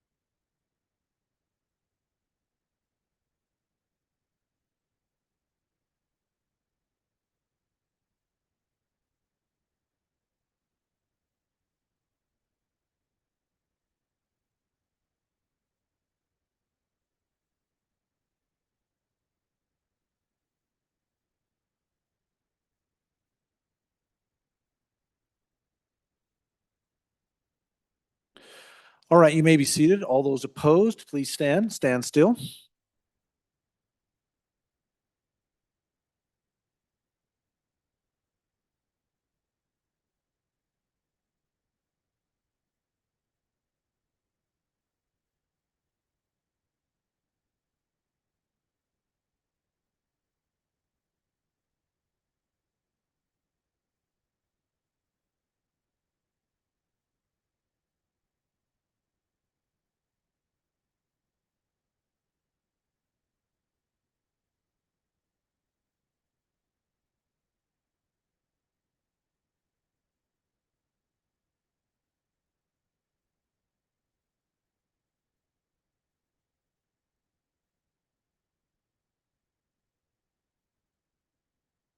All right, you may be seated. The amendment has not been adopted, 25 to 32. Next amendment for our consideration will be amendment number 5. Representative Harshman, please, sir. Thank you, Mr. Speaker. Move third reading amendment number 5 to Senate File 81. Members, if you look at the amendment, yesterday, the good representative from the eastern part of the state, our cowboy poet, brought 85, 90, 95. And this is our last go at this. This is 97, just trying to support this effort of a little bit. And I just think about, you know, small school and your FFA team qualifies for nationals in Kentucky. Can you help them do that? Or your, you know, ROTC rifle team gets to go to California for nationals. I think there's things that we don't know about, and all our communities are different. And I appreciate, hey, as a former teacher, I appreciate the instructional silo to some extent. I really do. But there's 2 parts to this. There's the instructional piece, and then there's that support piece is very important. And I just think you see the work of the support people. It's really important. So we got to be able to have a little flexibility with our elected school board members. So stand for any questions. Thank you. Thank you, Representative Harshman. Any members for your first time on the amendment? Representative Ocean, Andrew, please. Thank you, Mr. Speaker. On and against. Again, currently in the current model, 98% of instructional resources go to instructional expenses. So this amendment still kind of leaves us where we are. Again, we need the silo to actually get more teachers in the classroom, reduce our class sizes, and attract the best teachers to our state. Thank you. Any other members for your first time? Representative Washington, please, sir.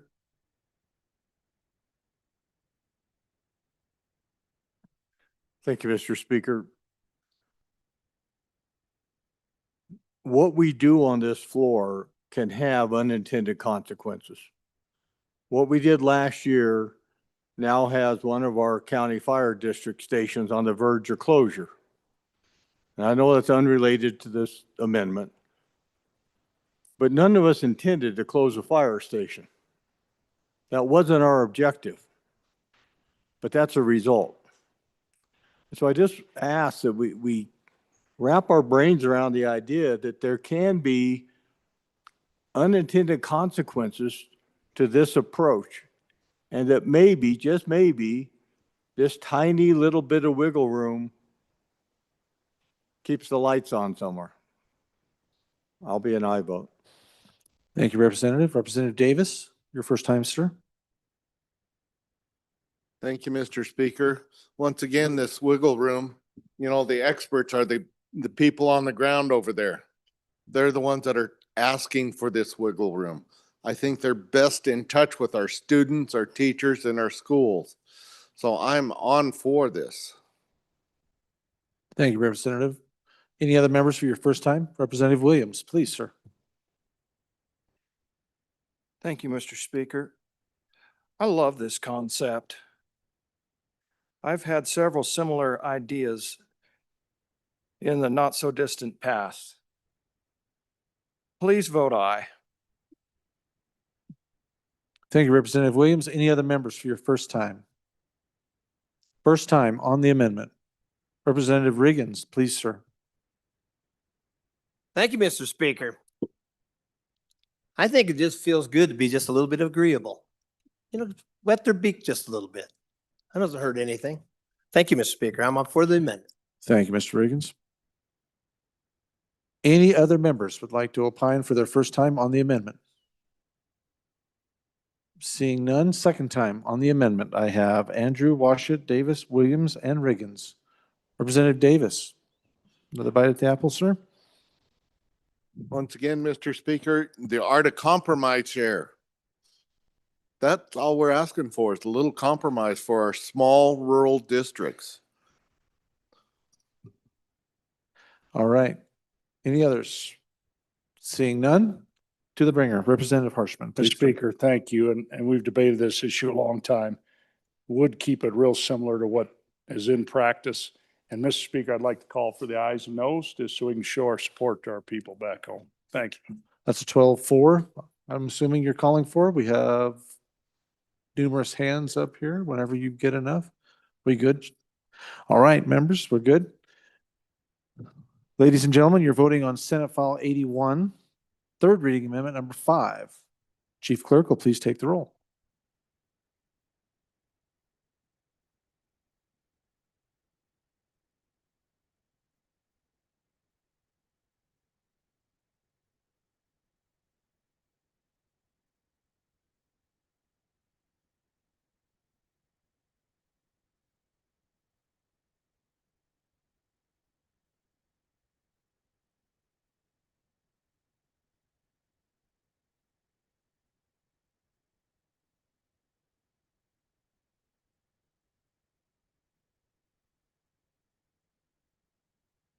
Element, Andrew, Angelos, Banks,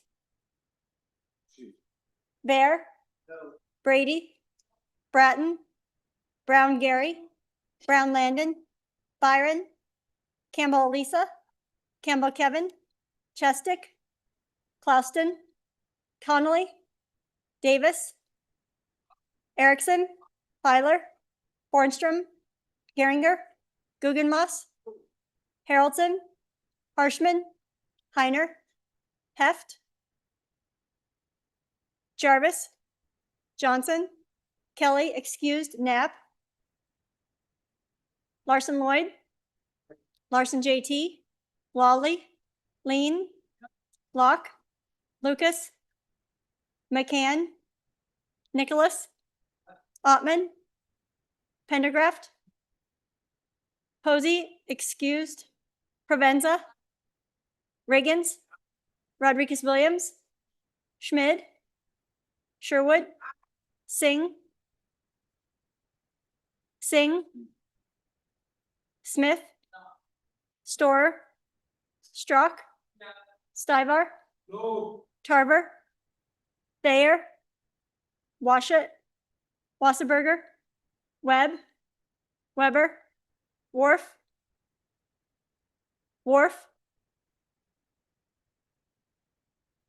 Williams, Winter, Wiley, Yin. Mr. Speaker, are there any changes? Are there any changes? Closing vote. Vote closed. 25 aye, 32 no, 4 excused, 1 absent. By your vote, you have chosen not to adopt third reading amendment number 5 to Senate File 81. Next amendment for our consideration, number 6. Representative Harshman, please, sir. Mr. Speaker, I'd like to move third reading amendment number 6 to Senate File 81. Members, there was a handout passed out really about lunch, and it has a member from House District 16. It's got a big red circle on it. If you could take a look at this. Just pull this up. This comes from the final report. It's in your inbox. So what we've done for 25 years is take enrollment, the current enrollment, or if it's going down, the 3-year average.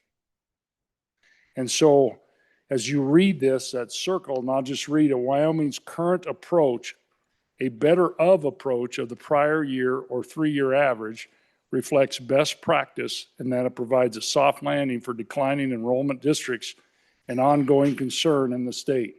The approach provides stability through the option of multiple years of data with the 3-year average and predictability due to the use of prior year's data. So the bill that we killed on introduction just had the current enrollment. The bill that came over from the other end has 2 years. And I think, I just think we ought to stay with our current law that we've done since we've got into the modern era of funding schools. And I just tell you, think about this, and I think about my hometown of Casper. We've had over 1,000 kindergartners since the 1950s. Our birth rate has crashed. Last 4 years, 700. So the big news in the center part of the state is going to be not building schools, but closing schools. Because as this goes to 5th grade, to 6th grade, to 7th grade, to 8th grade, and rolls through the system, it's a third of your students. Well, you've got this staff that you've hired, and you've got to develop a plan now to start. People are going to be laid off. And if you do this thing really with a 2-year, it's too quick. And I think if you see this 3-year thing, it just gives, as the consultant said, an ability to do a soft landing, not hire people, lay people off. People retire, boom, don't rehire. And so, so that I think is, and there's 2,000 school employees in my community. So I think, but it's happening in all our towns, and particularly our small towns. And I think we're going to see this in Wyoming. 94,000 students, we're going to keep going. We're going to be under 90. The model will shrink because it's based on the number of customers you have. As you have fewer customers, you have less money. Customers, I'm talking students, children. And so this is going to continue this downward thing. And I think we want to be able to make sure we have some kind of predictability with it so we don't crash land on it, and continue with what's been current law for 25 years. And so I'd stand for any questions. Thank you, Mr. Speaker. Thank you, Representative. Representative Williams, are you on this? Please. Thank you, Mr. Speaker. On and for this amendment. Of course, we know our state booms and busts everywhere. In my counties, it's not necessarily minerals, but usually construction. And so when you have, well, for instance, in one school recently, we had 2 families, brought 12 kids to the school, there for a certain amount of time, half the year, gone with the job. And on the other end of the spectrum, we can all remember in coal country when there was a big scare and 500 kids were left as they're in the bust. But within 2 years, 3 years, they're all back again. And so to the bringer's point, districts need a little predictability, a little bit of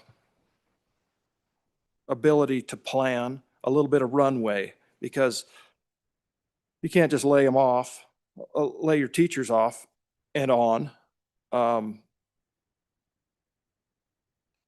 in the short amount of time that was originally proposed, especially, but even with the Senate amendment, I do believe this is an improvement to return to how we do business now. If we have to close a school, we need to do that deliberately. And we have to think about that without being forced to close one impulsively on and for the amendment. Thank you. Thank you, Representative Williams. Representative Yin, for your first time, sir. Mr. Speaker, thank you. So members, again, what I mentioned on my amendment before, there are two things that are going to risk us in the court case. Things where we've already ruled it's been constitutional, current law, where it's been proven constitutional, and where we diverge from the evidence-based model. Our current recalibration bill diverges from both current law and from the EB recommendation. So this part is directly saying that we're diverging from the evidence-based model, so we need to explain why we would do that. The 3-year rolling average prevents a protection against volatility. I think the good member from Niobrara really mentioned that. It's not good for kids to have a teacher, and then one kid disappears, so they're gonna have to fire a teacher, and then you get 5 more kids right after, and then they have to rehire teachers. You don't have a continuity there. The 3-year rolling average provides continuity against those boom and bust cycles. It smooths out over the course of years with declining or increasing enrollment to make sure that you don't just automatically lose teachers from one year to another. It's bad to fire and then have to hire between one year and the next. So would ask you to support it. I think it's good for our court standing to support it. And I think it's good for our kids, frankly, to support it, Mr. Speaker. Thank you, Representative Yin. Representative Davis, for your first time. Hi, Mr. Speaker. I thought I'd move and see if I could catch you off guard here. You're hard to miss, Representative Davis, so please proceed. Hey, we just debated a heck of a energy development bill. You know, what would that do to our country? Here we're wanting to be dominant in energy. What comes with that? Development. What comes with that? Families, students, et cetera, et cetera. You know, this 3-year rolling is what we need. You know, we look at our state finances and we use a 5-year rolling average. What's that for? To smooth that out, you know? And even our state historically is a boom and bust. So we kind of have our savings to smooth that out. So I think the 3-year is a good plan and on and for it. Thank you, Representative. Representative Campbell, please, first time. Thank you, Mr. Speaker. Absolutely on and in favor for 2 little words that came out of this evidence-based model. It's best practice. 3 years is best practice. So on and in favor. Representative Jarvis, please. Thank you, Mr. Speaker. Can someone from the Recal Committee tell me what the rationale was for doing this and why it's a good idea? Representative Andrew, please, first time. Thank you, Mr. Speaker. On and against. There are only so many teachers to go around. In an environment where there is fluctuation in these populations, where some students are decreasing and some areas are gaining, what we're doing if we do a 3-year rolling average is we leave those resources stagnant and a lot of the personnel stagnant within these districts that have declining populations. What we can do if we have a 2-year rolling average is we can get the resources, the teachers, everyone else that we need to go to the schools that have the students that need them. Having the 2-year rolling average, is about supporting the students. Thank you. Representative Provenza, your first time, ma'am. Thank you, Please. Mr. Speaker. I would question how we're supporting students if they might have a teacher there 1 year, then we'd rip them out the next year because we had low enrollment and then we had to bring teachers back. Seems like a lot of jerking around kids that is unnecessary, particularly given for our smaller school districts. With the average can change dramatically with so little difference. If you have a small, tiny school and you have 1 year where someone doesn't have as many kids, it really impacts what's going to happen for the school district. So in the essence of trying to stay consistent with our kids, 3-year makes the most sense for them. Any others for their first time on the amendment? Seeing no one? Okay, second time on the amendment, we have Williams, Yin, Davis, Campbell, Jarvis, Andrew, and Provenza. Seeing no one going back, Representative Harshman, please, sir. Thank you, Mr. Speaker. So again, I'd encourage us to stay with current law.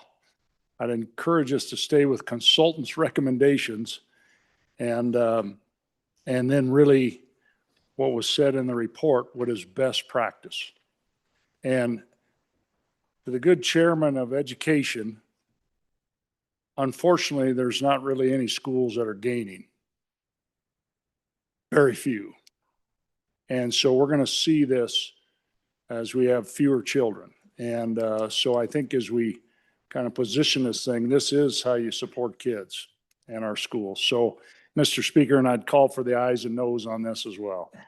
Okay, 12-4, we need 2. It's a roll call anyway. Oh, that's right, because we've got some dollars involved. Okay, so we're good. It's a roll call anyway, Representative. All right, members, you're voting on Senate File 81, third reading amendment number 6. Chief Clerk will call the roll. Ellamand, Andrew, Angelos, Banks, Bear, Brady, Bratton, Brown Gary, Brown Landon, Byron, Campbell Elisa, Campbell Kevin, Chestick, Plouston, Connolly, Davis, Erickson, Filer, Bornstrom, Geringer, Guggenmoss, Haroldson, Harshman, Heiner, Heft, Jarvis, Johnson, Kelly, excused, Knapp, Larson Lloyd, Larson JT, Lawley, Lean, Locke, Lucas, McCann, Nicholas, Ottman, Pendergraft, Posey, excused, Provenza, Riggins, Rodriguez Williams, Schmid, Sherwood, Singh, Smith, Storer, Strock, Stivar, Tarver, Thayer, Washat, Wasserberger, Webb, Weber, Worf, Williams, Winter, Wiley,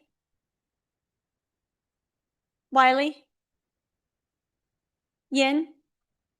Mr. Speaker, are there any changes? Are there any changes? Closing vote. Vote closed. 26 aye, 32 no, 4 excused.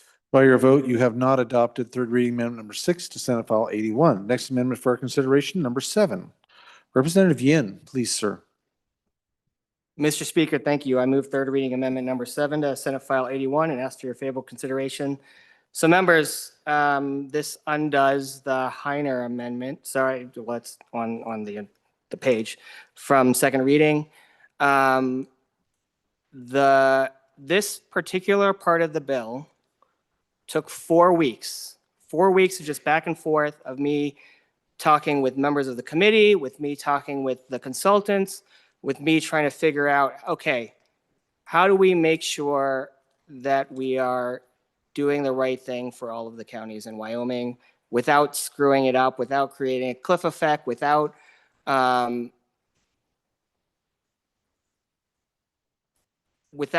making it broken. Because frankly, the current RCA wasn't really my favorite either. It wasn't really my favorite either. So I worked with members of the committee, members and the consultants to figure out something that made sense. With the second reading amendment from yesterday, the recalibration bill is a cut to my school district. It's a cut. And the idea that we would catch up in 1 year is wrong. Not only is it a cut, but it screws up everything because of the silo. And I argued in favor of keeping the silo on second reading. I voted down the 3% silo just now on the piercing the silo because I thought it made sense because we raised all ships. We raised all boats with the recalibration bill. And so even with the silo, still made sense. We wouldn't create new problems. I didn't think we would create new problems because of how much we added. And I think the good representative from Riverton pointed that out. And the other good representative, sorry, from Fremont County, and the other good representative from Fremont County also pointed out, this bill was a lot of work. Let's put that work back together. Let's do the right thing for kids throughout the entire state. I'll ask you for your favorable consideration on this amendment, Mr. Speaker. Thank you, Representative Yen. Any members for their first time on the amendment? Representative Andrew on the amendment. Thank you, Mr. Speaker. On, and we'll see where this goes. I thought a lot about what we did when we adopted this particular amendment yesterday. I voted against it.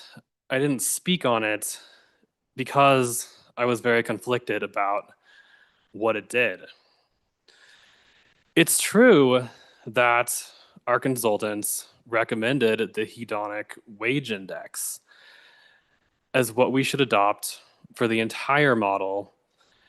And they called in the current manual using the 3 indexes a compromise position, not a recommendation.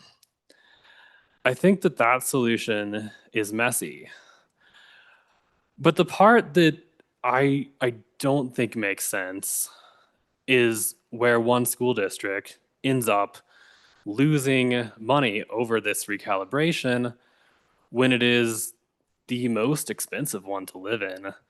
And not only that, it's a massive recapture district. So I voted for what we put in the bill in the summer. And I supported it not because I thought it was a good compromise, but actually because I thought it was a good solution. There's one district that is an outlier. And therefore, I would argue we equitably treat it as an outlier and follow the consultant's recommendation pretty closely while also not following it. So I think that it is a good solution, this amendment that the way we originally did it in the bill, which this amendment brings us back to. But the conflict is the defensibility. And it is my interpretation of our consultant and our legal advisors here at the Capitol that going with the hedonic wage index is more defensible. But I think I disagree personally, because I just don't see how leaving one district out of this in order to be the most equitable is actually the most equitable. So thank you. Representative Locke, are you, oh, you're not on? Okay, Representative Majority Leader Heiner, please, sir. Thank you, Mr. Speaker. On and against this, members, we have tried to be fair and equitable. All school districts should be treated the same. If we treat one differently, what's to say that the one next to them doesn't say, why not us? That high cost of living of Teton County is bleeding over into the south and into the east. They will someday say, why not us? Why not treat us that same way? Cost of living is growing in all these areas. That's why the hedonic wage index is being updated every year now. This is this is a big index that they use all over for different avenues. It takes in the cost of living, takes in the cost of housing, takes in all the demographics, and it will be updated yearly. In the past, the problem was it hadn't been updated since 2004.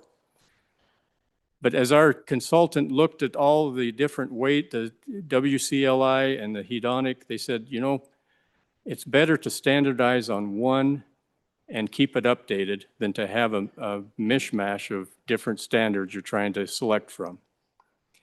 So I'm on against this amendment. I think we should stay with the one cost of living index, update it annually, utilizing the cost of living in all these different regions, including Teton County, and let it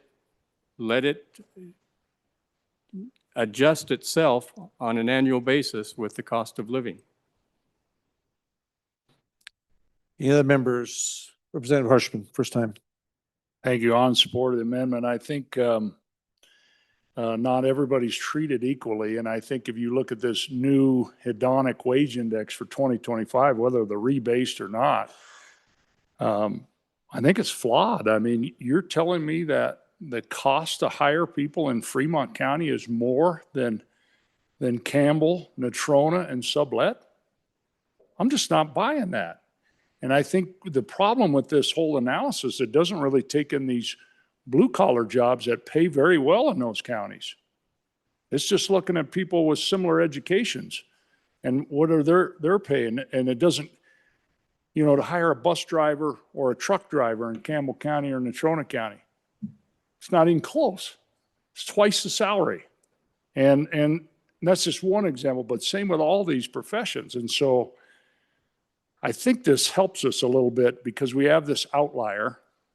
I really think, and I appreciate all their work, but I think this whole 2025, whether it's rebased or not, I think it's going to have real problems going forward. We'll pass this. I know how the vote's going to be 35-24, whatever. But be careful. But don't blame the claimants or any judgment that goes against us.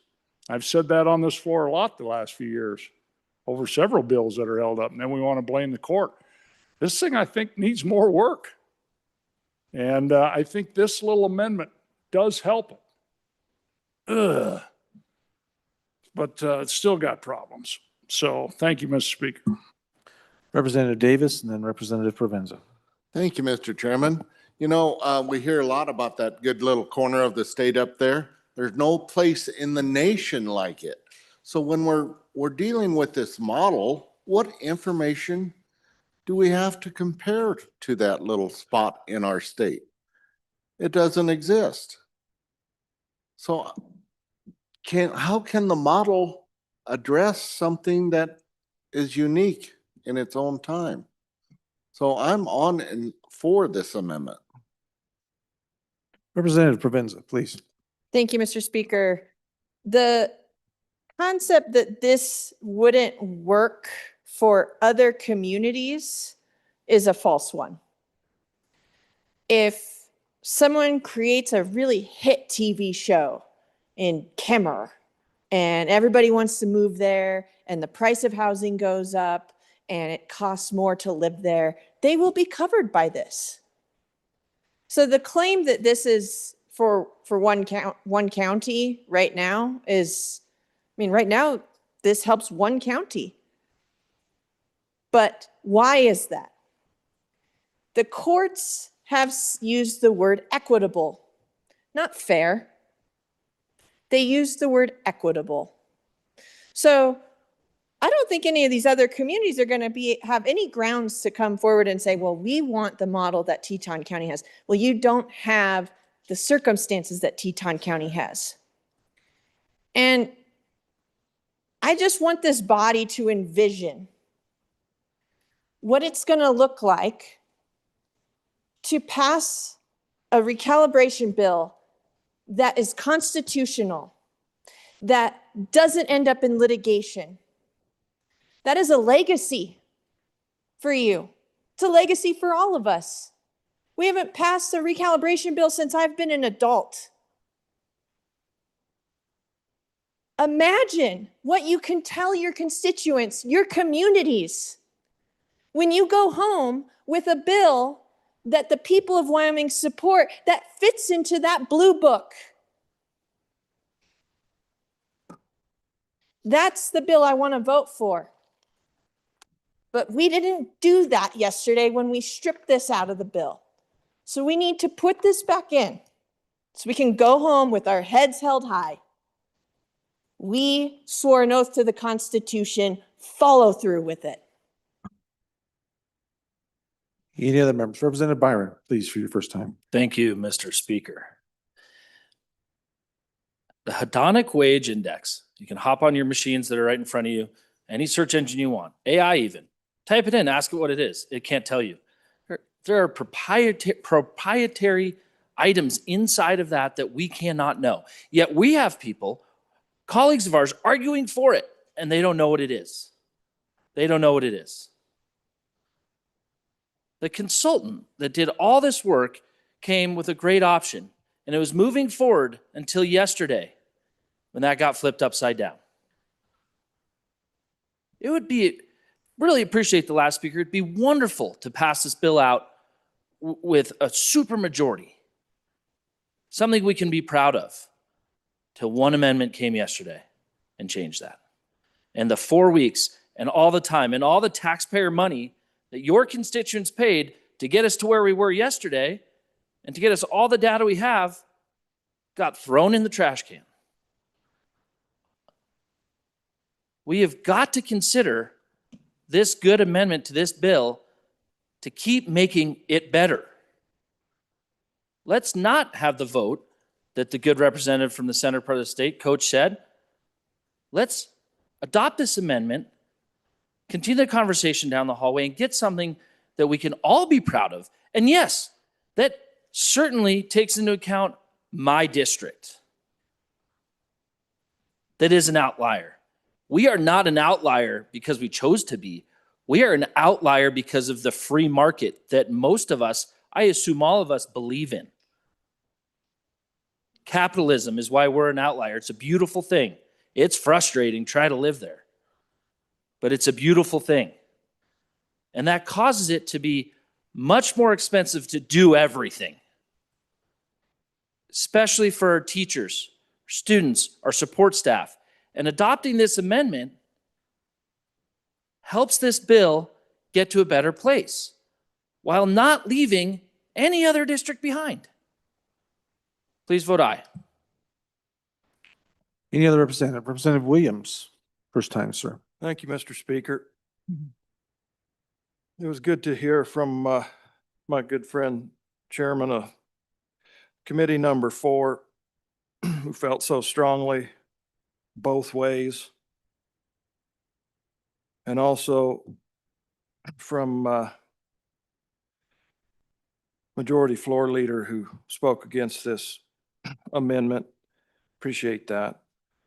But I think the testimony against this amendment is what has convinced me to vote for it. Please vote aye. Any other representatives for the first time on the amendment? Amendment number 7 to Senate File 81. Seeing none. Okay, second, Representative Yin. Or let's see, you're bringer. Second time on the amendment, any of Andrew, Heiner, Harshman, Davis, Provenza, Byron, and Williams. No one? Representative Yin, please. Mr. Speaker, thank you. So the good representative from Laramie County that talked about previous recalibrations, and he pointed out the graph that's in the report. If you did go look at the report, you can see the hedonic wage index does not capture every district properly. It's so far out of bounds. It is so far out of bounds. We discussed this during the recalibration meeting. The consultant, said it's a regression fit. So it's a fit that handles all the districts in the whole state. It doesn't do the whole nation, it's just the whole state. So you have this outlier in the state. And so again, this is why I spent 4 weeks trying to figure out how do we capture, if a new outlier happens, then we can capture it. If Teton County stops being an outlier for whatever reason, it will go closer to the hedonic wage index and there's no cliff effect. So given that we are updating it every year, fingers crossed, we actually fix the housing issue. I mean, maybe in decades, but at least we have a situation where it's not going to be an immediate drop. We have this smooth line where you slowly get closer and closer to what the hedonic wage index is as the districts fit better overall. Ask you not to blow up the bill, adopt the amendment, and then we can move on with saying that we did great for all districts and not cut a district's funding with the recalibration bill. Thank you, Mr. Speaker. Thank you, Representative Yin. Body, you are voting on third reading amendment number 7 to Senate File 81. All those in favor signify by saying aye. All those opposed, no. The amendment has been adopted. Division being called. All those in favor, please stand.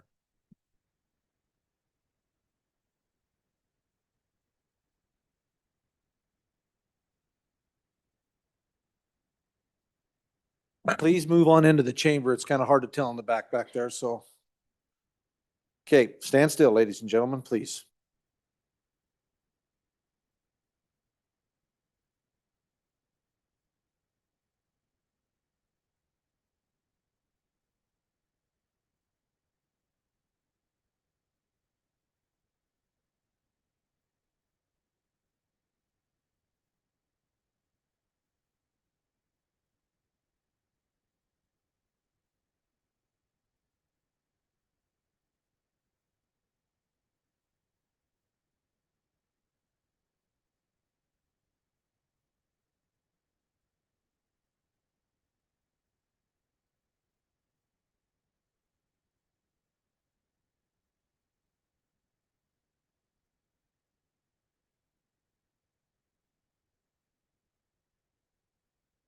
All right, you may be seated. All those opposed, please stand.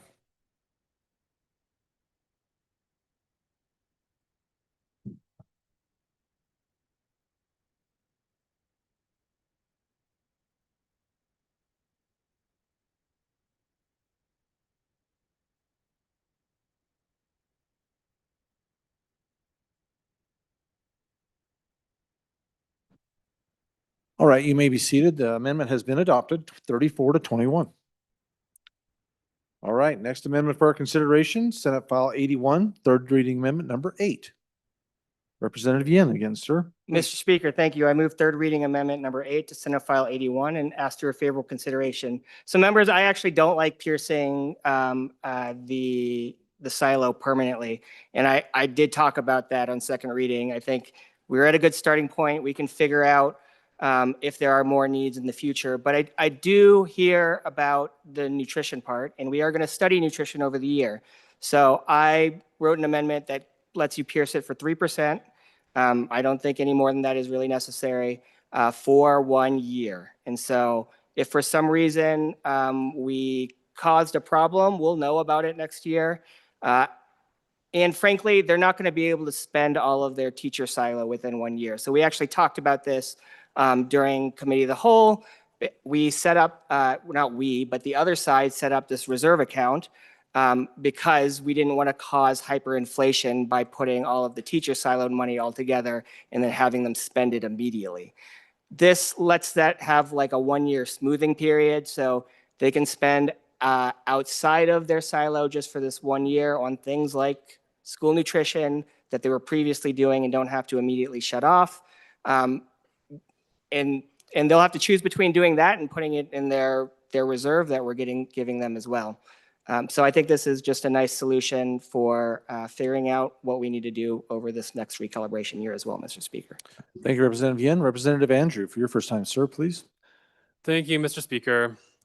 On and against, there just is no good reason to break the silo. We are trying to do the silo for a specific purpose, and any of these amendments will get rid of that purpose. We want smaller class sizes, more teachers, the best teachers for our students. Thank you.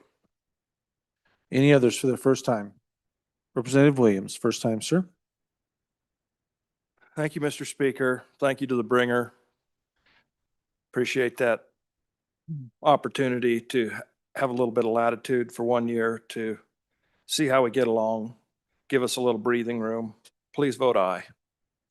Representative Davis, for your first time, sir. Thank you, Mr. Speaker. To the bringer of the amendment, I think this is it gives us a soft start to it. See how this will fit. Representative Clauston, sir, first time. Thank you, Mr. Speaker. You know, this is the first time I've actually spoken on this bill. As a former school board member and State Board of Education, I want to respect all the work of the committee and the work that's been done, but I think this is a great solution for next year. There's no way we can hire enough teachers. This will help lead everybody into the changes. So this is the one amendment that I'm going to ask everyone to support. Thank you, Representative. Any others for their first time? First time. Representative Lawley, how's my desk treating you? Is that working good? All right, enjoy it. It's a good spot. Any other members for their first time? Seeing none, second time. Seeing none, members, back to the bringer. Representative Yen, you're waving us off. Okay, members, we're voting on third reading amendment number 8 to Senate File 81. All those in favor signify by saying aye. All those opposed, no. Amendment has not been adopted. Division being called. All those in favor, please stand.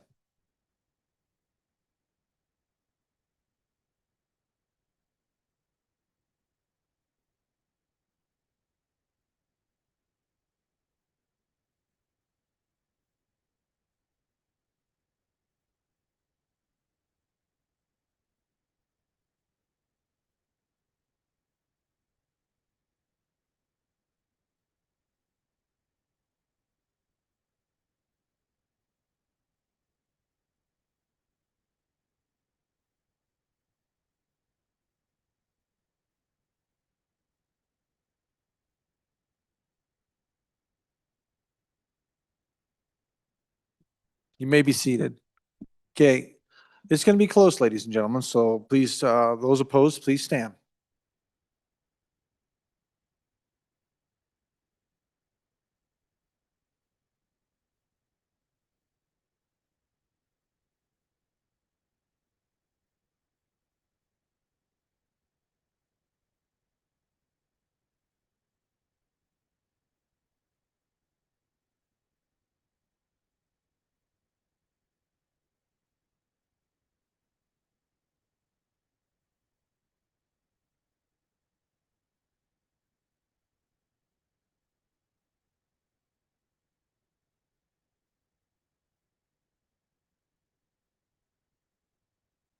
Okay, you may be seated. The amendment has not been adopted. 25 to 32. All right, next member for our consideration, amendment number 9, Representative Baer. Thank you, Please. Mr. Speaker. I move third reading amendment number 9 to Senate File number 81 and ask for your favorable consideration. Ladies and gentlemen, I bring this amendment for 2 reasons. What this amendment does, it replaces the language that was removed by our Educational Committee and puts the bill back to the way it was since we just passed the amendment a moment ago, replacing the Teton County piece. This makes our bill very much like what our counterparts across the hall had when they sent it to us, just simplifying our efforts in JCC. But let me tell you what the amendment does. This requires that our districts report to their school boards what variances there are in each area from the model, the evidence-based model, and what they're actually spending. And then for the school district, school board to review that, sign off on it, and send it to the agency, the department.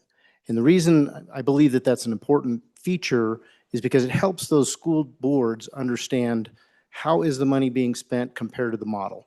And if we're ever going to really effectively use this model to improve our education system, this is how we do it. So on and for the amendment, and ask for your aye vote, also to help with the Joint Conference Committee as we work with the Senate. Okay, thank you, Representative. Any members for their first time? First time? He's walking as he's talking. Nope, he's not going to a microphone. Representative Andrew, please. Thank you, Mr. Speaker. On and for the amendment, I voted against taking this out of the bill in committee. I thought it was a good idea. It gets a lot of this information in front of our school boards in a way that I really think needs to happen, and I don't think happens currently. So on and for, thank you. Representative Lawley, for your first time, please. Thank you, Mr. Speaker. I did enjoy your chair. Very comfortable over there. Thank It you. is rather nice, isn't it? Thank you for inviting me to use it from time to time. Any of you guys are welcome to use that. If you'd like to have a conversation with Representative Clauston, it is a wonderful spot to do that. It is, So- even if you don't want to talk to him. Yes. Touche, absolutely. On the amendment, Representative Thank you. Lawley, and enjoy the chair. You're welcome. And on and against the amendment, Mr. Speaker.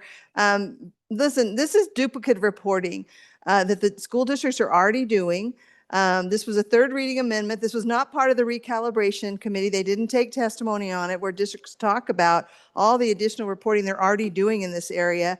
And so it was a third reading amendment over on the other, across the hall over there where they've already gone home. And it really creates a lot of extra effort for districts. We're asking a lot of them in this transition. I think this recalibration is mostly very good, but to add additional reporting requirements where they report so much to the Department of Education, if that's information is needed by different committees in our body here, they can request that from the Department of Education. So I actually brought the amendment that took it out in our Education Committee. So again, on and against putting it back in, so vote no. Thank you, Representative. Representative Williams, for your first time, sir. On and against the amendment. We already have the districts trapped with the silo, and now we're asking them to report what they already report. I supported taking the amendment off in committee from the other end of the hall, and I ask you to vote no on putting it back in. No on the amendment. Any other members, first time on the amendment? Representative Bratton. Thank you, Representative. Please. Thank you, Mr. Speaker. I support this amendment because I am all about fiscal transparency, and they're already reporting it. But so I think it promotes good discussion on the school boards so they see how they are tracking with the model. Thank you. Thank you, Representative. Representative, it is you. Representative Davis, please, for your first time Thank you, Mr. Speaker. on this amendment. But go ahead, yeah. Okay, all right. I'll confuse you next time. Interesting. Be hard. Interesting to me is we have a model currently that we're reporting on. So we're going to adopt a new model and double the reporting again. I guess I'm a little confused there because my school districts over there say they report an awful lot. We just need to figure out where to go get it. And it's pretty easily available. So I don't see what we're asking more reporting requirements for. Thank you, Representative. Any others for their first time on the amendment? Seeing no one rushing to the microphones. Okay, second time on the amendment. None. Back to the bringer. Representative Bear, please. Thank you, Mr. Speaker. A lot of good questions there. Just a reminder, this is not just about additional reporting. This is actually getting the school board involved. This helps them understand the model and where there are various variations from the model. So on and for the amendment, please vote aye. Thank you. Representatives, you are voting on third reading amendment number 9 to Senate file number 81. All those in favor signify by saying aye. All those opposed, no. Amendment has not been adopted. Why would I even wonder? All those of you that are for this amendment, please stand.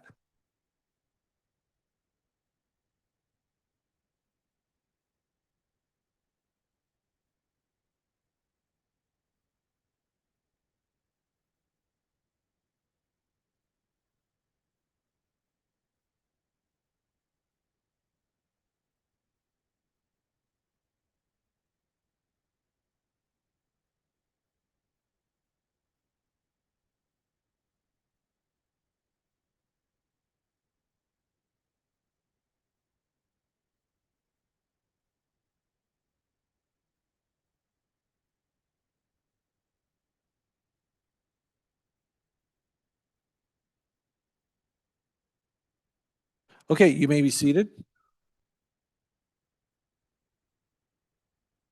I gotta wait a second because you guys are going so slow as you pass each other. It's just kind of, some of them are still hanging. Yeah, so please stand still. All those opposed.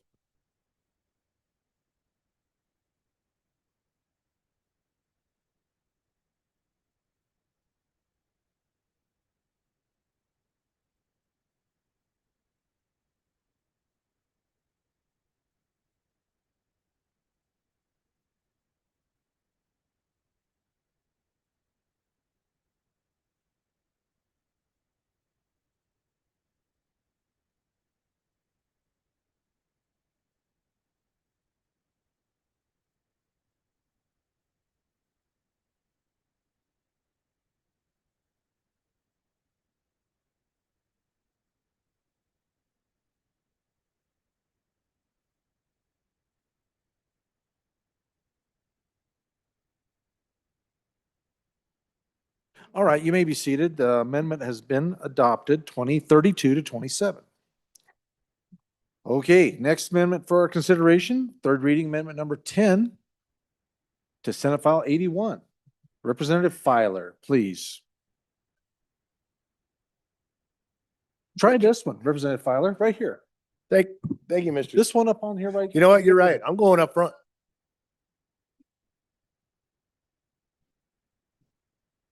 We seldom get this one used, so by all means, help yourself. Representative Filer. Thank you, Mr. Speaker. Y'all are funny. I move third reading amendment number 10 to Senate file 81. And it's like an old friend or kicking a dead horse. I don't know which one, whatever you guys decide on that. But I think we just need to talk about this one more time because I didn't get my feelings out on the last time we debated this. So first off, what I've heard is we don't want to break the silo, right? We don't want to put a crack in the silo. We don't want to break the silo. But we also have heard major testimony from so many folks in here about their rural school districts. I don't think the way the silo, well, I think the way the silo's set up now is not really going to hurt my large school district. Because the largest school district in the state, as a matter of fact. But I do think it's going to hurt just east of my district. Those smaller school districts when it starts in there. So I think giving it that little bit of latitude, and I think, you know, a couple of chairmen have spoke about it, but also when I keep hearing that the silo is going to break, well, what number doesn't it break at? And if this bill was so perfect, why is we keep running the same amendment over and over again? Why do we keep asking to keep it constitutional and all those different things? If the bill is perfect, please explain to me how it's perfect. Because we're all asking that question right now. And I think I got to stand up for my colleagues here. We jumped it up to 98. I think it started at 90. And then it went to another number, 97, 98. I even thought about putting in some more before this and just go 99 or 98.5, 98.6, 98.7, because somewhere in there, there's a number, right? That we could all agree on to give these smaller school districts that little bit of latitude that we've been hearing about. So I'm just asking, where's that number? And why don't we help these smaller school districts that these folks and their school board members are calling them? Because they are experts and our teachers are experts. And if they're calling and they're blowing up our phones and blowing up our emails, obviously there's something is not perfect. Can we at least try to fix it and make it better? Thank you, Representative. Any members for their first time? Representative Davis, first time, sir. You kind of like it, don't you? Representative Davis, please. Thank you, Mr. Speaker. I'm over here this time. Realizing that, thank you very much. Go ahead. I think the bringer of this amendment is right on, you know? This is for a one-year trial, if you want to call it, a pilot program. So give that little bit of latitude in there into that silo. I mean, I've got some grain silos at the house and they leak a little bit. You're supposed to plug that hole. Anyway, that's neat. Unless, I can't afford to have them leaking. It draws all kinds of other stuff that I don't want around the buildings. Representative Andrew. Thank you, Mr. Speaker. I have a number that we can all agree on. How about 100%? 100% of classroom resources go to the classroom to have smaller class sizes, better teachers, and to provide the best education for our students. Thank you. Thank you, Representative. Representative Williams, for your first time, sir, please. Thank you, Mr. Speaker. Thank you for that last opinion. That's an opinion I don't share. Thank you very much to the bringer of this amendment. Please vote aye. Thank you, Representative. Any members for their first time on the amendment? Amendment number 10. Seeing none, second time? You good? Representative Days? All right. Representative Filer, please bring us home. Thank you, Mr. Speaker. 100% that we could all agree on. It's not happening. They're getting those calls. School board members are calling. Teachers are calling. Parents are calling. So it's not 100%. I think that's more of an opinion of somebody that chairs, somebody that wrote this bill, a group that, he chairs that wrote the bill. But I don't think that's the right answer. And man, now I wish I'd have ran those amendments because I kind of know where this vote's going to go, But I just want to let those rural districts know, hey, I represent a district that's very urban. I don't have a rural school district. But one thing I sure do is I love Wyoming. I love our kids, and I want to see this work and work good for everybody in our state. So 100% is not the number, but I guess I'm pretty sure it's going to be a meeting across the hall eventually. We'll work on it then. All right, members, you're voting on third reading amendment number 10 to Senate File 81. All those in favor signify by saying aye. All those opposed? All those opposed? Okay. Amendment has not been adopted, but division.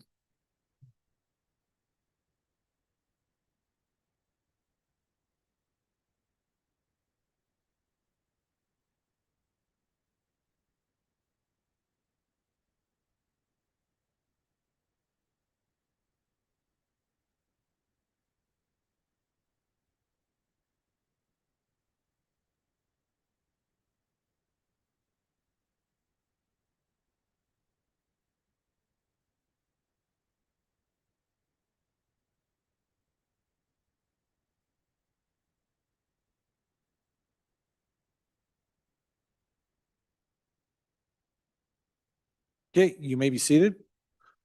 All those opposed, please stand.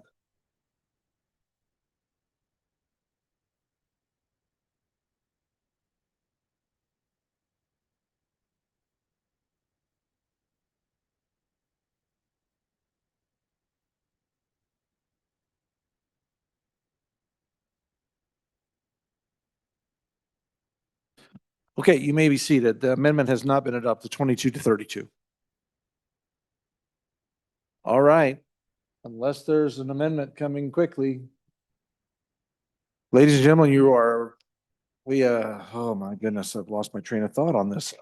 Having been read 3 separate times, the question is, shall Senate File 81 pass the House? Chief Clerk will please call the roll.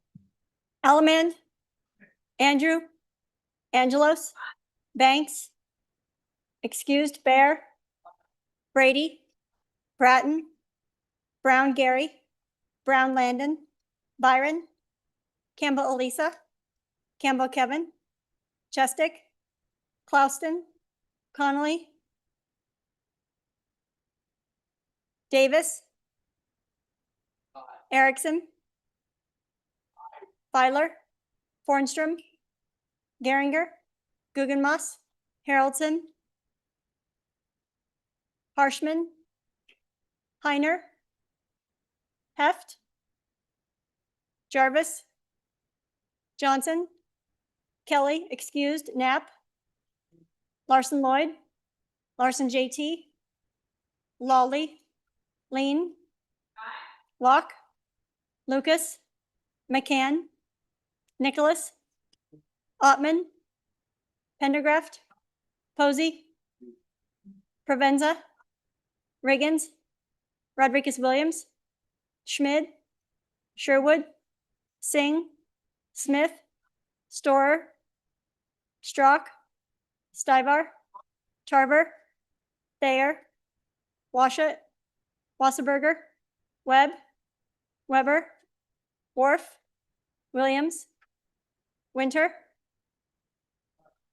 Wiley, Yin.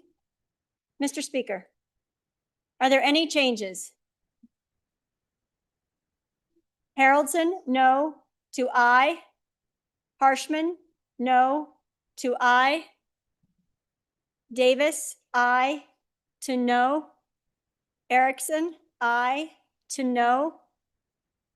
Thayer, aye to no. Further changes? Further changes? Closing vote. Vote closed. 52 aye, 7 no, 3 excused. Senate File 81, having received the affirmative vote of the majority of the members elected to the House, Senate File 81 has passed the House.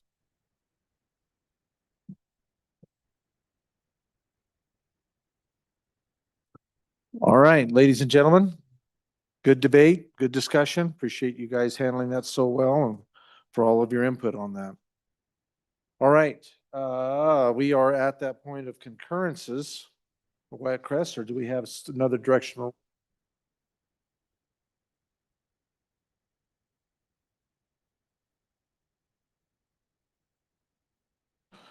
Stand at ease briefly. We'll sort some things out here. Chief Clerk is working through some details.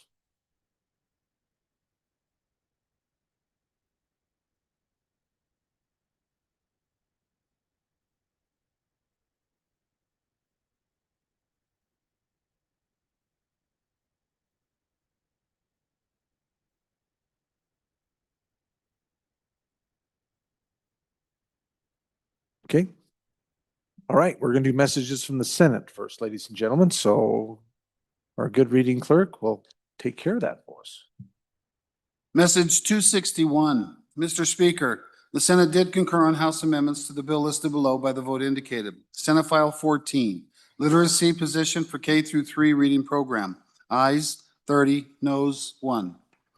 Message 262. Mr. Speaker, the Senate did concur on House amendments to the bill listed below by the vote indicated. Senate File 56, Kratom Product Regulation. Ayes 30, noes 1. Message 263. Mr. Speaker, the Senate did concur on House amendments to the bill listed below by the vote indicated. Senate File 59, K through 12 Language and Literacy Program. Ayes 30, noes 1. Message 264. Mr. Speaker, the Senate did concur on House amendments to the bill listed below by the vote indicated. Senate File 70, Omnibus Water Bill Construction. Ayes 21, noes 10. Message 265. Mr. Speaker, the Senate did concur on House amendments to the bill listed below by the vote indicated. Senate File 107, Motor Vehicle Registration and Plate Issuance System, ayes 31. Message 268. Mr. Speaker, the bill listed below passed the Senate on third reading by the vote indicated. House Bill 122, Wyoming Rural Health Transformation Program, ayes 26, noes 5. Message 269. Mr. Speaker, House Bill 126, Human Heartbeat Act. The House bill listed above passed on third reading in an amended form as follows by the vote indicated. Ayes 27, noes 4. The Senate respectfully asks the House to concur by adopting the listed amendments. Message 270. Mr. Speaker, the bill listed below failed to pass the Senate's third reading by the vote indicated. House Bill 130, Second Amendment Protection Act Amendments. Ayes 13, noes 18. Sincerely, Ellen Thompson, Senate Chief Clerk. All right, thank you. Thank you, Reading Clerk. Next thing we want to go to is our committee announcements.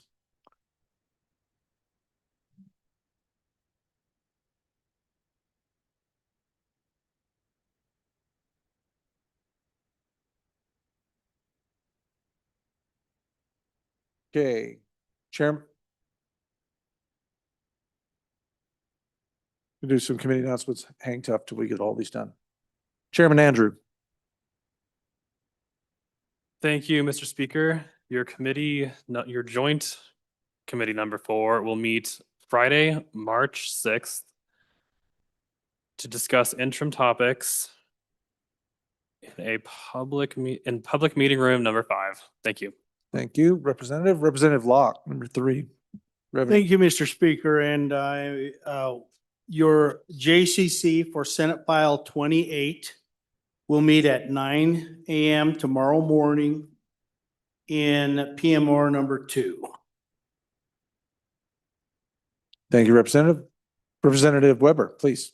Your Select Committee on Legislative Facilities, Technology, and Process will meet tomorrow, Thursday, March 5th, 1:30, and Public Meeting Room number 4 to discuss interim topics. Thank Okay. you. Thank you, Representative. Chairman Knapp. Mr. Speaker, thank you. Your Management Audit Committee will try again. We missed our meeting today. We are going to be meeting tomorrow upon adjournment in E005 to listen to interim topics. Thank you, Representative. Representative Brown. Chairman, you got anything? Okay, you're good. All right, that's it. Okay, body, we're going to have, this is the meeting of the special committee. And so we're going to have the determination here. So we're going to turn this over to the good Chairman Washut. Mr. Speaker, as chairman of your Special Investigative Committee, I submit the following unanimous report of the Special Investigative Committee to the House of Representatives. An email has been sent to each of you. You should have received it just a few moments ago. And I will read from that unanimous report of your committee. You may wish to follow along. On February 12th, 2026, the Wyoming House of Representatives voted unanimously to convene a special committee to investigate whether the checks were provided to members of the House of Representatives on the floor of the House of Representatives on February 9th, 2026, and whether that action is a violation of the Wyoming State Constitution under Article 3, Section 42 and Section 43, or constitutes legislative misconduct as defined in Rule 22-1D. On Saturday, February 14th, the Laramie County Sheriff publicly announced that his office was launching a criminal investigation into the same allegations. The 2026 Special Investigative Committee of the Wyoming House of Representatives have been tasked with investigating. On February 18, the House of Representatives considered this committee's motion to hold these proceedings in abeyance pending the outcome of any criminal investigation or criminal proceeding. 21 members voted in favor of abeyance, 37 voted to continue, and 4 were excused. Thus, the House directed the committee to proceed. Article 3, Section 12 of the Wyoming Constitution grants the House of Representatives the power to establish rules for its proceedings to protect its members against offers of bribes or private solicitation, and punish or expel its members and other persons for corruption, contempt, and disorderly behavior in its presence. Implied within that authority is the power of the House of Representatives to conduct investigations into matters for which discipline or other action may be warranted. Although such investigations are rare in Wyoming, when serious questions arise concerning the conduct of elected representatives, an inquiry of this nature becomes necessary. The committee convened for the purpose of fulfilling its responsibilities at the behest of the members of the House on February 26 at 3 p.m. At the beginning of the committee's investigative hearing, I read the following remarks. It is important to remember what these hearings are and what they are not. They are not a trial. It is not a criminal proceeding, a civil proceeding, or any other adversarial proceeding. It is a legislative fact-finding inquiry. The committee is not adjudicating guilt, and it is not functioning as a judicial tribunal. The procedural safeguards required in courts do not apply here. This is also a legislative investigation of colleagues. Members serve alongside one another and inevitably bring prior impressions of the events, personal relationships, public information, and constituent concerns into the hearing room. That reality does not prevent us from fulfilling our duty. I believe the Wyoming Constitution anticipated this very dynamic. Our duty is to come together today with open minds, to ask careful questions, and to determine the facts based on the evidence presented here.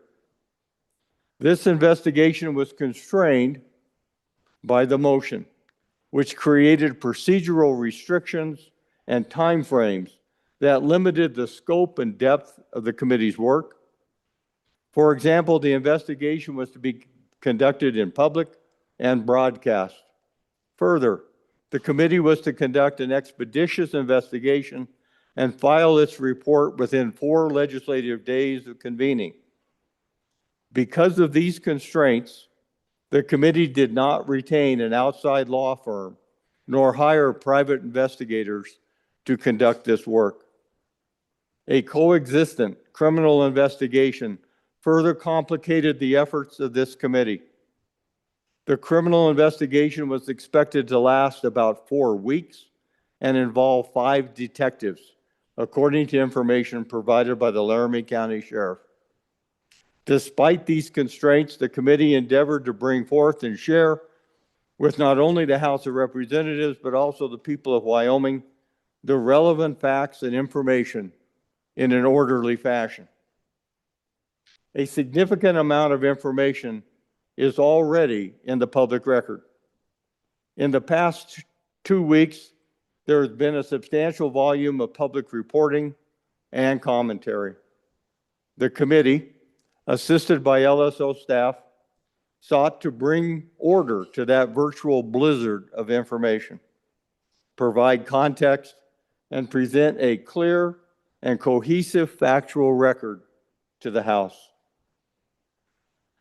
Prior to convening, the committee, with the vital assistance of our LSO staff, collected and cataloged 47 exhibits that were submitted voluntarily by individuals involved. In addition, with the assistance of the staff, the committee collected 31 open source documents, including news articles, other media publications, and security videos from public records requests. Consistent with our mandate, these documents were posted on a public-facing online page. The committee's findings. The committee finds the following. Representative Nina Weber escorted Rebecca Bextel onto the House floor and pointed in the direction of the representatives who would subsequently receive checks. Campaign contribution checks were handed out on the floor of the House on February 9th, 2026, on or about 5:20 p.m., after the chamber had adjourned for the day, and that Rebecca Bextel was the person who handed out those checks. Representatives Joe Webb, Marlene Brady, Darren McCann, and Chris Knapp each received one of those checks. Those checks were from Don Grasso, and each was in the amount of $1,500. The checks to Joe Webb, Marlene Brady, and Darren McCann were made payable to the campaign accounts of those representatives. The check given to Representative Chris Knapp was made payable to him. None of the checks bore a notation of purpose. Dissemination and receipt of campaign contributions on the floor of the House is highly unusual and perhaps unprecedented in the history of the state. Were it not for the actions of Rebecca Bextel on the House floor, the subsequent disruptions of the House calendar and public uproar would not have occurred. Under certain statutorily defined circumstances, a campaign contribution may constitute bribery. Taken together, the evidence collected and testimony given did not reveal a violation of Article 3, Section 42 or 43 of the Wyoming Constitution. Taken together, the evidence collected and the testimony given did not reveal an explicit violation of any specific rule of the House of Representatives or joint rule of the Senate and the House of Representatives. Despite the findings above, the committee recognizes that the conduct that occurred on the House floor was undesirable and must never occur again. Existing rules, while not specific to the conduct investigated by the committee, when taken as a whole, recognize that the floor of the House of Representatives is a specially designated place, unlike most others. It is an area deserving of particular reverence and respect. Campaign activity on the House floor, even if de minimis or otherwise lawful, may attract heightened scrutiny because of the chamber's institutional and historical significance. The chamber is the designated forum in which the House exercises its constitutional legislative authority. The bar marks the boundary separating member space from non-members, particularly while the House is in session, but also when recessed. Private electoral conduct on the chamber floor may also create the perception, fairly or not, that financial support provided in the chamber by individuals with political interests is intertwined with the lawmaking process. The Wyoming Constitution charges each House with the power to protect its members against offers of bribes and private solicitation. Wyoming Constitution Article 3, Section 12 states that charge may be reflected in restrictions the legislature has adopted to limit lobbying and efforts to influence legislation within spaces reserved for the exercise of official authority. Following House rules reflect that principle. House Rule 15-1A limits who may enter within the bar of the House to members, certain officials and employees, invited guests, and those approved by a majority of the House. House Rule 15-1A further provides that except for members, no person may influence the passage or defeat of legislation in the House chamber.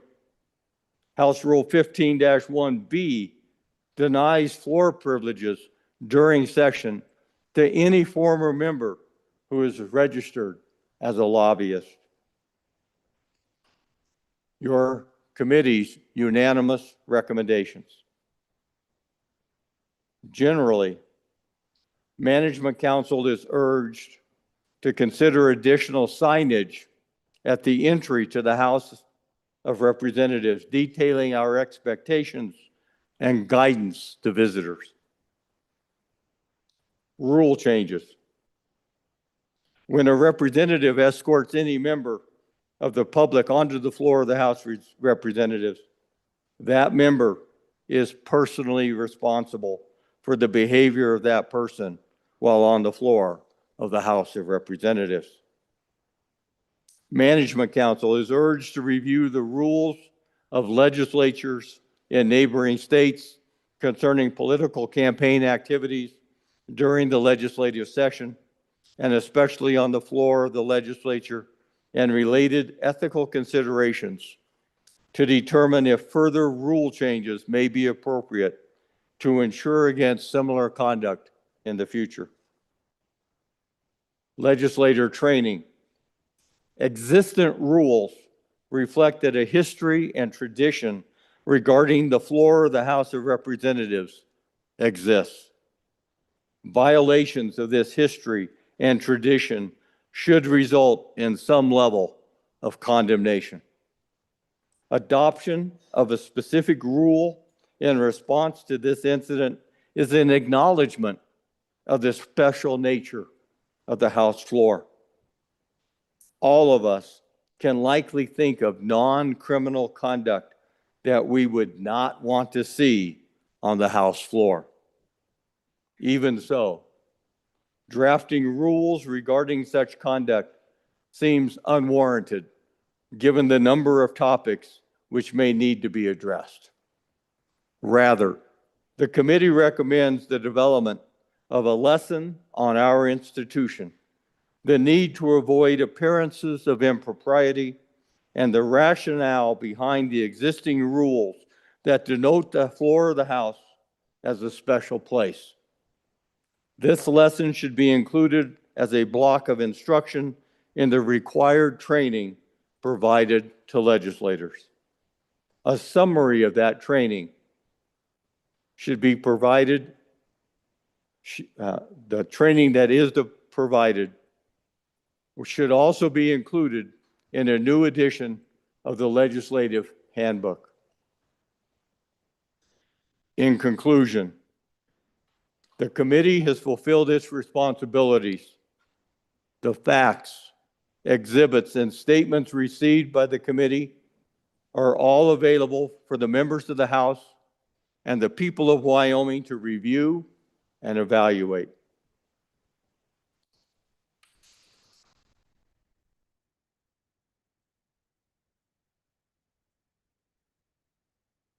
This report is signed by Art Washut, Chairman, Representative Marilyn Connolly, Representative Scott Heiner, Representative Ivan Posey, Representative Justin Fornstrom, Representative Martha Lawley, Representative Ruben Tarver.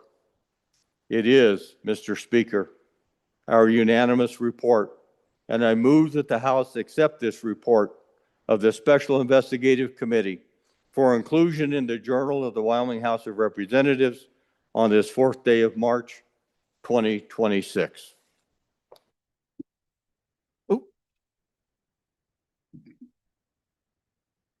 Thank you, Mr. Chairman. You have heard the motion of the chairman. What is the okay. Oh, I'm sorry. They've given me a script here as well. Body, you've heard the motion to accept the report of the Special Investigative Committee. The motion is debatable, but is not amendable pursuant to Mason's Section 60, Paragraph 2. We will be under third reading debate rules. Representative Locke, please. Thank you, Mr. Speaker. And the one thing, one of the things I'd like to say, and one of the things that is not clear, although buried in the report, it's made very clear that no rules and no laws were broken. But in the conclusion and in the following wording of that, and in the conclusion of that, we avoid the explaining that and making that crystal clear that the people in this House who frankly went through a very a difficult attack's the wrong word. Let me retract that from this discussion. Mr. Speaker, I do appreciate the hard work of the committee. I really do. As it was done here, but what we're doing here is we're sort of soft pedaling the solution, in my opinion, of this report. Okay? We do say that no rules were broken. We do say that no laws were broken. And then we go through a series of things that we need to do to make sure that doesn't happen again. I agree. Absolutely. I would agree with that completely. On the other hand, because we do not want things to look bad, but let me throw a few things out here to make sure this is crystal clear. We've hidden behind things such as, we've hidden behind the terms such as well, first of all, let me just make it clear. The people that were harmed here were accused of bribery. Okay? Often veiled, but were accused of bribery. And I think it's important that we understand that.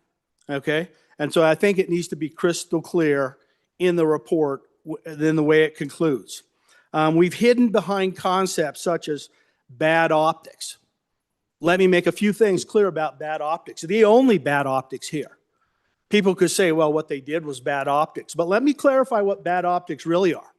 Bad optics are when we take pictures and send out unverified accusations out into the media and try these people in the court of public opinion, which everybody in this room knows means you're guilty until proven innocent. It's the wrong thing to do to our people. And I would argue, although it was mentioned in the motion, but we didn't follow it, I would argue that's why Joint Rule 22-1 is there. It's our job to follow that, to make sure of that. Okay? And then, so we owe these people a conclusion to not leave this issue open and leave these people branded as, well, they might have done something wrong. That's the wrong way to leave this conclusion. I don't believe that's right. Okay? I believe we absolutely need to do something in this House to make sure it is crystal clear these people are exonerated. There is no good reason for us to leave this, for lack of a better term, as inconclusive, in my opinion. So I just wanted to get that out here because I think the floor needs to hear that. We need to respect each other more than to try our neighbors and our people in this room in the court of public opinion, where you know that the intellectually dishonest will pile on and absolutely will ensure these people are considered guilty until proven innocent. And this report, with not making that crystal clear in its conclusion, ensures that we leave that this remains inconclusive, for lack of a better term. And I'm in disagreement with the report for that reason. Thank you, Representative Locke. Representative Williams. Thank you, Mr. Speaker. Thank you for the words. I believe for the sake of the institution, I'd like to say thank you to the committee. For the sake of the institution, I think it's imperative that we don't deflect. We have to own it. There is an ongoing investigation. It's not up to us to exonerate anyone. There is an investigation currently ongoing. We need to be 100% transparent for the confidence of the citizen of Wyoming. Thank you to the committee. Thank you for your work. I support the committee report. Thank you, Representative. Representative Lean, for your first time. Thank you, Mr. Speaker. I have a couple of questions in reviewing some of the materials, all of the materials that were found for this. Where's the written complaint?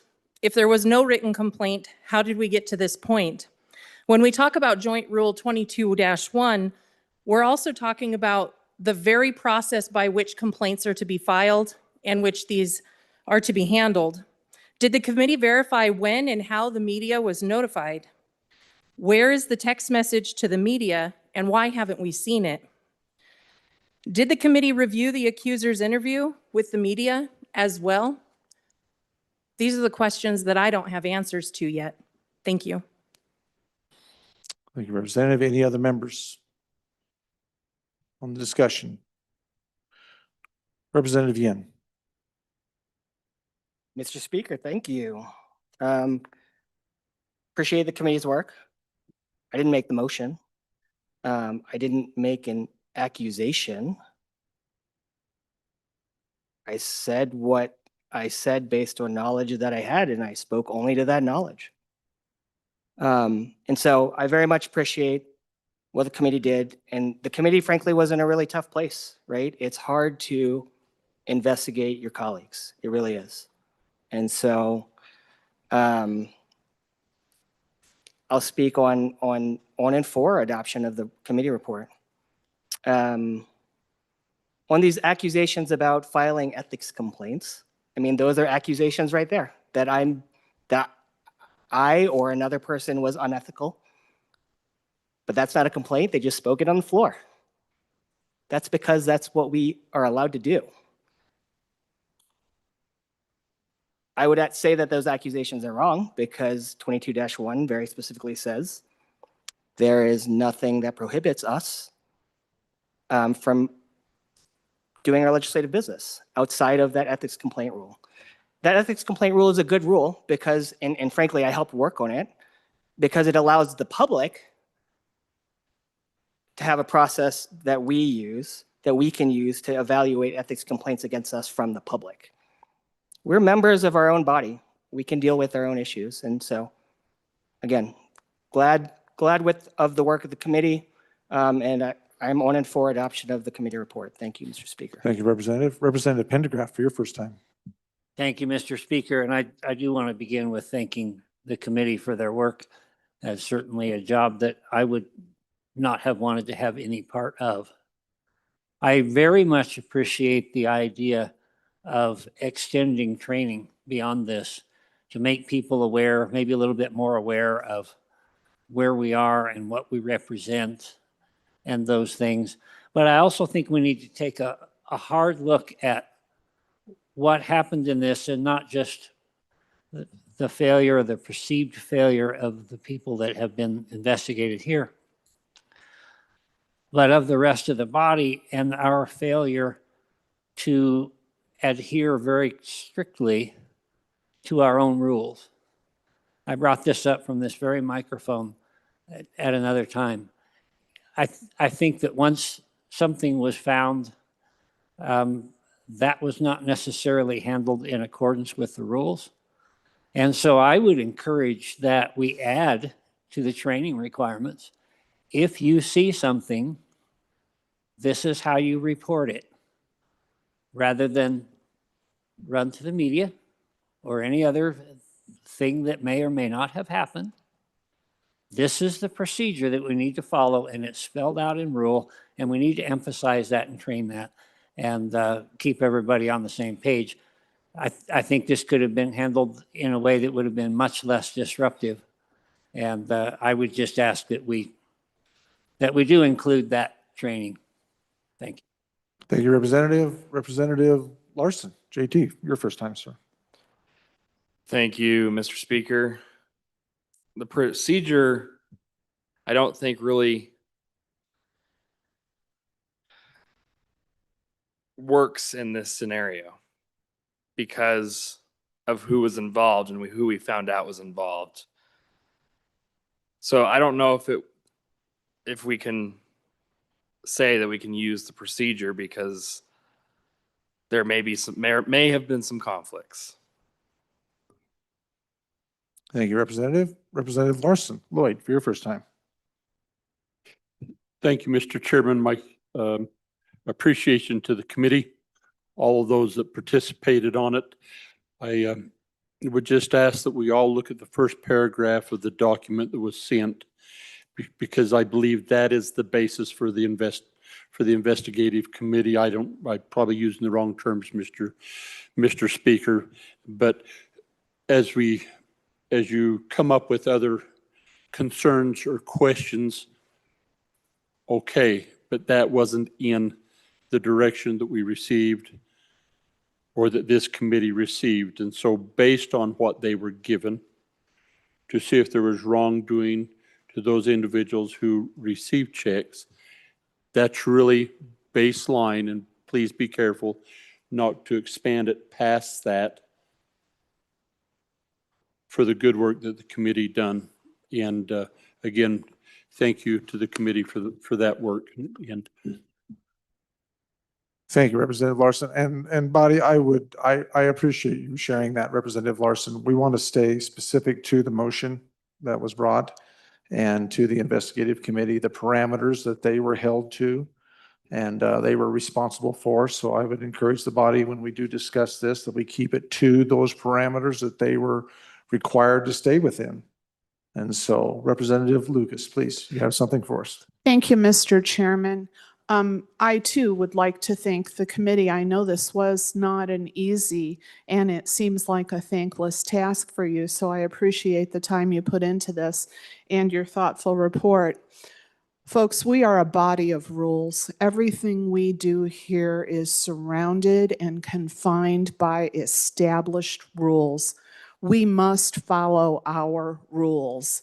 And if there's a situation that you can think of where a rule doesn't apply, then maybe we need to look at some additional rules. But this did not follow our rules, and to have folks quote rules on the floor knowing that we didn't follow rules that we established for this type of situation is really hard to take. And I just encourage you to consider that. There are not going to be very many situations where our rules do not apply. I don't believe this was one of those situations. Thank you. Thank you, Representative. Representative Campbell, Alyssa, for your first time. Thank you, Mr. Speaker. Very grateful for the work of the committee and in favor of the accepting the report, primarily because they did exactly what we asked them to do. We asked them to investigate, look into actions that happened on this floor. And that's what they did. And they said their findings were they didn't break any rules. They didn't break any. And let's make sure this doesn't happen again. So I'm grateful for the work you did in executing what we asked you to do. And that was simply what happened on this floor. So thank you. And I am in favor of accepting your report. Thank you, Representative Campbell. Representative McCann, for your first time, sir.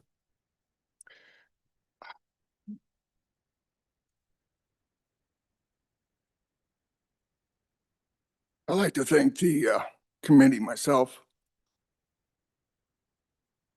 Someone said to me that they were glad that this was over. And for all of us, all of you that didn't have your name in the paper, it will be over. But for the rest of my life, every time my name is Googled, this is going to come up.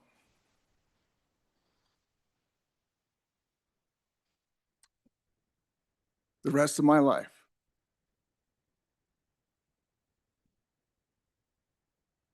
Thank you for what you did. You were put in a tough spot. I appreciate your diligence. Thank you. Thank you, Representative McCann. Any other discussion? Representative Brown. Thank you, Mr. Chairman. I want to thank the committee too for the work that they've done. I appreciate the fact that they got into this and looked into it the way they should. I am also disappointed that it was handled in the way it was in the beginning. Rules were broken in the way that it was reported, and there's no question about that. Also, there were people's names that were released that were not part of that investigation, and even during the hearing, continued to be released. And I think we need to be a little more careful when we're looking at this. People's lives can be damaged in ways that can't be repaired. And I think it's wrong when that happens. Thank you. Thank you, Representative Brown. Any other members would like to share their thoughts in this discussion? Representative Ottman. Thank you, Mr. Speaker.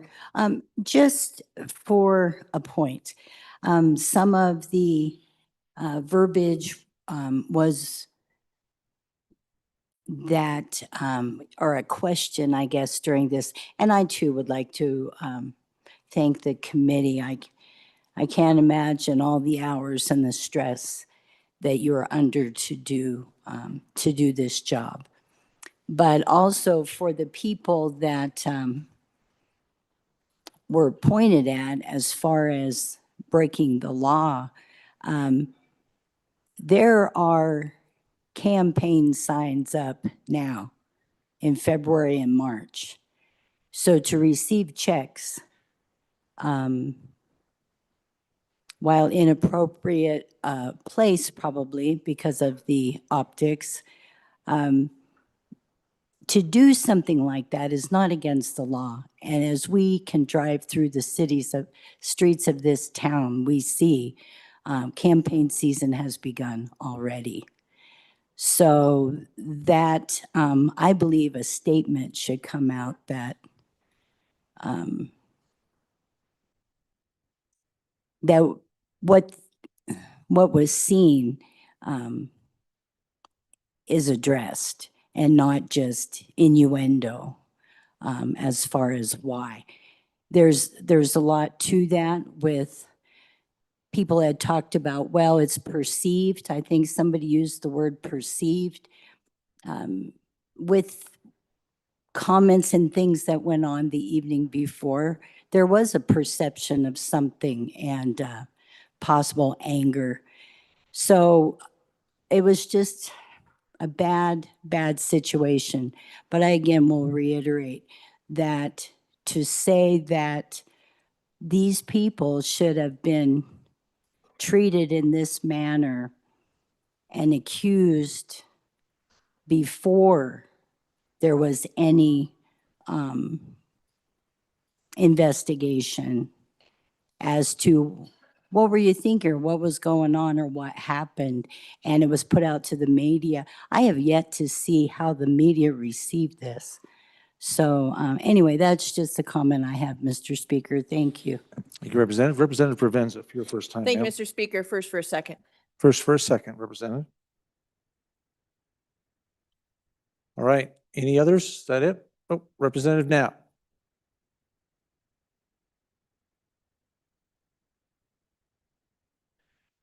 Mr. Speaker, thank you. And I think first and foremost, to the committee, that was very professional. The interviews, the fact-finding, and I thank the committee for their work. And I've been doing this a while now. And there's a certain respect and a certain elevation, I believe, to the House. That's right, to this floor, to this building, to us as individuals. And it's nice to be afforded that respect and common courtesy with one another. I heard on the House floor just this week an offer for a set of golf clubs for a vote. Now, I know that was a joke and there was bantering back and forth. That's the common respect and courtesy that I give those representatives.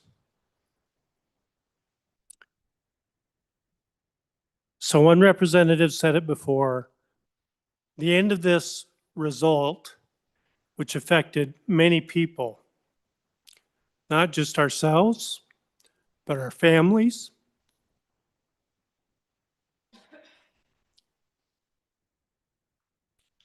I would hope in the future we treat each other with that elevated respect that this House deserves.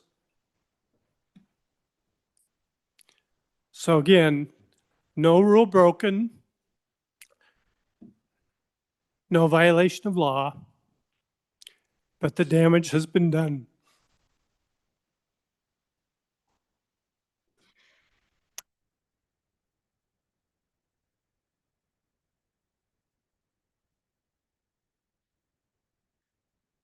Representative Guggenmoss, Thank you, Mr. Speaker. First for second. first for a second.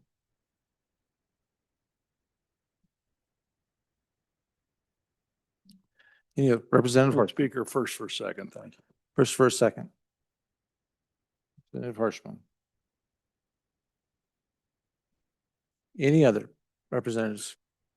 Representative Bear, first for a second, Mr. Speaker, first for a second. Any other representatives like to speak on this motion? Seeing none. Second on the motion, before we go to a vote of the body on the acceptance or rejection of the motion brought by the good chair of Representative Washington. Representative Harshman. Please, sir, proceed. Thank you, Mr. Speaker, and members. Appreciate the work, the good work of the committee, and I'm sure you didn't expect that work. And as I spent the time and watched your deliberations, your meeting last week over the weekend, I had to watch it and really put a lot of time into it, and all the witnesses that came and all that stuff was. And I really have a lot of empathy for the good member talked about. You live in this public sphere, in this fishbowl of democracy, and particularly in today's world, you know, you got a lot of trolls that sit in their basement in their underwear and are looking to play on their keyboards on you all the time. And I've been there. Google my name. And it is hard. And I think the thing that was so different about this, and I've served in your deal, and there's reasons why we have, sexual harassment training and chairman training now. You just get inundated with it when you're dealing with people. And I think, so all the things that I've seen, and as the longest serving member of this body, this was unique. And I think it kind of caught everybody off guard a little bit. And I think the good speaker from the eastern part of the county, and I really appreciate several of the members that spoke at this, and they just owned it. And I think for me, that was it, it was over. And I think it's kind of like what my parents used to tell me. If you make a mistake, you admit it, you correct it, and don't repeat it. And, but I will say this, Mr. Speaker and members and all, we had I guess the person that came on the floor, I don't know her, has a press credential. I'm told, I've heard that. I don't know that, I haven't seen it. But when I watched the end of that investigative committee hearing and attacked our director of the LSO, said our LSO was part of the deep state. And then when we had a member of this body kind of go down that road, that probably bothered me the most. And yeah, it was an unfortunate mistake. Do our rules have a method for complaints? Sure. Was the representative out of bounds by requesting of the whole House? In the end, the whole House decides this. So I don't think she was out of bounds. The whole thing just kind of got into the online universe, and here we are. But I will say this, just keep our staff out of that. There's been too much of that going on.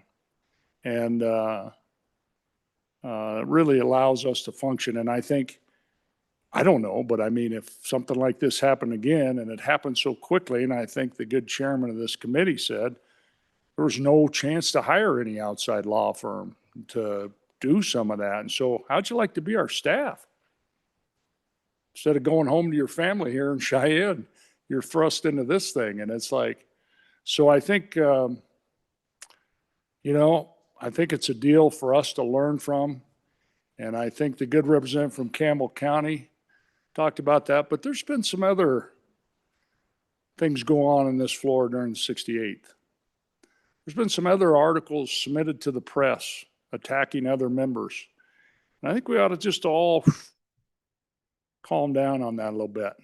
Actually work the bills and do all that and get back to the people's work. And so I'd say, Mr. Speaker, I appreciate the members, and I feel for the members involved in this, appreciate their testimony and everybody involved with this. And I think we'll scab up on this thing, we'll heal, and we'll pick that thing off and move on and learn from it and not repeat it and kind of take that old wisdom that all of us, grew up in this great state were taught. And so we'll support that, support the findings of the committee. So thank you, Mr. Speaker. Any other members for their second time? Second time. Representative Locke, for your second time, sir. Thank you, Mr. Speaker. And the one thing I would like to say, and I probably was a little short on this, I do know that the committee had a hard task. I do know that. But the one thing I want this body to remember is who was harmed. Who was harmed in this process, who was put out in the public, and who was harmed. And that's that small group of people. Okay? So do not forget that, please. Because we sit here and we talk about the staff worked hard. They did. We all did. A lot of people did. No, I shouldn't say me, but a lot of people did work hard. We know our staff worked hard too. But at the end of the day, I want this body to remember who was harmed, because the first thing that happened was information unverified went into the public sphere. And everybody knows in this room, we could have handled that much better. And on that, I appreciate the time. Thank you. Thank you, Representative. Any other members for your second time? Representative Williams, for your second time. Thank you, Mr. Speaker. Thank you all. Thanks again to the committee. I think Wyoming is thankful for the light being shined on us. We are here in the fishbowl of democracy, and we are held to a higher standard. And thank you all for all that you shared. Thank you, Wyoming, for holding us accountable. I support the committee's findings. Thank you, Representative. Any other members for your second time? There's a fairly substantial list here, ladies and gentlemen, so I don't want to miss someone. Representative Brown, for your second time. Thank you, Mr. Speaker. As I look at the results of this committee, and as I think about the report,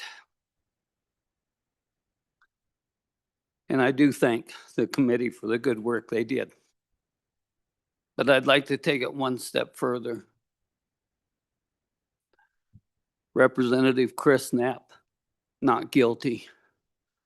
Representative Darren McCann, not guilty. Representative Marlene Brady, not guilty. Representative Joe Webb, not guilty. Thank you. Anyone else for their second time? Representative Knapp, please, sir.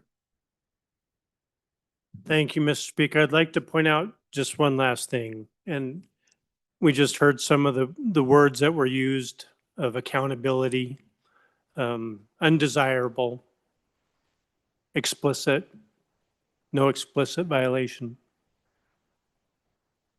Don't drag this out. Don't drag this out. You know, one thing that upset me as this went along, because I'm pretty much at peace with my life. So it didn't affect me as much as some of the others, but it is a constitutional right to free speech that we're dealing with here as well. The ability to say you have the same principles and I believe in what you're doing enough with my free speech to hand you a campaign contribution. I think that gets lost in all this. One of the fundamental rights for people to give, no matter what time of the year, no matter where they're at, to utilize their free speech to make their principles and their ideals known.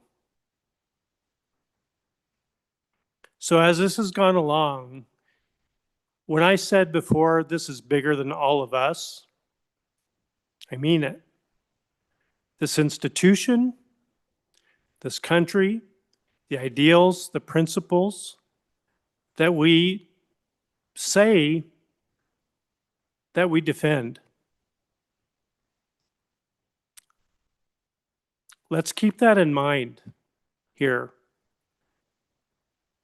Because again, optics are quite something. I would have never imagined a pack or direct distributions from an executive whose staff gets to roam these halls up and down and influence our vote. But that is America, and that is a constitutional right. And for that, we shall defend. Thank you, Representative Knapp. Representative Pendergraft for your second time. Thank you, Mr. Speaker, and thank you, body. I have to say that today, albeit frustrating at times, was a very enjoyable time. There were several times when the entire body broke out in laughter. I have seen people who have been at opposite ends of heated debates get up later and go give each other a hug, give each other a handshake.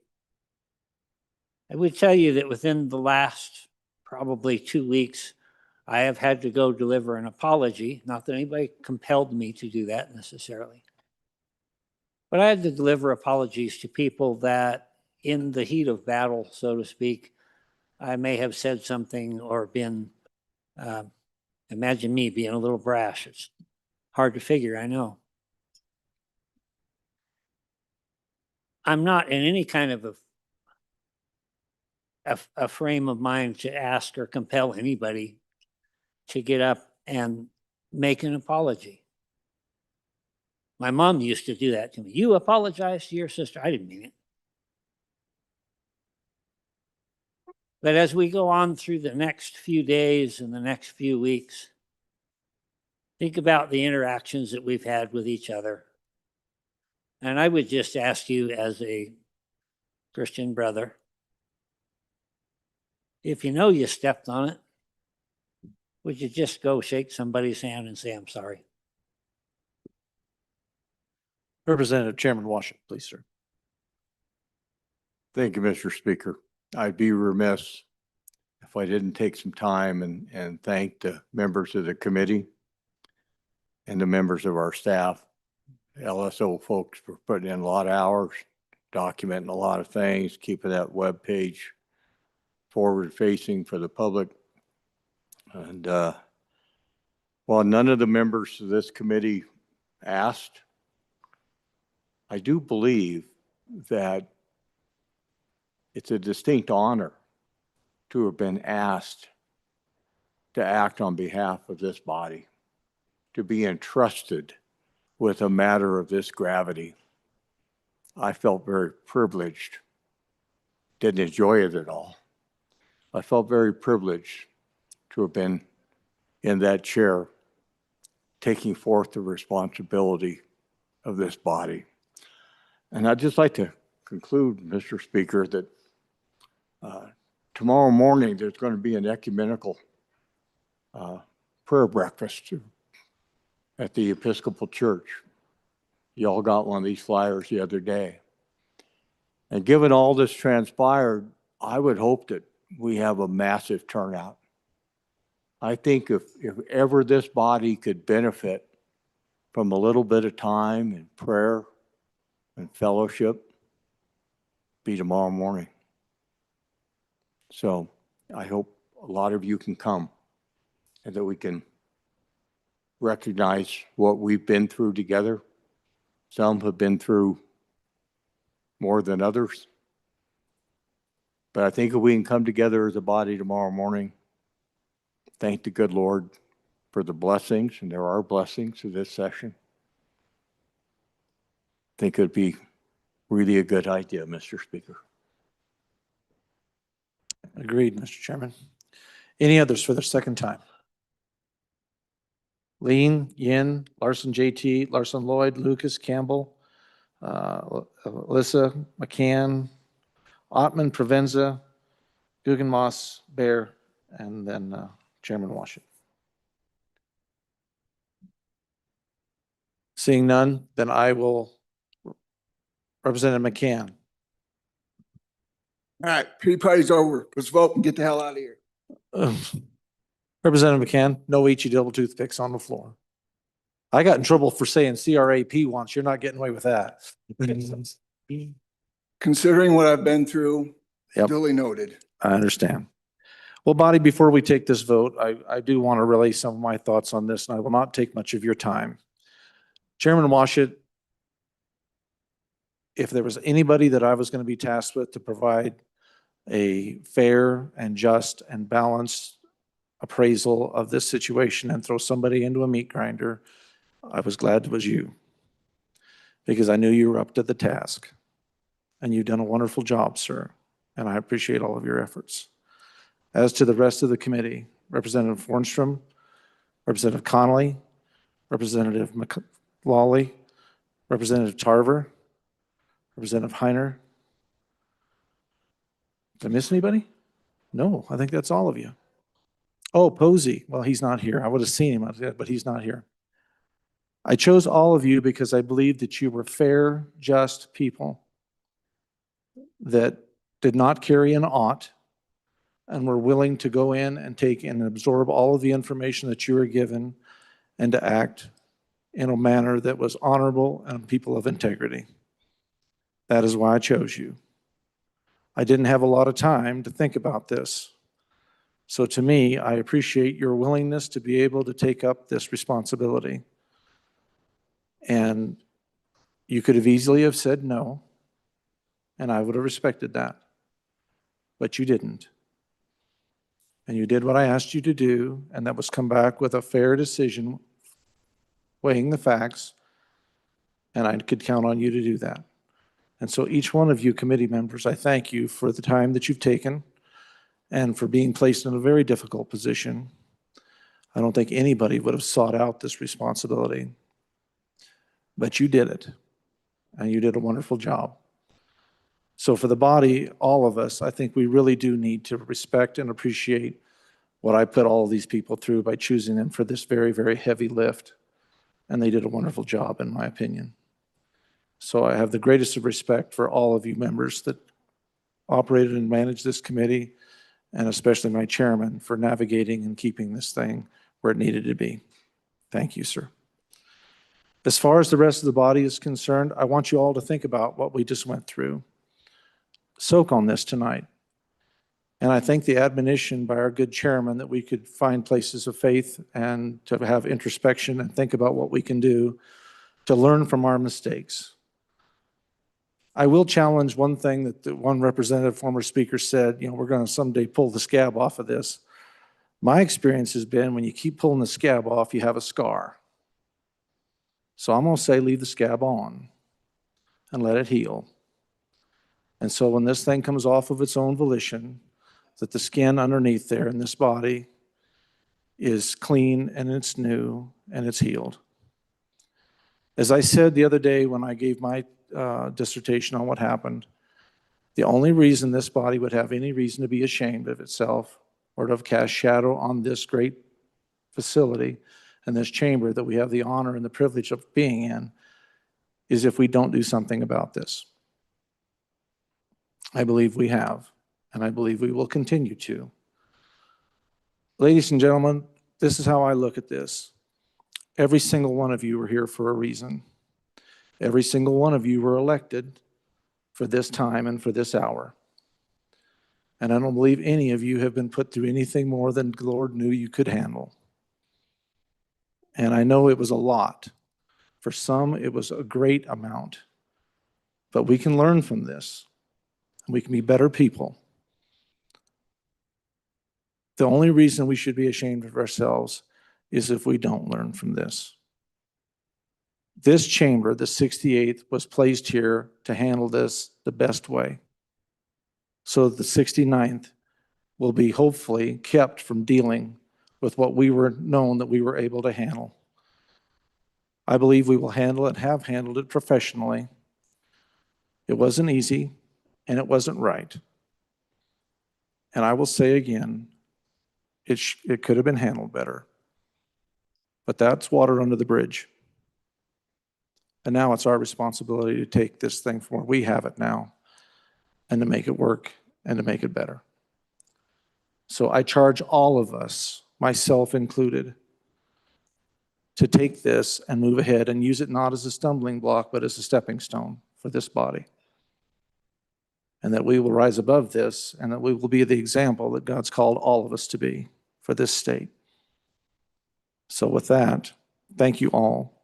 I support the committee's finding. I appreciate their finding. And I would ask the chief clerk to please take the roll. Alaman, Andrew, Angelos, Banks, Bear, Brady, Bratton, Brown Gary, Brown Landon,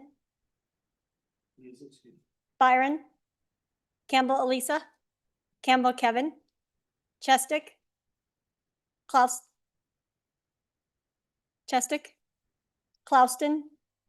Connolly, Davis, Erickson, Filer, Bornstrom, Geringer, Guggenmoss, Haraldson, Harshman, Heiner, Heft, Jarvis, Johnson, Kelly, excused, Knapp, Larson Lloyd, Larson JT, Lawley, Lean, Locke, Lucas, McCann, Nicholas, Ottman, Pendergraft, Posey, excused, Provenza, Riggins, Rodriguez Williams, Schmid, Sherwood, Singh, Smith, Storer, Strock, Stivar, Tarver, Thayer, Washut, Wasserberger, Webb, Weber, Worf, Williams, Winter, Wiley, Yin. Mr. Speaker, Aye. are there any changes? Are there any changes? Closing vote. Vote closed. 59 aye, 3 excused. By your vote, you have chosen to adopt the motion to accept the report of the Special Investigative Committee by Representative Washut. It is passed. All right, ladies and gentlemen. We have some house cleaning here to do. We've got some joint concurrences we will work on, try to get this cleaned up so that you can have your evenings. Next responsibility we have right now will be the, let's see, the concurrences. We have no messages from the Senate. We took care of all that. And then the committee announcements, concurrences. Okay, I do. I've got the order and then in the joint conference committees. Yes, ma'am. All right, the first one, we are at that order of business of concur with the Senate amendments to House bills. The first concurrence for our consideration is concurrence on House Bill number 3. Representative Williams Rodriguez, please.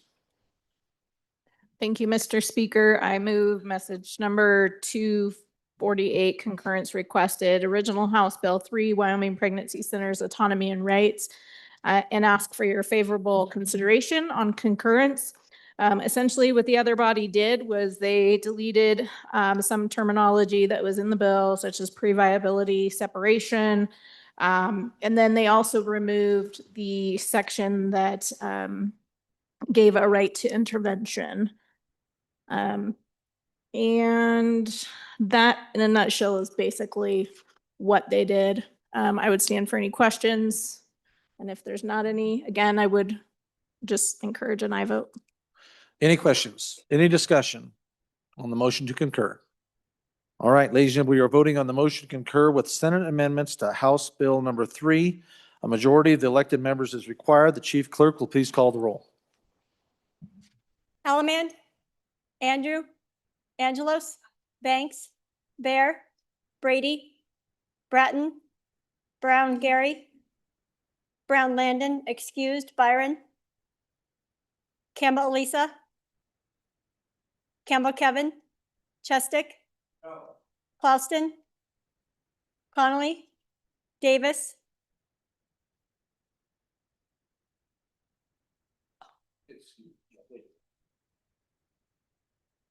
Erickson, Filer, Hornstrom, Geringer, Guggenmoss, Haroldson, Harshman, Heiner, Heft, Jarvis, Johnson, Kelly, excused, Knapp, Larson Lloyd, Larson JT, Lawley, Lean, Locke, Lucas, McCann, Nicholas, Ottman, Pendergraft, Posey, excused, Provenza, Riggins, Rodriguez Williams, Schmid, Sherwood, Singh, Smith, Storer, Strzok, Stivar, Tarver, Thayer, Washut, Wasserberger, Webb, Weber, Worf, Williams, Winter, Wiley, Yin. Mr. Speaker, are there any changes? Davis excused to aye. Further changes? Further changes? Closing vote? Vote closed. 52 aye, 7 no, 3 excused. By your vote, we have voted to concur with Senate amendments to House Bill number 3. Next message for our consideration is a motion to concur on House Bill 69. Larson, Lloyd, please, sir.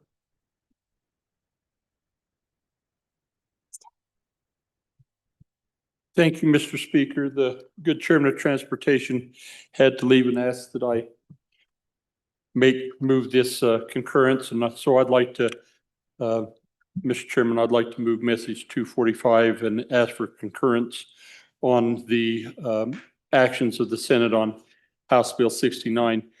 You may recall House Bill 69 was a bill that I sponsored. My senator, the district in which I serve, was the co-sponsor to transfer lands to the Department of Transportation. And in the original bill, there was property. The community that I live in is really struggling to find parcels or to find land that they can develop into housing. And in that original bill, there was a conveyance of 90 acres, just straight across the board conveyance. I heard from good members of this body that there's a process that goes through, which is correct. And in light of the time, I just removed the land out of that.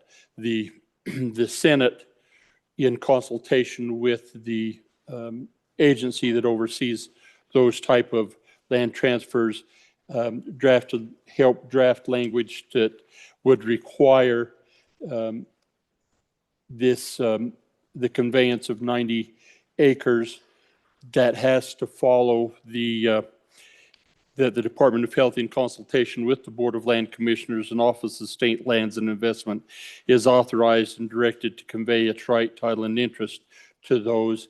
And it has to be in compliance and in accordance with Title 36, Chapter 9, which requires a bidding process to go out and to make sure that that is complied with, and that the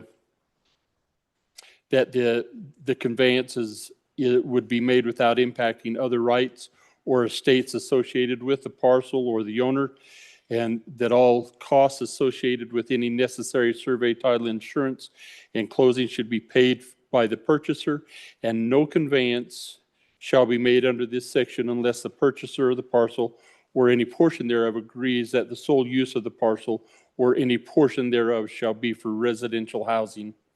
Each conveyance shall include clauses for the state to claim and receive liquidated damages if the purchaser violates the agreement or covenant required under this paragraph. The Senate adopted that amendment and is asking for that concurrence, and I would ask for your aye vote.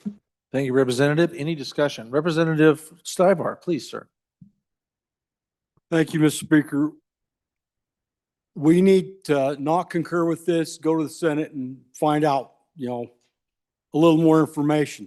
We took this out of the bill, and that 23 acres needs to go to YDOT. I understand that.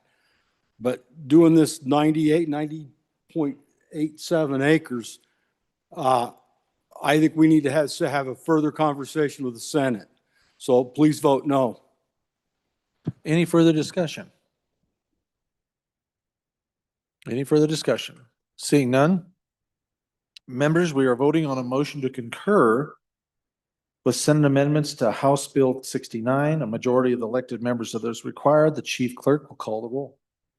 Allemande, Andrew, Angelos, Banks, Bear, Brady, Bratton, Brown Gary, Brown Landon, excused Byron, Campbell Elisa, Campbell Kevin, Chestick, Clouston, Connolly, Davis, Erickson, Feiler, Fornstrom, Geringer, Guggenmoss, Haroldson, Harshman, Heiner, Heft, Jarvis, Johnson, Kelly, excused, Knapp, Larson Lloyd, Larson JT, Lawley, Lean, Locke, Lucas, McCann, Nicholas, Ottman, Pendergraft, Posey, excused, Provenza, Riggins, Rodriguez Williams, Schmid, Sherwood, Singh, Smith, Storer, Strock, Stivar, Tarver, Thayer, Washut, Wasserberger, Webb, Weber, Wharf, Williams, Winter, Wiley, Yin. Mr. Speaker, are there any changes? Chestick, no to aye. Ottman, aye to no. Further changes? Closing vote. Vote closed. 20 aye, 39 no, 3 excused. By your vote, you have chosen not to concur with Senate amendments to House Bill 69. James. Information in there? I don't have. All right. Representative Larson, Lloyd, could you come here for a second, please, sir? Could I trouble you to come up here to the dais?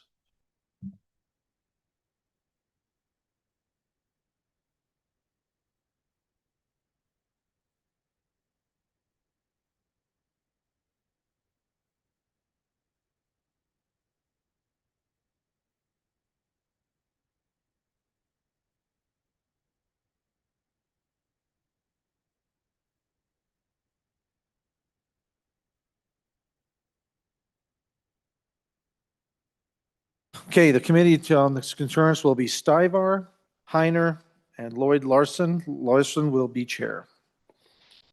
Let me get this noted here. 1/2 a second.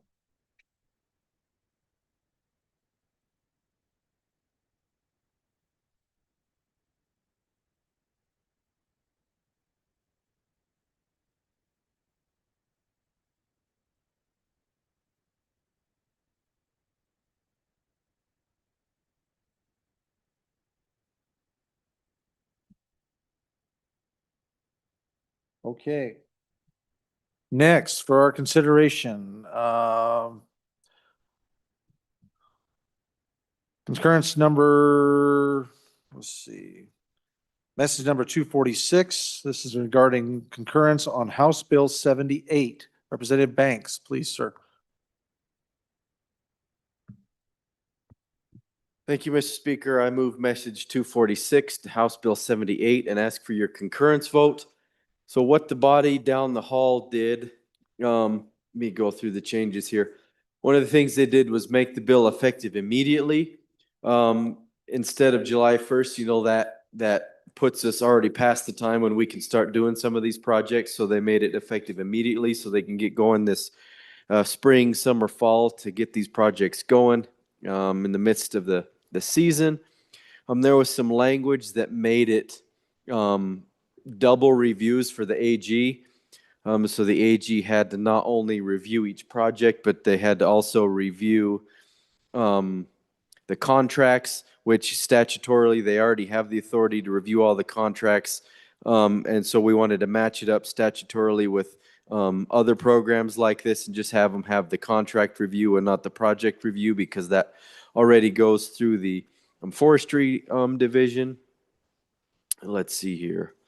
It also removes the sunset date because we're not getting better, we're getting worse as far as beetles, diseases, wildfires, the level of uncertainty of being able to work together on some of these projects through our Good Neighbor Authority to be able to keep that lasting in perpetuity.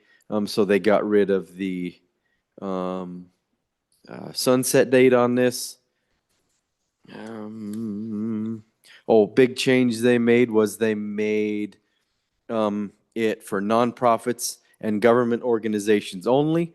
Again, this just matches statutory language with programs similar to this that we already have, be able to continue to receive these grants and implement them through the forestry division's approval. So I think all in all, they were good changes that allows this program to continue forward, and I ask for your concurrence vote. Thank you, Vice Chair. Any discussion on the concurrence? Our Representative Guggenmoss just about launched. Nope, he's up and he's going. He's headed to the microphone. Representative Guggenmoss, questions? Thank you, Mr. Speaker. Just a question on the increase in spending. I don't know if I missed that in your explanation from the 3 to 5 million increase. Did I miss that explanation, or am I on the wrong ones? The 3 million to 5 million increase. Did you address that? So I missed that. Okay, the question was the changes of 2.5 a biennium to 5 a biennium, which compares to, let's see here, what do my notes say? Return on investment 7-10 to 1, depending on the size of the fire. Yeah, I think that we continue to get our returns on the investment. There's just for curiosity, maybe this is what you're talking about on page 1 of this concurrence. Stated under page 6, line 5, they deleted 3 million, page 6, line 6, and then they added and inserted 5 million. Okay. So there was a pretty dramatic change there. Okay. If that's what, maybe that's not what you're talking about, but that looks like close to me. Now we're on the same page, Mr. Speaker. It was clear as mud, but now I'm with you. So it looks like, yeah, the other body down the hall added $2 million to the program.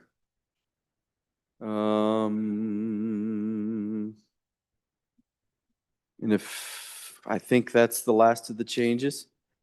So then it goes from 1.5 a biennium to 2.5, or excuse me, a year, to 2.5 a year. And yeah, talked about the sunset date. Those are the changes, Mr. Chairman. Representative Gugmas. Okay, any other questions? Any other discussion?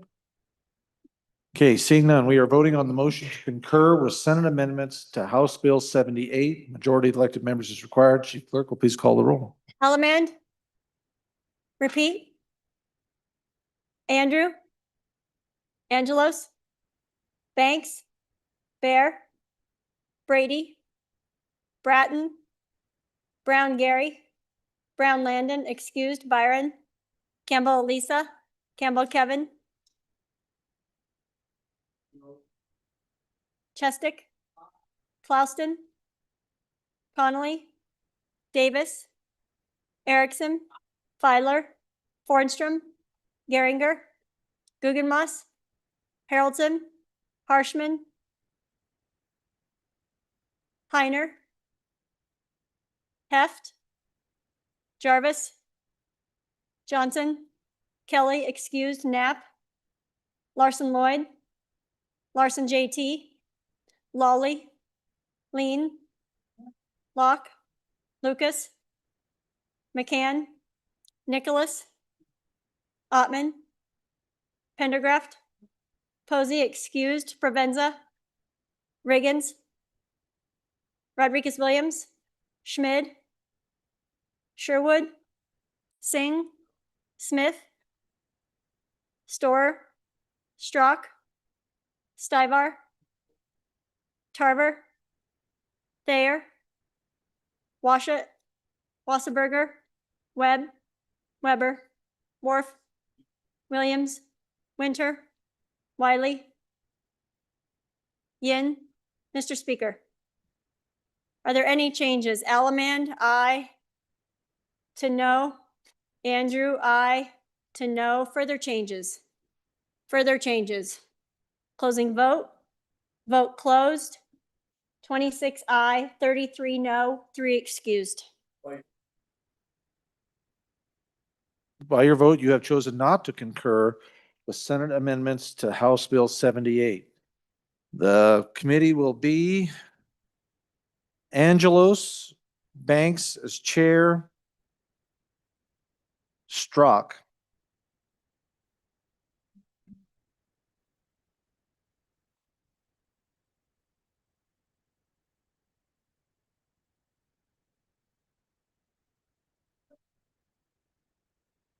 All right, let's see, is that it for concurrence? I do believe.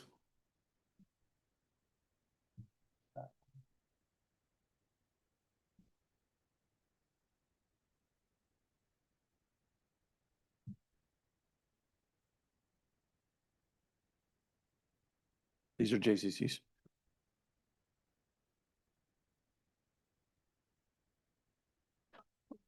Okay, we're going to do joint conference committee reports. You can look under the amendment tabs on each one of these bills as we bring them up to see these.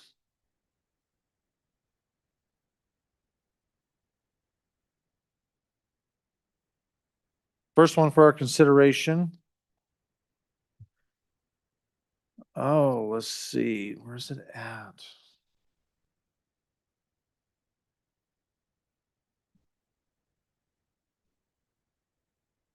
All right, these are on House Bill 45. Representative Locke.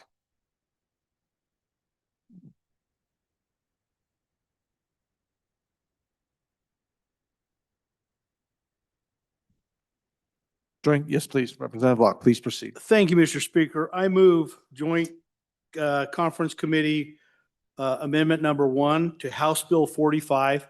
And Buddy, let me explain this one a little bit. This is to the long-term homeowner tax exemption. You remember the other day I asked you to not concur. And this is the one where we've removed the sunset date on the long-term homeowner. And there were some other amendments we made.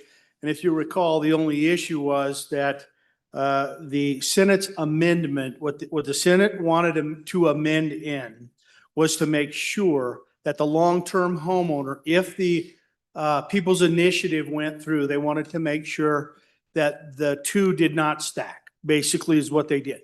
The amendments that they kind of merged in there were just a little kludgy and the wording was unclear. There were kind of two amendments put in that made it a hair messy. So what we did is we basically, what you'll see on this concurrence is all they did is delete the two amendments they put in. And we just went back and kept it very simple, where on line 1, after years, we inserted establishing a limitation on the long-term homeowner tax exemption. And then we went in and we kind of deleted some messy sub-paragraphs. And then we added in, if the Secretary of State certifies the Department of Revenue that the voters have approved an initiative implementing a homeowner's property tax exemption, and the exemption is enacted into law, an owner who qualifies and applies for an exemption under this paragraph, so that's the long-term homeowner, shall not qualify for the exemption under the initiative. So we just wanted that to be clear. I worked with the Senate to make sure the language was very, very clear and specific how it applied. So that's all this really does. It just tidies it up. Their verbiage wasn't completely bad, but it was just very messy, and this tidied it up a little bit. And I ask for your favorable consideration and an aye vote, please. Is there any discussion? Representative Campbell? Oh, no. Okay. All right. We are voting on Joint Conference Committee number 239, report to House Bill 45. A majority of the elected members is required to adopt the report. Chief Clerk, will please call the roll. Allemande, Andrew, Angelos, Banks, Bear, Brady, Bratton, Brown Gary, Brown Landon, excused Byron, Campbell Elisa, Campbell Kevin, Chestick, Clouston, Connolly, Davis, Erickson, Filer, Fornstrom, Geringer, Guggenmoss, Haroldson, Harshman, Heiner, Heft, Jarvis, Johnson, Kelly, excused, Knapp, Larson Lloyd, Larson JT, Lawley, Lean, Locke, Lucas, McCann, Nicholas, Ottman, Pendergraft, Posey, excused, Provenza, Riggins, Rodriguez Williams, Schmid, Sherwood, Singh, Smith, Storer, Strock,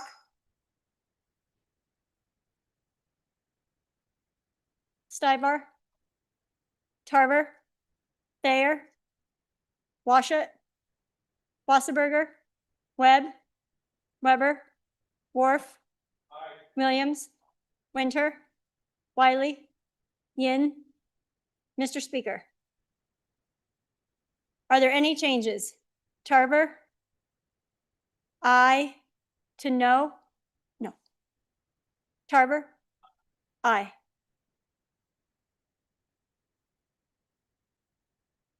Further changes? Closing vote. Vote closed. 53 aye, 5 no, 1 conflict, 3 excused. By your vote, you have adopted Joint Conference Committee number 239 to House Bill 45. Next for our consideration, got it buried back in here. Pull it up. Joint Conference Committee for our House Bill 36. Representative Haroldson. Thank you, Mr. Speaker. So your JCC for House Bill 36 met with the Senate side.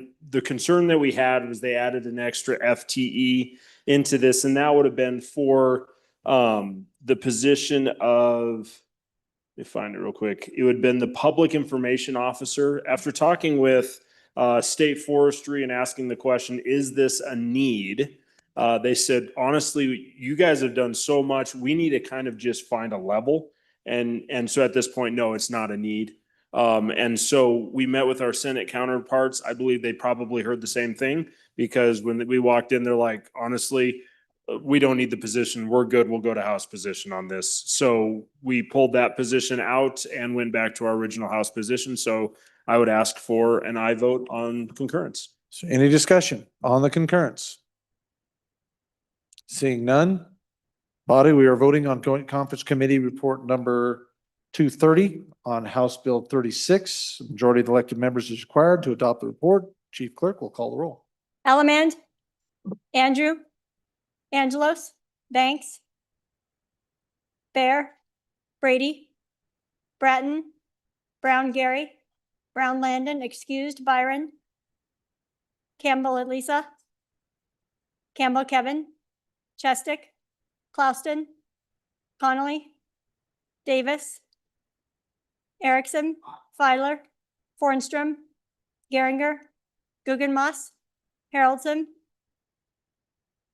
Harshman, Heiner, Heft, Jarvis, Johnson, Kelly, excused, Knapp, Larson Lloyd, Larson JT, Lawley, Lean, Locke, Lucas, McCann, Nicholas, Ottman, Pendergraft, Posey, excused, Provenza, Riggins, Rodriguez-Williams, Schmid, Sherwood, Singh, Smith, Storer, Strock, Stivar, Tarver, Thayer, Washat, Wasserberger, Webb, Weber, Worf, Williams, Winter, Wiley, Yin. Mr. Speaker, Nicholas, confirm. Are there any changes? Davis?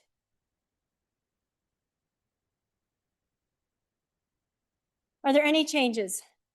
Closing vote. Vote closed. 59 aye, 3 excused.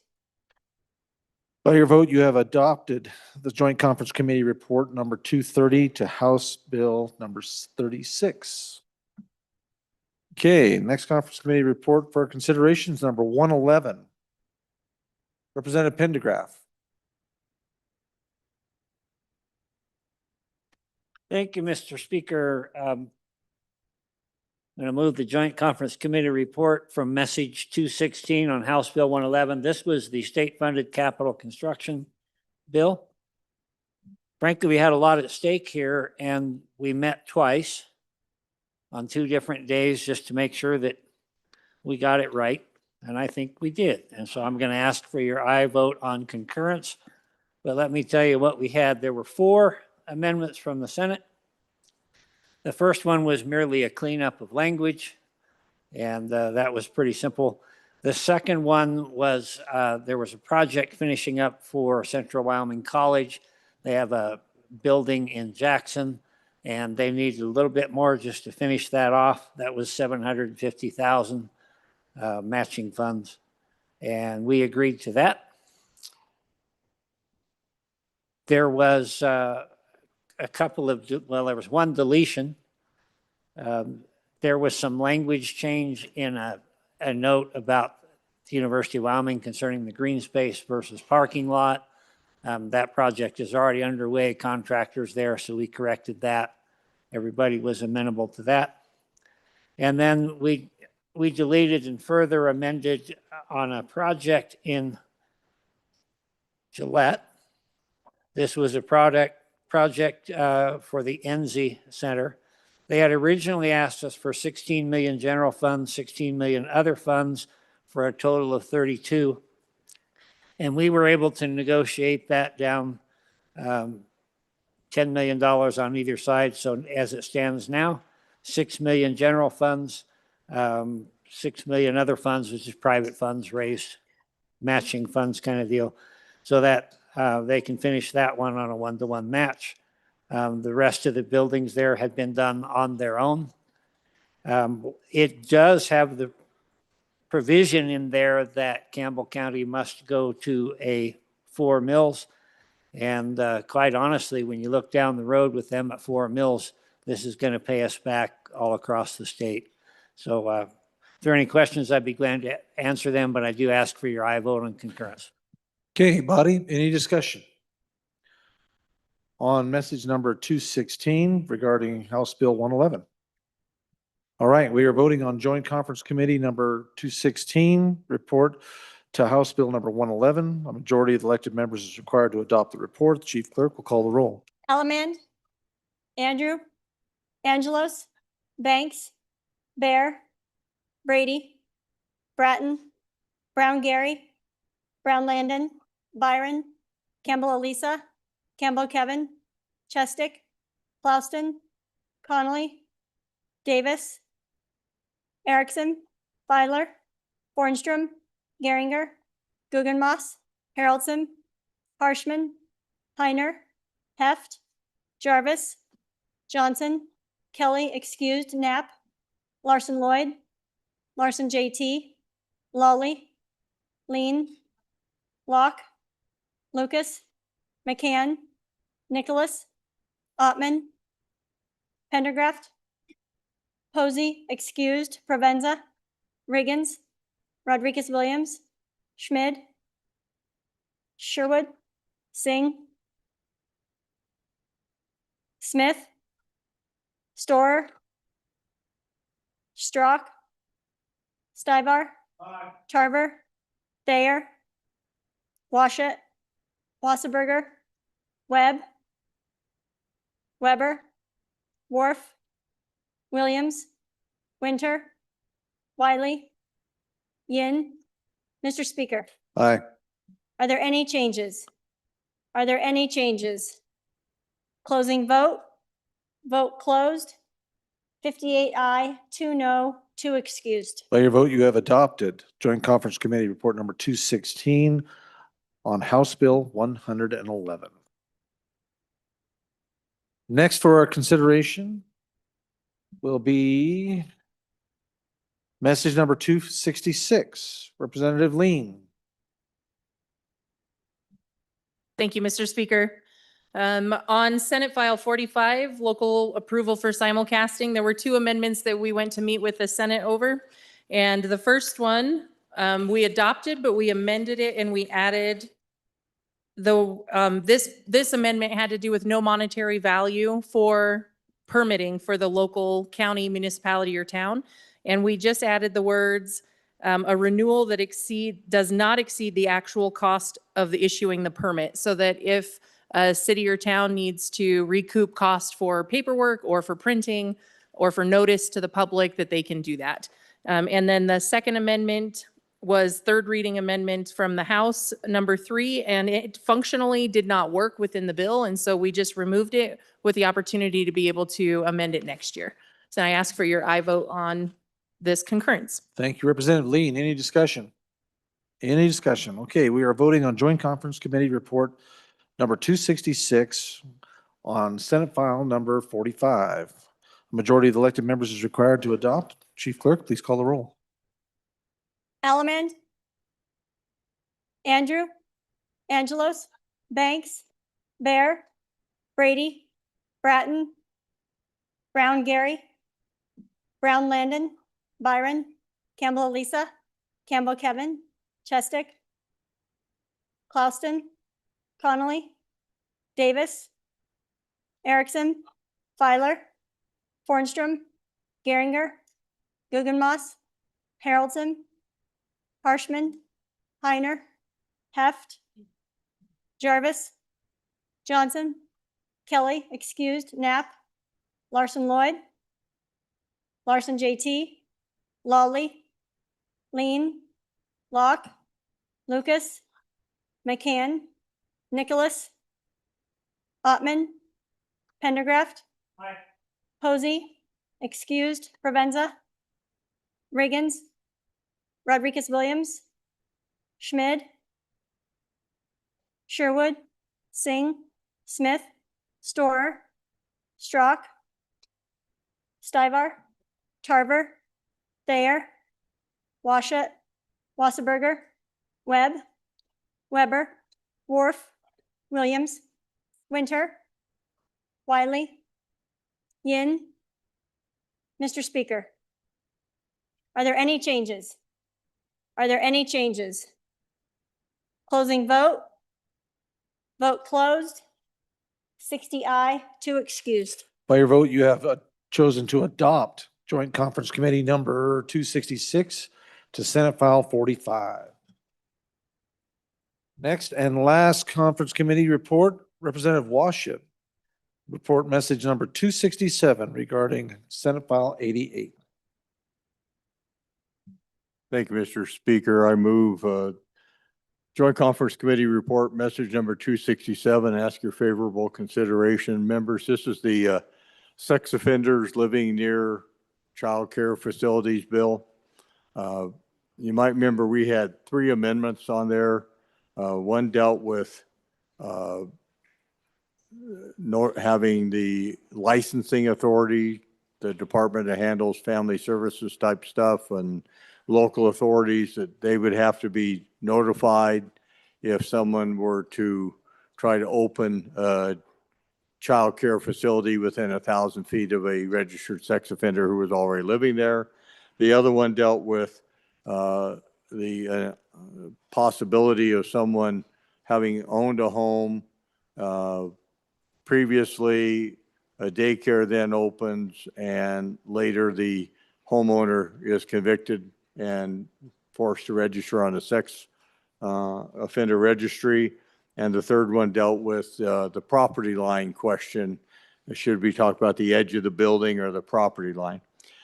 The problem we ran into with this is that this bill also deals with schools, or that area of statute also deals with schools. This bill was specific to child daycare facilities. So we ended up with these amendments creating incompatible language for child care facilities that didn't apply to schools, which our Senate counterparts felt would be less than easy for law enforcement to navigate and so forth. They were very supportive. They agreed with the concept of all of these things.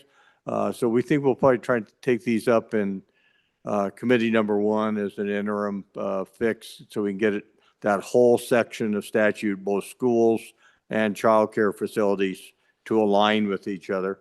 And we had one other amendment in there that dealt with some statutory references, which they were glad that we caught. So that stays, but the other 3 amendments on notification of family services, the property lines, and the moving in after the fact, those 3 would be deleted by this conference committee. But then the bill passes otherwise. So I do ask for your aye vote. Thank you, Chairman. Any Representative Yin, discussion on the concurrence conference committee? Yeah, Mr. Speaker, thank you. Members, I think we actually tried to solve real problems, and I appreciate the good chairman of judiciary saying they would take it up during the interim, but I think leaving the bill as is right now and then adopting the bill will create actual harm for people in real life. And so I would urge you to reject the conference committee report and go to an open committee and fix it the right way.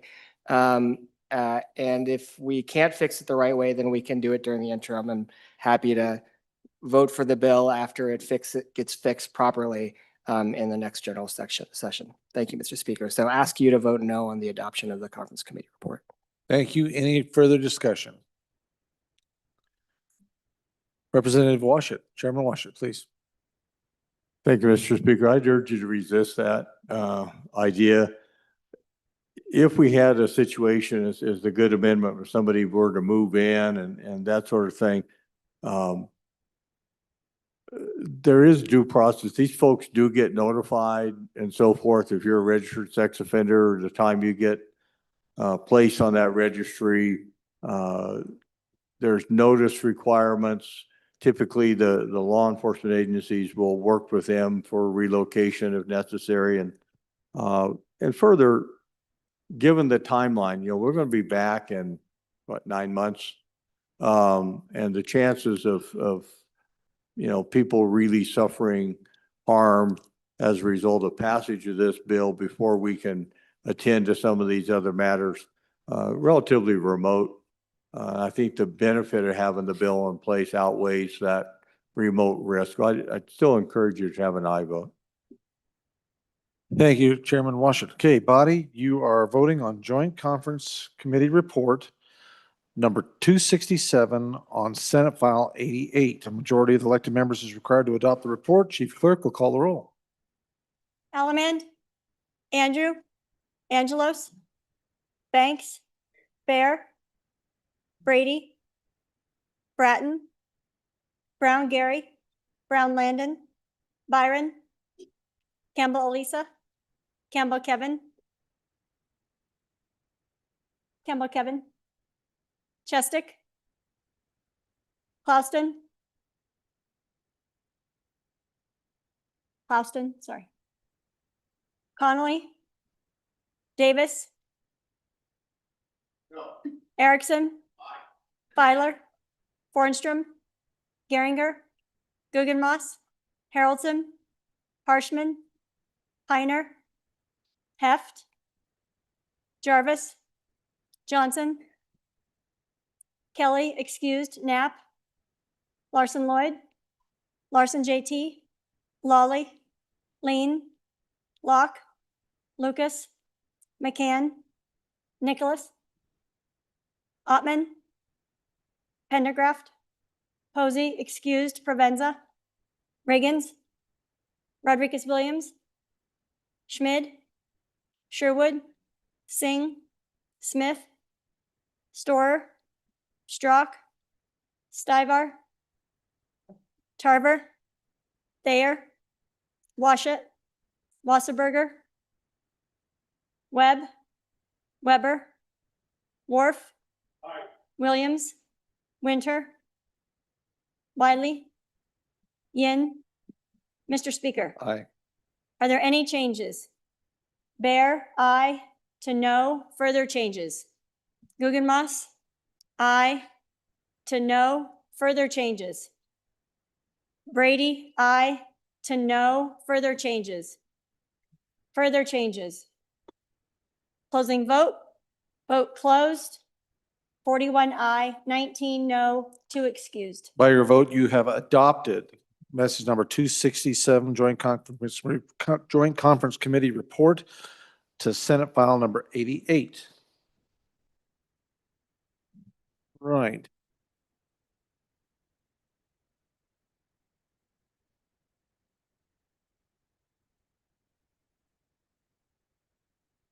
Oh, okay. Reading clerk.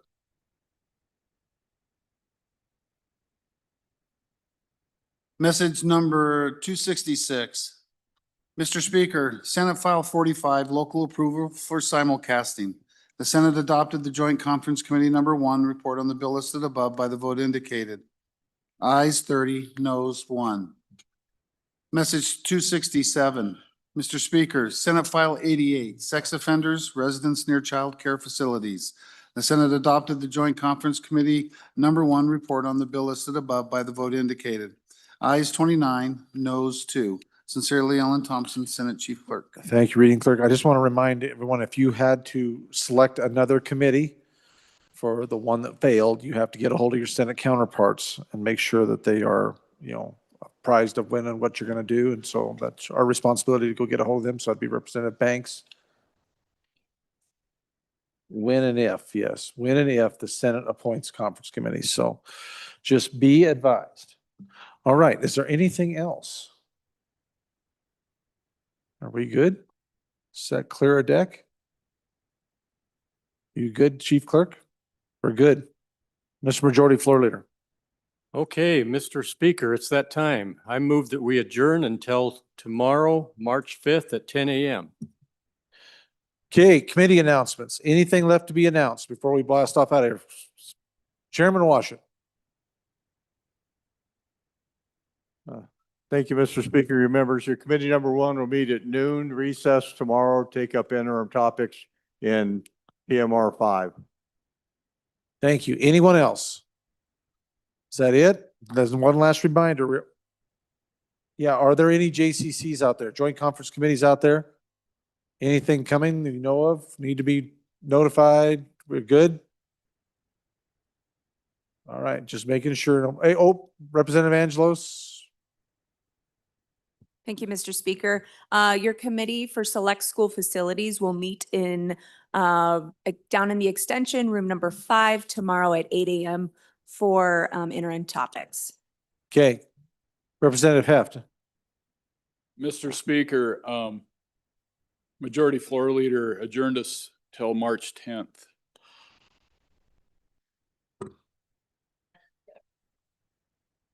March 5th? He said 10th. He said 10th? 10 a.m. on the 5th. Not yet. Hang on. Don't rush. Forgive me, I'm fearsome confused. Fearsome confused. Okay, just one last announcement, and it's already been announced, but I wanted to make sure I do this. Tomorrow morning, prayer, 7 a.m., St. Mark's. So if you can please be there.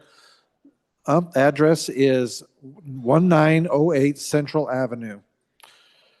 There'll be coffee and a light breakfast there, so they're encouraging all of you to come. This is on behalf of the Catholic Diocese of Cheyenne, Catholic Charities of Wyoming, and St. Mark's Episcopal Church. So tomorrow morning, encourage you to attend. You guys have a great evening. We are adjourned. Oh, wait a minute.